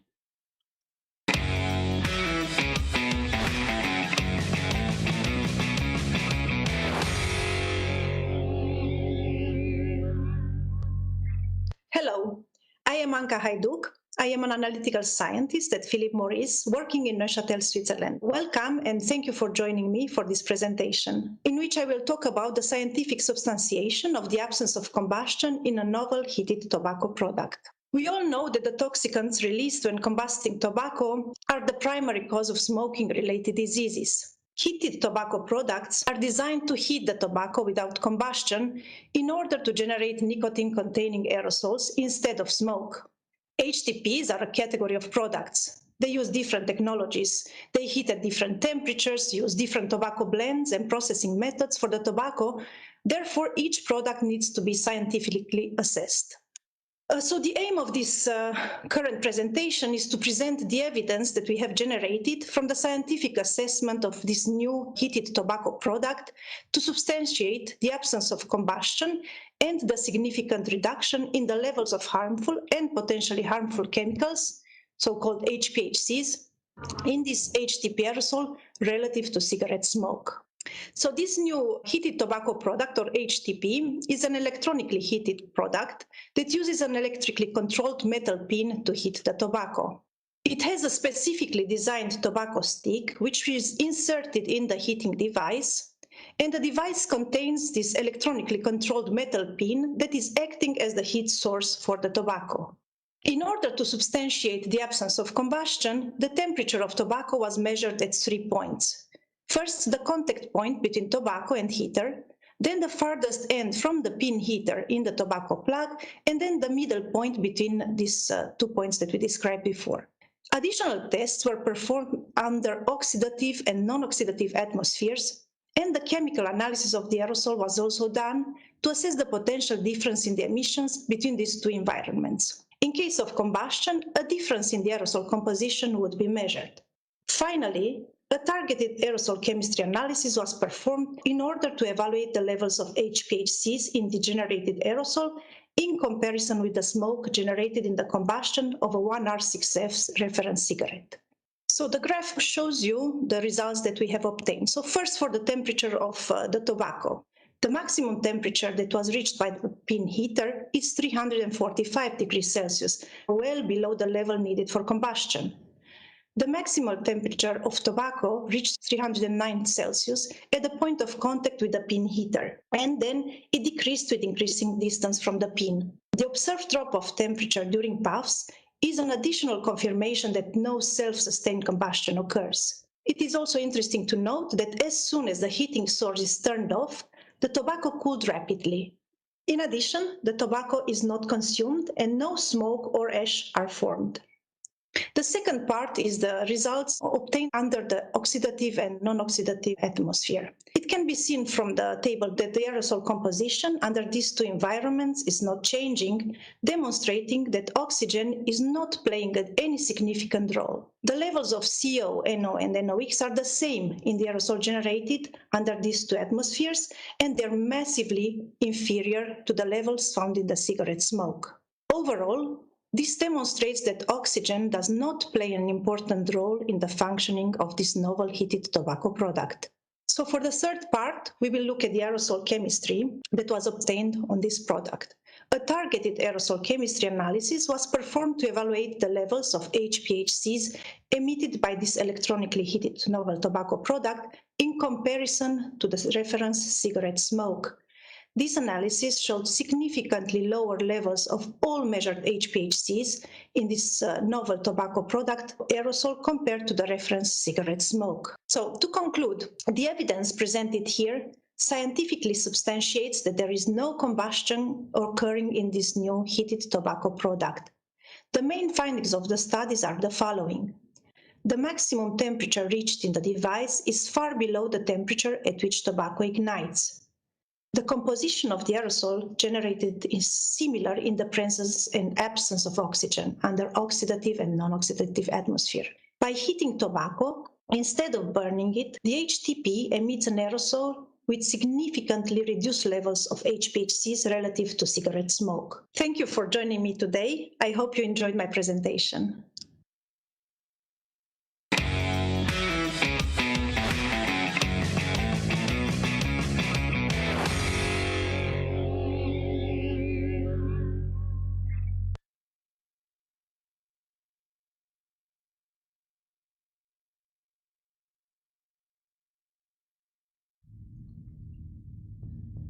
People smoke for nicotine, but they die from the tar.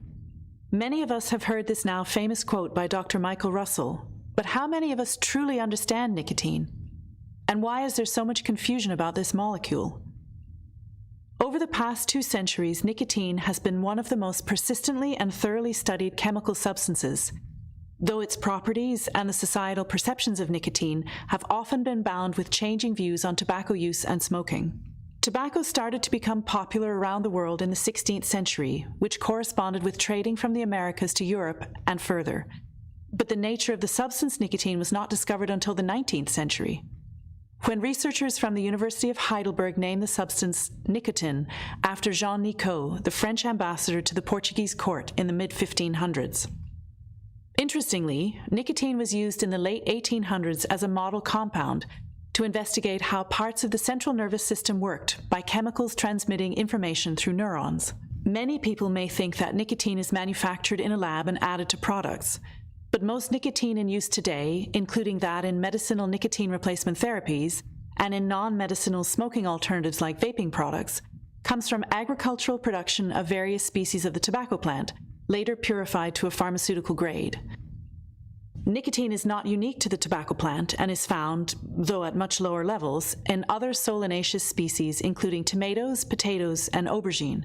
As the understanding of the serious health risks of tobacco smoking emerged in the mid-20th century, nicotine was often cast as the villain. But later on, others recognized that the addictive properties of nicotine and the health risks of smoking were different things. Tackling the challenges associated with reducing the health risks of smoking have been formidable, but this research did lead to the advent of nicotine replacement therapies to help smokers quit, and later on, for those who would otherwise continue to smoke, to tobacco harm reduction products such as tobacco heating products, vaping products, and oral tobacco and nicotine products. All of these offer ways to substantially reduce or eliminate the tar while providing nicotine at levels that smokers would accept. On the topic of tobacco harm reduction, the Swedish experience is highly instructive. In the 1970s and 80s, many smokers in Sweden, particularly men, switched from cigarettes to exclusively using Swedish snus. Today, Sweden has Europe's lowest smoking incidence, and Swedish men have the lowest lung cancer rates in Europe. In 2007, the UK Royal College of Physicians' review on harm reduction in nicotine addiction observed, on toxicological and epidemiological grounds, that some of the Swedish smokeless products appear to be associated with the lowest potential harm to health amongst tobacco products, meaning there is little or no effect on the risk of chronic obstructive pulmonary disease, lung cancer, and oral cancer. Nicotine is not a benign substance. It is toxic at high levels of exposure and is a cause of dependence. It can also have an adverse impact on the developing brain. For all of these reasons, nicotine products should be restricted to adults. But smokers find nicotine rewarding, and its use in tobacco harm reduction products has proved beneficial in motivating many smokers to switch completely to alternative tobacco and nicotine products. Nicotine is an alkaloid that is biphasic, which means it has the ability to act both as a stimulant and a relaxant. Perceptions of nicotine have not gone from zero to hero, and issues of dependence remain, but tar is clearly the villain of the piece, not nicotine. And from the perspective of tobacco harm reduction, responsible use of nicotine may be the key enabler for reducing tobacco-related mortality and morbidity.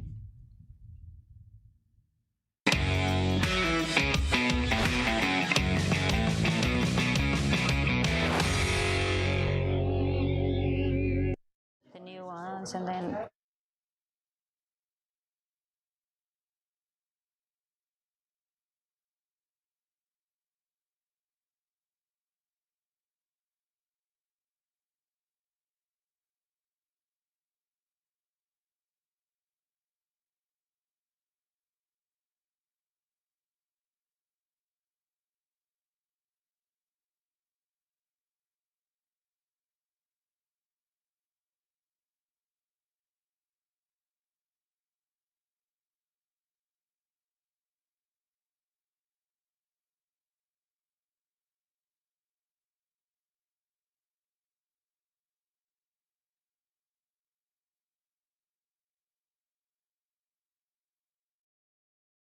Ladies and gentlemen, Welcome to the Consumer Voices panel, which for me is the most important panel, and it's the last panel, but I think it's by no means the least important.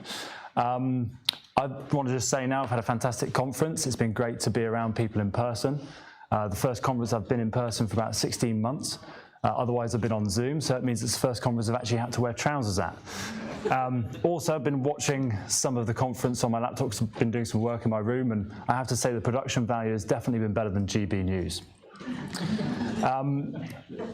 So I'm a consumer advocate. My name is Mark Oates. I'm a vapor, I'm a snus user, I'm a nicotine pouch user, and I really think consumers are important. And with me, helping me, is Miss Suli Castro.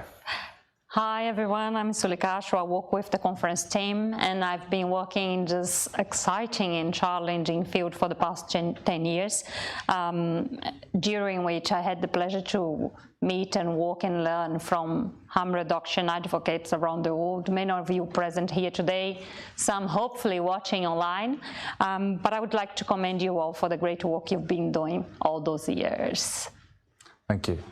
One thing that came up in a talk earlier was how important personal stories are, and I think we really need to, as consumer advocates, is remember to encourage consumers to get across to politicians that everyone has a story to tell. It's not always about regulation or doing things in a maybe sophisticated manner, but reminding people that a lot of people have gone from smoking 20, 40 cigarettes a day. Some have been trying to quit and never managed it, and vaping or another harm reduction product has managed to make them achieve it. Others haven't even been able to quit, haven't even been trying to quit, and they've just stumbled across a product which they actually enjoy more. My journey for harm reduction actually started when I was a 6-year-old boy in the school holidays. I remember being at my mum's place of work, and my job was to put condoms into brown envelopes. My mum was a sexual health nurse in the NHS. They told me they were adult sweets. And then that developed to a situation where I was using snus that I found in Sweden. I thought it was ridiculous that snus was illegal, and so I started a campaign to legalize snus. I've also got a military career, and in that military career, what we often say is that it's orders, discipline, and equipment that get soldiers onto the battlefield. When they're there, they're not fighting necessarily because they've been ordered to, but because they want to protect the men around them and make sure they don't die, the people they've trained with. I think there's an analogy there with harm reduction, because often we're brought into the subject because we believe in the science, but actually the real front and center point is the fact that we've actually got a challenge to try and save other people around us lives. And that goes for the United Kingdom, but across the world, with 7 to 8 million people dying a year. Now, I'd like to bring in some of our wonderful consumer advocates that are here with us today. And so I'd like to start with Julie Wosner. Hi, Julie. Hello. So Julie is the president of INCO's governing board, and she's National Policy Director on the board of the Consumer Advocates for Smoke-Free Alternatives. So, actually, I need to correct that. I was at the time that we signed up, but I am a part of the Secretariat of INCO, and I am the treasurer for the U.S. consumer group, CASA. Sorry. No problem, Julie. Julie, America seems to be at the forefront of consumer advocacy in many ways. You've got some of the biggest trouble when it comes to things like flavor bans, but at the same time, I see all over the internet incredibly passionate consumers. Could you just tell us a bit about that and what the challenges and opportunities are for tobacco harm reduction advocates in the United States? Well, the challenge in the U.S. in particular is that it's become an incredibly politicized issue. The challenge also is that during times of COVID, we haven't been able to assemble in groups, to hold rallies, to, really get together and make a significant impact in person. But the good news is we've got a lot of advocates. In fact, in the U.S., the consumer group, Consumer Advocates for Smoke-Free Alternatives Association, has more than 250,000 members. And those members are encouraged to contact their legislators. And in fact, that's a big part of what CASA does, is put people in touch with the people who are voting for the legislators and making the decisions. So it's a huge challenge. And over the last few years, do you think consumer advocates have had a positive impact? Do you think politicians are listening to what they have to say? Oh, Absolutely. For example, then President Trump had announced that he was going to basically ban flavors, and then consumers got together and had a big rally in DC and, talked about how we vape and we vote, which has been a huge message in the US. And Trump backed down from that. And I really firmly believe that it was a desire not to upset people who were actively engaged in the voting process. You just had an election that was quite divisive, but were vapers sitting on either side of the fence? Were they voting in numbers based on vaping, do you think? I think traditionally this has been a vote-moving issue for a lot of passionate vapers. This last election, I think it was a complicated one, and I think that we all, to a man, made our voices heard, but I don't know that necessarily the votes were there in the same fashion. And I think part of that is because, again, with the politicized issue, when the party that you see as kind of supporting your rights starts to cave, then there's less reason to vote for them. So neither party really got to grips with making sure they were the party for vapers. Is that correct? They didn't. Yeah. Okay. Julie, I've heard you speak very eloquently about the subject of addiction and dependence. Could you tell us a little bit more about that? I don't know how eloquent I am, but the idea is it's not really useful or helpful to talk about addiction when we're referring to the use of relatively low-risk products like vapor products, snus, and the like. And I'll collectively refer to those as tobacco harm reduction or THR products. When we talk about addiction, we're typically thinking of a situation where there's significant damage and very real harm, something that really isn't an issue in connection with the use of THR products. So it's perhaps more useful to think of this as a dependence issue when we talk about THR products, recognizing that for some people, they may be nicotine dependent, but that dependence doesn't cause any significant problems, if any. And in fact, I'd like to also kind of add that when we talk about people being addicted to THR products or the epidemic of youth addiction, it's not only not particularly helpful, it actually minimizes and even trivializes the terrible damage and destruction caused by legitimate addiction issues such as a serious drug addiction, which might cause a person to lose their job, lose their health, lose their family, lose their friends, and possibly even their life, not to mention the terrible toll that all takes on the people who love and care about the person who's suffering from the addiction. But even in the context of addiction, okay, so this is where I get passionate. Even in the context of addiction, where we're talking about serious and harmful, for example, drug addictions, professionals largely embrace harm reduction as a legitimate tool and recognize the critical importance of meeting people where they are, not necessarily where you want them to be. So. Brilliant. Thanks very much, Julie. I'm just going to move on to Peter Stigard from Denmark, who is the treasurer for the Danish Vaping Association. Hi, Peter. Hi there. Peter, if Britain is the poster boy for good progressive harm reduction policies, then Denmark in Europe seems to be the total opposite. What on earth's going on? Well, it seems like the Danish politicians have a set mind that tobacco harm reduction is not going to be a viable way to end smoking or reduce smoking in Denmark. Tobacco harm reduction hasn't caught on in Denmark at all, mainly because the politicians don't know or understand what tobacco harm reduction is. The alphabet group or the body part organizations, call them whatever they are quite powerful in telling the politicians what to believe. So tobacco harm reduction has no way in Denmark, unfortunately. So we face a lot of challenges, mainly with our politicians, to get them to understand what tobacco harm reduction is all about. It's about giving people the ability to choose a different way out of smoking than the ways that are being promoted, like Cyban, Champix or Chantix, or going to sessions with a psychologist to end smoking. And mainly the media in Denmark supports the government or the politicians stand on this, and they give a lot of media time to the politicians that are against tobacco harm reduction, and to the scientists and professors that are also actively against tobacco harm reduction. And I'm sad to say that many smokers and also vapers are lacking behind at the moment. When we're talking about tobacco harm reduction, most of the people are being brainwashed to think that tobacco harm reduction or vaping or snus is actually just as addictive or just as harmful as smoking is, or even worse.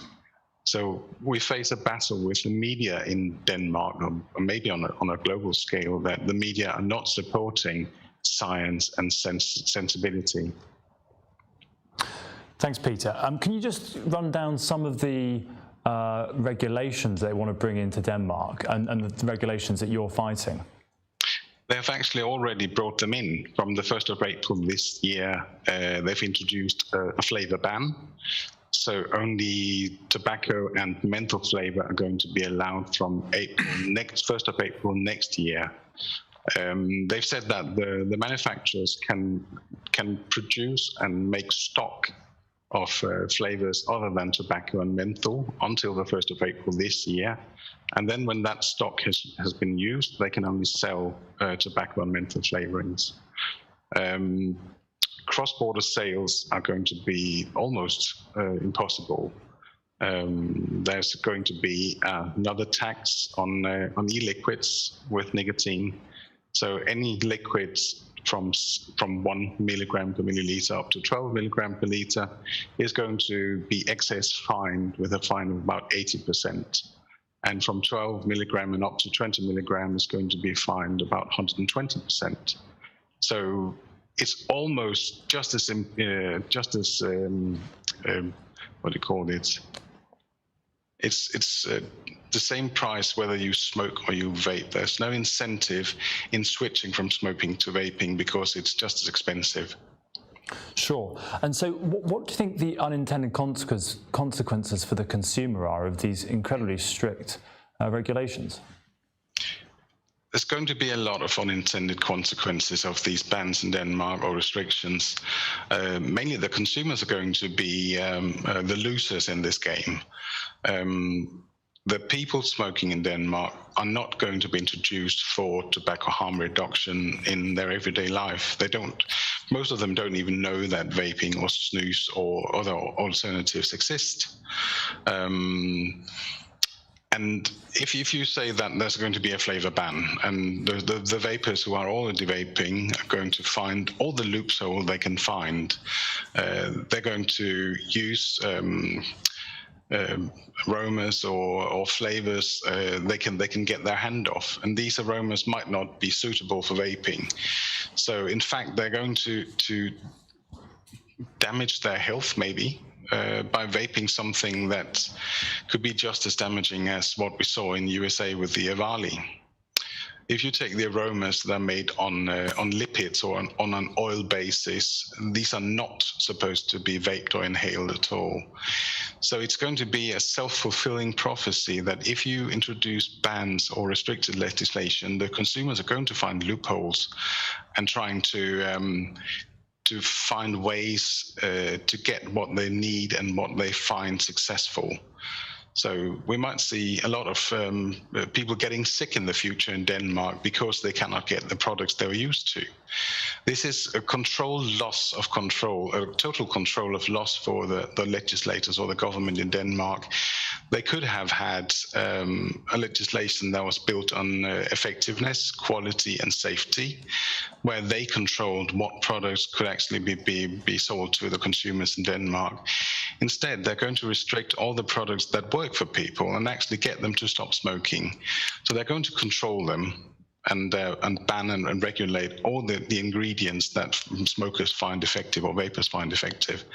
So we might see EVALI 2 in Denmark within half a year or a year. Sure. And do you think that Denmark and the policies you're introducing, do you think they could cascade across the EU? Do you think the EU Commission could start introducing them? Is this the future? I hope not, but I'm also I'm quite a realist that Denmark is a perfect country to try things out, because we have a size of about 6 million people, and there are just about 1 million smokers in Denmark. And if you want to introduce legislation, you can actually use Denmark as a test tube. You can try and see what actually happens. How do the consumers react? Is there an uprise from smokers or vapors in Denmark, and how can we combat this?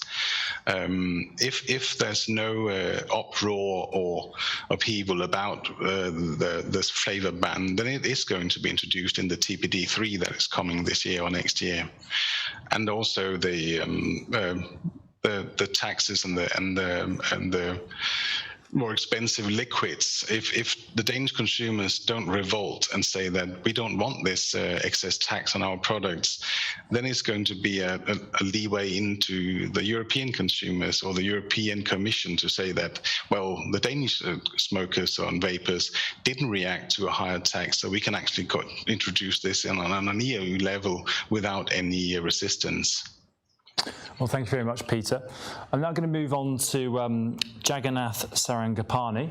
Hi, the nickname Jaggy, is that correct, Jaggy? Yeah, Jaggy is good, yeah. Brilliant, I'll call you that. Jaggy, you're in India, and you've recently banned vaping. What are consumers doing about that? Are there many consumers in India? Forgive me, I'm not that well briefed on India. Yeah, we have a significant vaping community. Yes, definitely the ban has slowed down the conversion of smokers to vaping, but it hasn't stopped. It's definitely happening. Access to good quality products is a question mark, but people always find their way around these loopholes. Bans have never worked. Everyone knows that around the world. And yet we have it. And so we have channels that have been created. And it's business as usual, except the problem is that these are unregulated right now. Previously, while there wasn't regulation, vendors were having self-regulation. They were not selling substandard products. They were not selling to minors. They had a code of conduct which they were implementing. Unfortunately, that doesn't exist when you have a black market and when you have a gray market. And so that's the kind of problem that we have with a ban on our products. Government has tried to make it a little tougher for existing vapers because personal consumption is not banned. And so they've tried to make it difficult by implementing, carrying it, or when you travel by air and so on. But then we still find ways around it. So we have a vaping community, and we find ways to circumvent such situations. So that's where we are right now. Sure, Jaggy. I'm running a campaign to legalise snus in the UK. I'm hoping that will be achieved. There's all over the world people are campaigning to legalise cannabis, and that's been legalised. I mean, is there a campaign started to try and open up the sale of e-cigarettes in India? Well, we have been talking, and we have been trying to educate and sensitize the political powers that are there, because one thing that the debate in the parliament when the talk on the e-cigarette did come about was the abject ignorance on the subject matter. 3/4 of the parliamentarians who spoke about it did not know what an e-cigarette was, let alone what a vape was or an e-liquid was. And the kind of conjectures that they were coming up was downright amazing and had no bindings with reality. And so we have been trying to educate them, sensitize them. We have been sending letters of representations, getting them up to speed on what it is. But then we have a second problem wherein ban on research of THR products also exists. That's a government diktat, wherein government-sponsored universities will not be allowed to enter into research in THR products. which is actually a catch-22 situation, because one of the things that the government used as an excuse when they promulgated such a ban was that there wasn't enough scientific data to support e-cigarettes and vaping. And yet, on the other hand, they've gone ahead and done this. And so you have to go through a complicated process. You have only private universities and bodies that can do research. And so they've tried to stent it. But then we are still fighting this battle. And we will prevail. We are confident of that. Absolutely. So I'll just take this moment to say that if anyone wants any questions, we're really keen in this session to as many questions as possible. So online and in the audience, please think of those questions. Just Jaggi, quickly, the World Health Organization, they issued some kind of award and they were tweeting about India. I mean, is India the lapdog of the WHO? Well, reality, okay. Vapors in India constitute 0.02% of the total tobacco consumers. And that's the product they have banned. Now, smokers, if you take tobacco smokers, cigarette smokers are 1 for every 10 BD smokers. That is the more dangerous one. They are unfiltered. They're considered a cottage industry and they are protected. Protected so much so that there was a proposed legislation to have pictorial warnings on these products. That was taken apart. That was not done. What did the Minister of Health do? Legislates a ban. He does not have pictorial warnings on BDs. Third, we have not increased taxes for 3 years on tobacco products, which is what they say is the suited goal to drive this, because that's the only thing. Now, this is what it is. This is all just tokenism. This is done just for awards. He's won that award. So he pats himself on the back, but beyond that, it's done nothing at all, really. And ground reality, there has been absolutely no effect when it comes to tobacco harm reduction, tobacco control. We still have 1 million people who die every year in India because of smoking-related illnesses. If you take chewing tobacco, which is an even more dangerous thing, we have another 300,000 people dying from that as well. And so the magnitude of the problem is massive.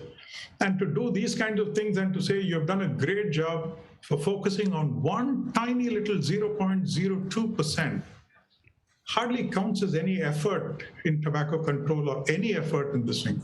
That's our opinion here. Sure, you picked up on oral tobacco. We actually have that issue in the UK with the Southeast Asian community, and potentially pasteurised Swedish snus could be an opportunity. Is that all used in India, or could it be an option? Now, snus, there are some people who have started putting that in the market in India, because that has not been banned as yet. There is an option which is opening itself up, and we do believe that that's a good, tobacco harm reduction. In fact, that is the thing that we are actually talking, because we can't. People who want to quit have no access to vapes now. So we can point them, we can talk about them, but we cannot go and give them away. They don't know where to buy it from. So first-time users. So under such a circumstance, switching to snus or even nicotine pouches, if not even the pasteurized tobacco pouches, even pure nicotine pouches are also being available. They are being promoted, and that does have a good chance of coming up on top, unless, of course, the government suddenly wakes up and figures that some other industry segment is going to get affected, and therefore let's clamp down on it, because that seems to be the only approach out here. But that being said, that does have a lot of scope, because India chewing tobacco is a huge problem. Okay, thanks very much, Jaggi. Do we have any questions from the audience? And if not, maybe Sweli can provide us one from online. Yes, we do have a few from online. Thank you very much. The people online that are asking questions. We have, okay, there is probably to any of you that would like to answer this one. We hear a lot of words referenced referring to making tobacco harm reduction products restricted to people wanting to quit, do you think the stories of accidental quitting or quitters are important and should be promoted as well, not just people that are set on quitting? Anybody want to come in, Julie? Yeah, I do. I was an accident. Thank you. So, yeah, when I picked up an e-cigarette, I had no intention of quitting. This was back in 2008 that I ordered my first e-cigarette, and it arrived in January of 2009. I wasn't trying to quit. I just thought I might cut back from my 2.5 pack a day habit and maybe get down to, I don't know, 2 packs a day. You know, I wasn't trying to quit. And within 2 weeks, I was done smoking. You know, it's just a very stupid idea to limit these products only to people who are smoking. You know, at every single point, every smoker out there was a non-smoker. There was some point before they ever started smoking. And so what you're basically saying is if somebody wants to initiate nicotine use, they need to do so with the most dangerous products before they have access to the low-risk products. And so when you think about it that way, it sounds really stupid. So yes, we should be talking about the accidental quitters, the places right. Absolutely. I mean, it's not just about you know, smokers switching to vaping. I've had friends who have been users of chewing tobacco who have actually found it very convenient to quit with a vape rather than any other form. So that kind of cross transitions do happen, because what are all these things about eventually? It's about your nicotine, right? You want your nicotine. You want that little fix of nicotine. And so the route is a much safer route. And so I don't see why it should have any link to do with, if you are a smoker, then you're allowed to, you know, switch to a vape, which is low harm, because anything, in any way, it is low harm. Thank you, Jagi. Peter? I was convinced that I was going to be the last smoker in Denmark because I was not going to smoke. I really enjoyed smoking as much as I enjoy vaping. I read a tweet that Louise Ross sent out the other day that I have it here actually, one of my newest, youngest, least experienced colleagues spotted immediately that countries that raise taxes on vaping are giving an advantage to smoking. If he could spot that, why can't health ministers? I'm still amazed that the legislators or the governments don't see the point of THR. They really can't fathom that if they're going to ban something, they shouldn't ban the least dangerous product, but the most dangerous products instead. All these restrictions make consumers look for loopholes, as Jackie also said. We're going to see everything going underground or going to the black market instead of being controlled by a sensible regulation. So, but I also quit. Yeah. Good for you. Thank you. I'll just add to that my personal experience as well. I was living in China and smoking 50p pack cigarettes, and I had no interest in the fact that it could shorten my life. I didn't care. And in the military, it's the same. You know, you go speak to a soldier and you say, well, have you thought about doing something safer? Do they care? No. Why would you? You know. And so the opportunity to quit by accident because a product's actually nicer is brilliant. We have got a few questions online, so if you get this one. One's come in from my hero, Bengt Weberg, from Sting Free Snus. The ETHRA survey, and if you haven't seen the ETHRA survey, it's absolutely brilliant. 35,000 EU and UK respondents. They said 31% of EU smokers would like to try snus if it became legalized. So Ben wants to know, do you think there's any chance of ending the sale of snus? And Peter, I think you're a great guy to go for that. We actually have, it's not called snus, it's called cut tobacco in Denmark, but snus is also banned in Denmark. We can buy a product that is actually quite similar to it. And the most people who use that type of chewing pouches or whatever you call them are actually quite young male. And why is that? Because they banned smoking in all schools and high schools. So they had to get their nicotine fix some way. So every young adult male from the age of 12 up to 18, instead of smoking, they started chewing these tobacco pouches instead. And that created quite an uproar. So right now, I don't think there's much, there's not a success for snus in Denmark right now. Yeah. Well, my plan is we've just had a review announced by Joe Churchill, the health minister in the UK, into the UK's position on snus, and then we will legalise it and we will show the European Union what they're missing out on. So, brilliant. Fingers crossed. And Charles Gardner, a well-known name to us all, he's come in with a question for Julie. Julie, how can safer nicotine advocates keep going in the face of massive anti-vaping propaganda? How do you keep going? We have no choice. You know, if this were just about us as individual people being able to access our products, everybody here would be able to get what they need in the face of an all-out ban. I mean, we all would be able to get what we need. What we're fighting for isn't just us, we're fighting for the next generation. And, you know, if you are like me and the others sitting on this panel, and you feel that vapor products or snus or some other THR product literally saved your life, I mean, I really feel that these have saved my life. And if they didn't save my life, they immeasurably improved the quality of it. You just don't have a choice. You know, this is a righteous battle. And we just need to keep talking to people. I think where we can get energized is by sharing our stories with other people, talking about it with just people we don't know very well, introducing them to the idea. But we don't have a choice.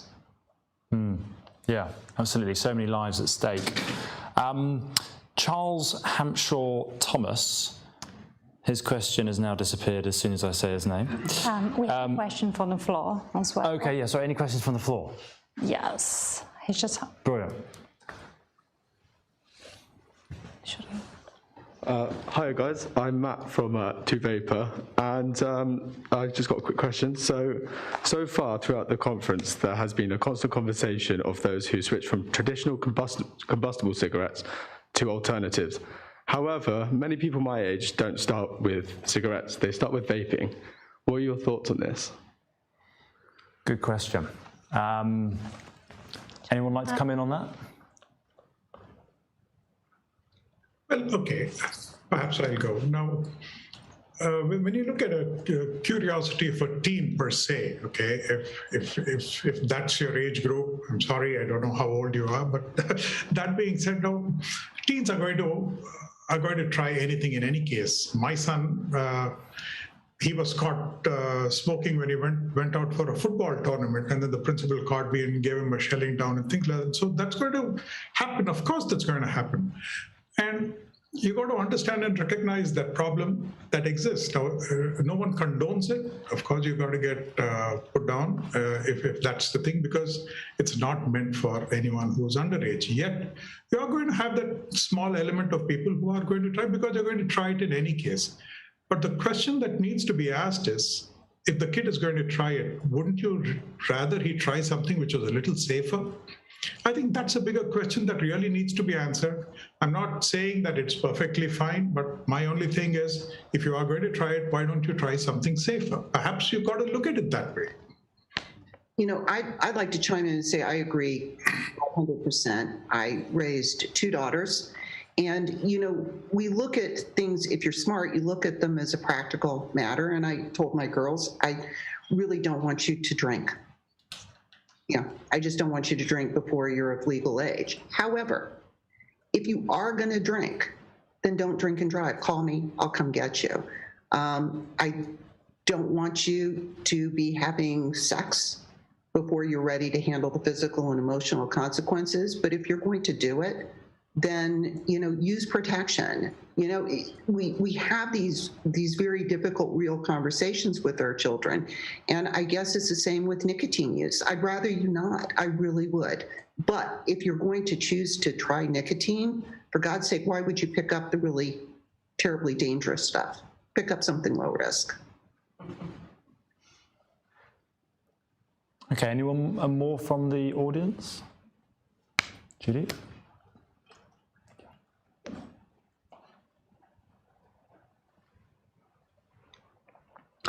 Hi, my name's Judy Gibson, and I work with INCO. I'd just be interested what the panel feels about the statement that has been made pretty much universally from the tobacco control, that there is no real evidence that e-cigarettes actually helps people to quit, which is patently ridiculous. But how do we, and it's not an easy question, but how on earth do we change this around? Because we need to change the narrative. Thank you. Thanks. Peter, would you like to come in on that? If you quit, or if you keep on saying that e-cigarettes are not an effective motive for stopping smoking, it's going to be a self-fulfilling prophecy. And all the thousands of smokers in Denmark that actually stopped smoking are just anecdotes. There's no evidence that a lot of Danish smokers have actually stopped smoking. But even though I see fewer and fewer smokers, none of my friends are smokers anymore. Maybe two on occasion. Just 5 years ago, I could count 10 or 20 smokers amongst my friends. So you're actually going to see the evidence right in front of you in everyday life that fewer and fewer people are smoking. And how do they stop smoking then? Are they just going to take the pill, or are they going to chew nicotine gum, or are they going to take a cold turkey? No, they are probably vaping as long as they and are not smoking anymore. Most of them are. Many of them are actually convinced to start vaping instead of smoking. So, yeah. Yeah, I would perhaps say that see, each and every one of us who is in advocacy here, consumer advocacy, vaping advocacy and THR and so on, we've all been those success stories. Now we have quit, we believe in it, and therefore we are trying to send that message across because it has been our personal journey, and there couldn't be someone who better represents a personal success when you're putting forward a message that vaping does save lives, and it is definitely safer and healthier. And I think as more and more of us actually come together, including on such platforms, and talk about it, the message is going to get across. Sure, you will have resistance. You're going to say, what's this? I mean, there are people who have, I've been vaping now for 6+ years. I've never been healthier in my life. There are people who have smoked vape 10+ years. We have this, and you have that, and eventually that's what's going to come forward, and that's the proof that will prevail. You can't hide it forever. That's the point. Sure. Jaggi, I've got two questions here that I think particularly relate to India. One's from Charles Gardner, who asks, can nicotine vapes hit a price point in India that will help smokers quit? Absolutely. You see, now vaping in India had just kind of started getting popular. We had spent about 3-something years in it, and by that time, unfortunately, we had the ban, and so things got frittered away. But then that did encourage a lot of local manufacturers to start coming in and started making e-liquids more suited to an Indian palate, and then so on and so forth. We did try to make some efforts, especially for the lower income category. We did try to make specific flavors which would, work with BDs to help that income group also quit. Dr. Shri also touched upon it a little. Now, these kind of things exist. Now, we have a huge population out here. Now, with or without government support, we are quite confident. In fact, there are some devices that can be made, pod-type systems that can actually be used to help people quit. We are not talking about the major cigarette user, because that's a very tiny little segment. The huge problems are down there, in the lower income line, and that's the target audience. And there are solutions that are possible that can address them very, very effectively. It needs legislation, and I'm quite confident that with innovation, we can crack the code. Okay, we haven't got long left, but one thing I just want to finish on. The World Health Organization, vapers have known that the World Health Organization has been pretty useless, always trying to control our lives and not focusing on the things that are important. We've all known that, but the world is now waking up to that. They're seeing that with COVID and how badly that's been managed. Only a few days ago, there's a draft paper that suggests that women of childbearing age should be prevented from drinking. It's a good job my mother's not of childbearing age, because I think she'd punch someone at the WHO. Julie, COP9 coming up, it's very important, but are American vapers as active and interested in taking part and being involved in COP9 as they are about their domestic policies? In the US, perhaps not as much, but that's going to be a challenge that CASA will be facing this year, trying to get people engaged. But as you know, the US isn't really a signatory to the FCTC. So our situation is a little bit different, but what happens there does impact in the US. It impacts everywhere. In fact, that's why, CASA is actually involved with INCO. We recognize that this is a global issue, and everybody needs to come together. But it is going to be a challenge. Sure. Well, I know I'm going to be pushing the British government to try and stand up for vaping at COP9. Sorry we left the EU, Peter, so we can't help steer that ship. But do you think the EU are going to be helping Britain on their side, or are they going to be pushing for more regulation at COP9, Peter? Unfortunately, I think they're going to be pushing for strict regulation and bans on flavours as well, and a tax hike as well. Okay. And do you think Danish vapers are going to be pushing their government to, well, it doesn't sound like there's much hope with the Danish government, to be honest, or the EU government. Have you thought about leaving the European Union, getting a new government? Several times, yeah. And the government in Denmark, we have a multi-party level system in the government, or in the politician era. Even though if it's left or right wing government sitting in the government, it makes no change. They're all against vaping, so it makes no change. Brilliant. Well, you're very welcome out with us, okay? Thank you very much. We have actually talked about leaving the EU for a lot of times, and we have had votes in Denmark, I think about 2 or 3 times now, and every time we've said remain. I'm coming over, I'm going to get my soapbox out, I'm going to start telling the Danish people to join us. Thank you very much, panel. Thank you. Thank you, Jaggi, thank you, Judy, thank you, Peter. Really interesting. Thank you very much. Thank you. Thank you. Hi everyone, just want to say sorry, Roberto couldn't join us because he had a power failure. It's a shame, but please bear with us. Our amazing commentary team is here and they're going to get ready to go on the stage with Paddy Costa when they're going to wrap up the session. Thank you so much for sticking to us. I know we are between you and the bar, so we really appreciate for you staying and watching this session, and our team is going to come and wrap up the session. So thank you very much.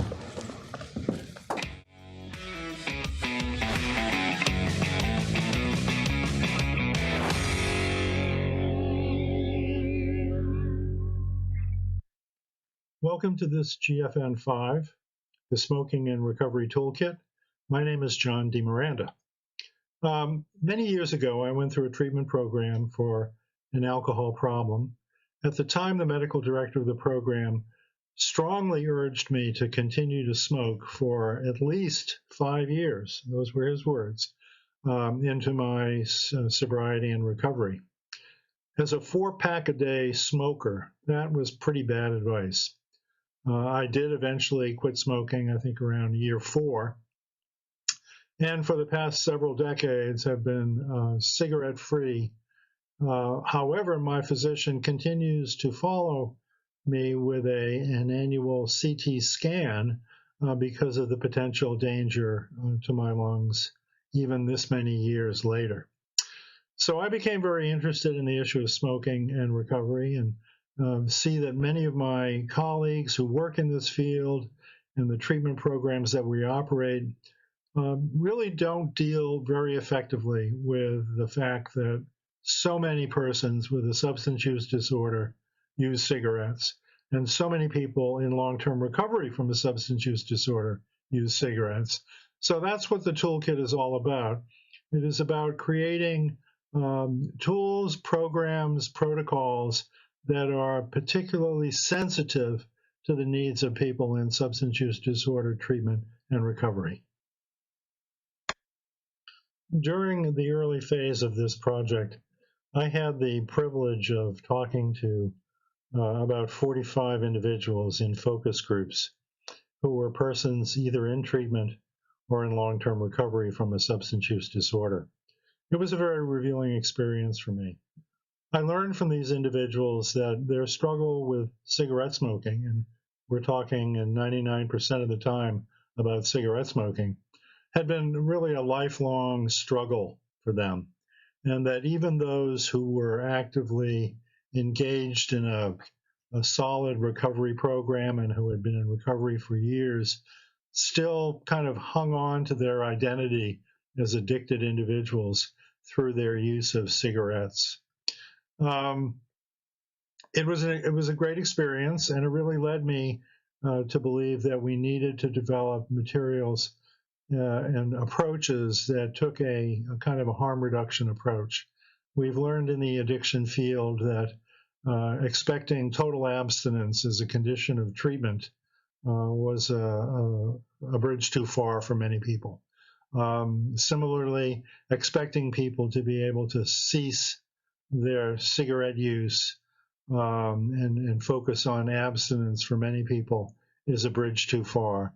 So the toolkit takes a tobacco harm reduction approach to this, offering people opportunities to think about and reduce or eliminate their cigarette use, and that's what we're all about.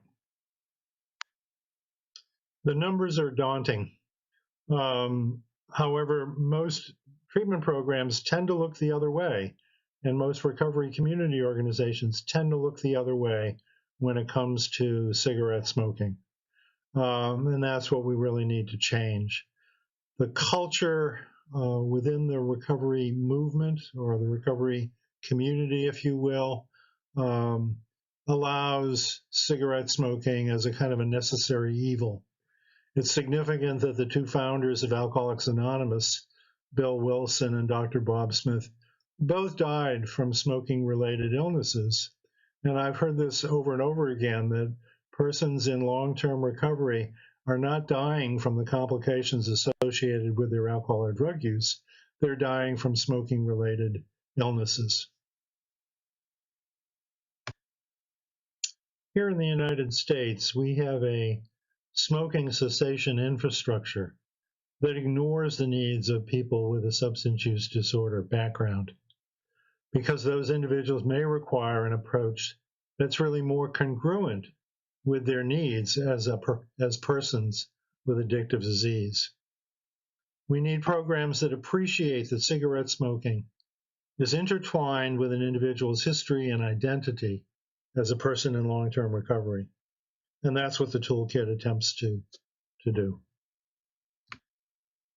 The GFN5 format really doesn't allow us the time to kind of walk through all the pieces that are available in the toolkit. So I would encourage you to go to our website and take a look at the pieces that are there and see how your program or individuals you interact with might find these useful. We're also interested in getting feedback. So please take a look at this with a critical eye and let us know your thoughts and communicate those to us through the email option within the website. Thank you for your time.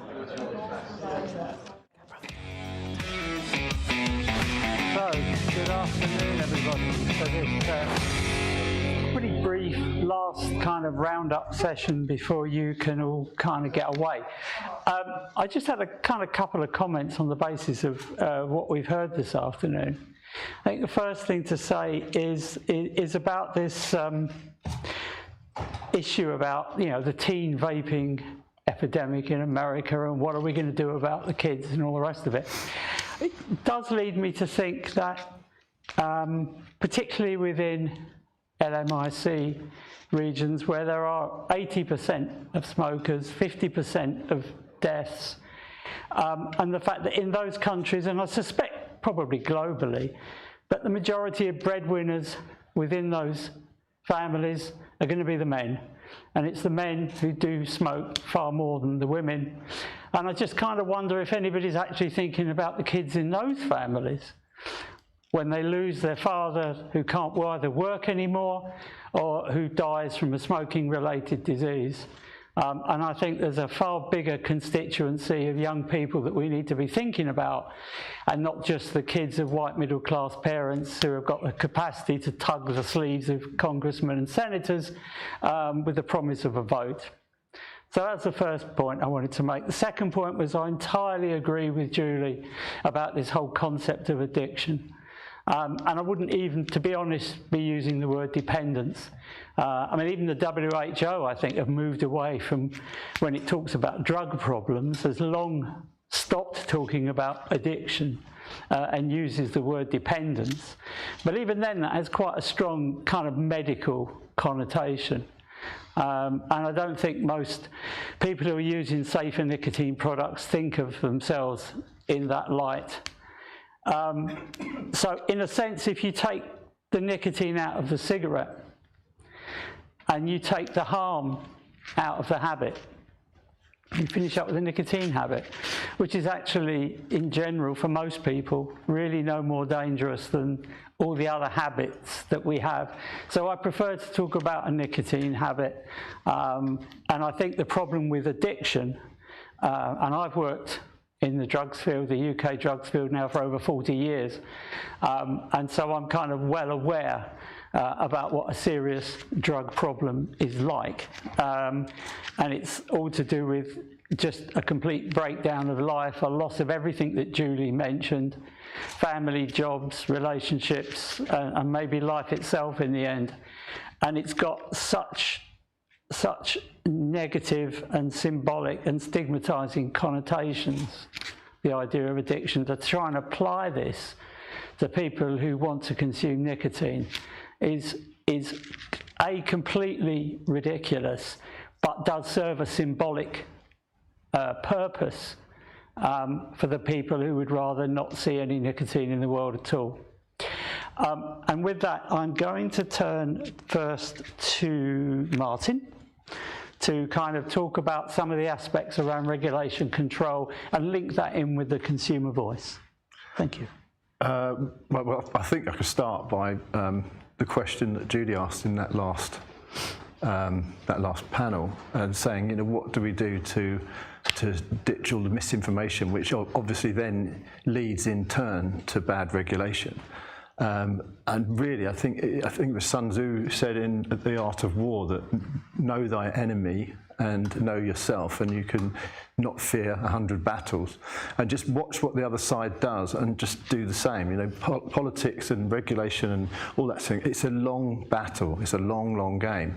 And the other side, you'll see tobacco control always start off and say there are X number of smokers, 1 out of those, 2 of them will die, there is no safe level of exposure. You hear these things over and over again, and that's what they do. They just repeat the same thing over and over and over again. And we've got to do the same thing. You've got to bring out the same themes over and over again. Wherever you are in the world, just keep banging on the door with the same themes over and over again. And that's the way. You know, it's a battle of wills at the end of the day, and nothing is easy in politics. You just got to keep banging that message until it goes in, and that's the way you do it. I mean, it's tough and it's tiresome and you feel exasperated at times, but that's basically what you've got to do. Okay. And if you remember, the title of this year's GFN was The Future of Nicotine. So in a very few words, I'm going to ask Sarah to talk about the future of nicotine. That's a big topic. I think the couple of things I wanted to say, I think that innovation and science are going to be incredibly important. And I always think of Marina Trani saying, the consumer is king, and the consumer is going to drive, the types of products that get developed and launched, and hopefully consumers will use them and stick with them, and that's what we want, is better products that compete with cigarettes, and the evidence to demonstrate that they are, which allows us to talk to regulators and push for evidence-based, sensible regulation. But the other thing I wanted to mention is the need for more places that people with very, very differing polarized views that can come together and meet each other in a way that is, acceptable. And I think that neutral third-party spaces, which actually includes things like FDA workshops, organizations like the Institute for In Vitro Sciences, who are pushing for standardized methods in the context of alternatives to animal testing. They run workshops funded by the FDA that bring in public health, academics, as well as the industry. And finally, Coresta, which is a scientific cooperation organization headed in France. And again, standards and standardization is really, really important to support the development of evidence-based regulatory frameworks. And that's another place that brings together the regulator, the regulated industry, and other stakeholders. Thank you. I think that's quite an important message that, I've often seen, and I think Cliff has made this point in articles about, finding ways for kind of different parties and interested stakeholders to actually get together and to be able to have sensible conversations, because that's also, as Sarah says, a very important part of moving this whole debate and issue along. And with that, I'm going to say thank you very much for joining us this year. I'm going to say thank you to the people who are here, and to the people in our worldwide audience. Do have a safe journey from one room to another, and don't fall over the cat. And now I'm going to pass over to Paddy for a few final words. Thanks, Harry. I just want to extend a little what Harry said and thank a number of people and organisations. I'd like to start by thanking CNN, particularly their Situation Room programme, Netflix, and the BBC Sports Match of the Day programme for giving me the inspiration for how to deliver this particular event. I did not waste my time during lockdown. And I'd further like to thank our incredible Polish team led by my colleague Grzegorz, and also Peter, Michael, and all of the KIC team for making that vision a reality. And I think it's been a fantastic couple of days.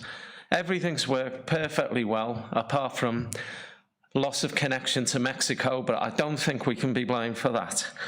And I think that I'd just like to say, if anybody's got any ideas for any other shows I might watch so that I can get some inspiration for next year, please let me know. I'd like to thank all of our KACC conference team who are responsible for putting all of this together, and also Lindsay and all the staff from the Crown Plaza for hosting us, and to Lisa and the team at Visit Liverpool for all the help and assistance that they gave us. All the hosts and presenters, panelists, especially our wonderful commentary team, for putting together a pretty good set of presentations and a number of very, very good discussions. All of those who recorded conference content and also contributed to our new feature, the GFN5s.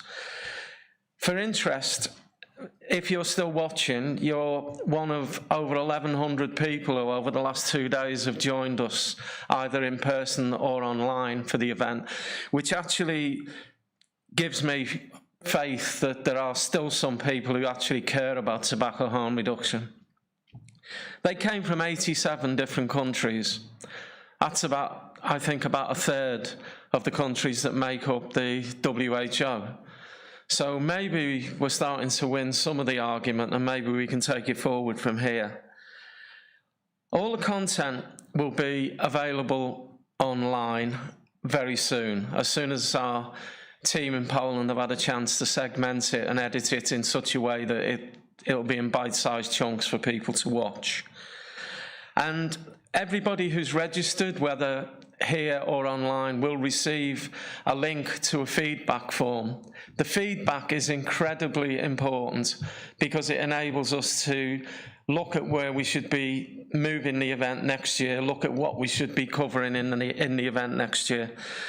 And as an incentive to fill that form in, we have a prize draw every year. And I don't know whether this is a good thing or a bad thing, but the two winners of that prize draw will be given registrations, accommodation, and up to £300 each for travel expenses to come to GFN next year. And that GFN next year will be in 364 days' time, and will take place 16th to the 18th of June in the Marriott in Warsaw. So we'll be back in our usual place. I should also say that we received a huge number of questions online from people who wanted to ask something during the sessions. These won't be wasted. These will also be used to inform the content for next year. I actually have the outline for next year in front of me already because I'm a very obsessive individual. And obviously we can't extend enough thanks to those people who've actually joined us over the last couple of days, because without you, this actually makes no sense whatsoever.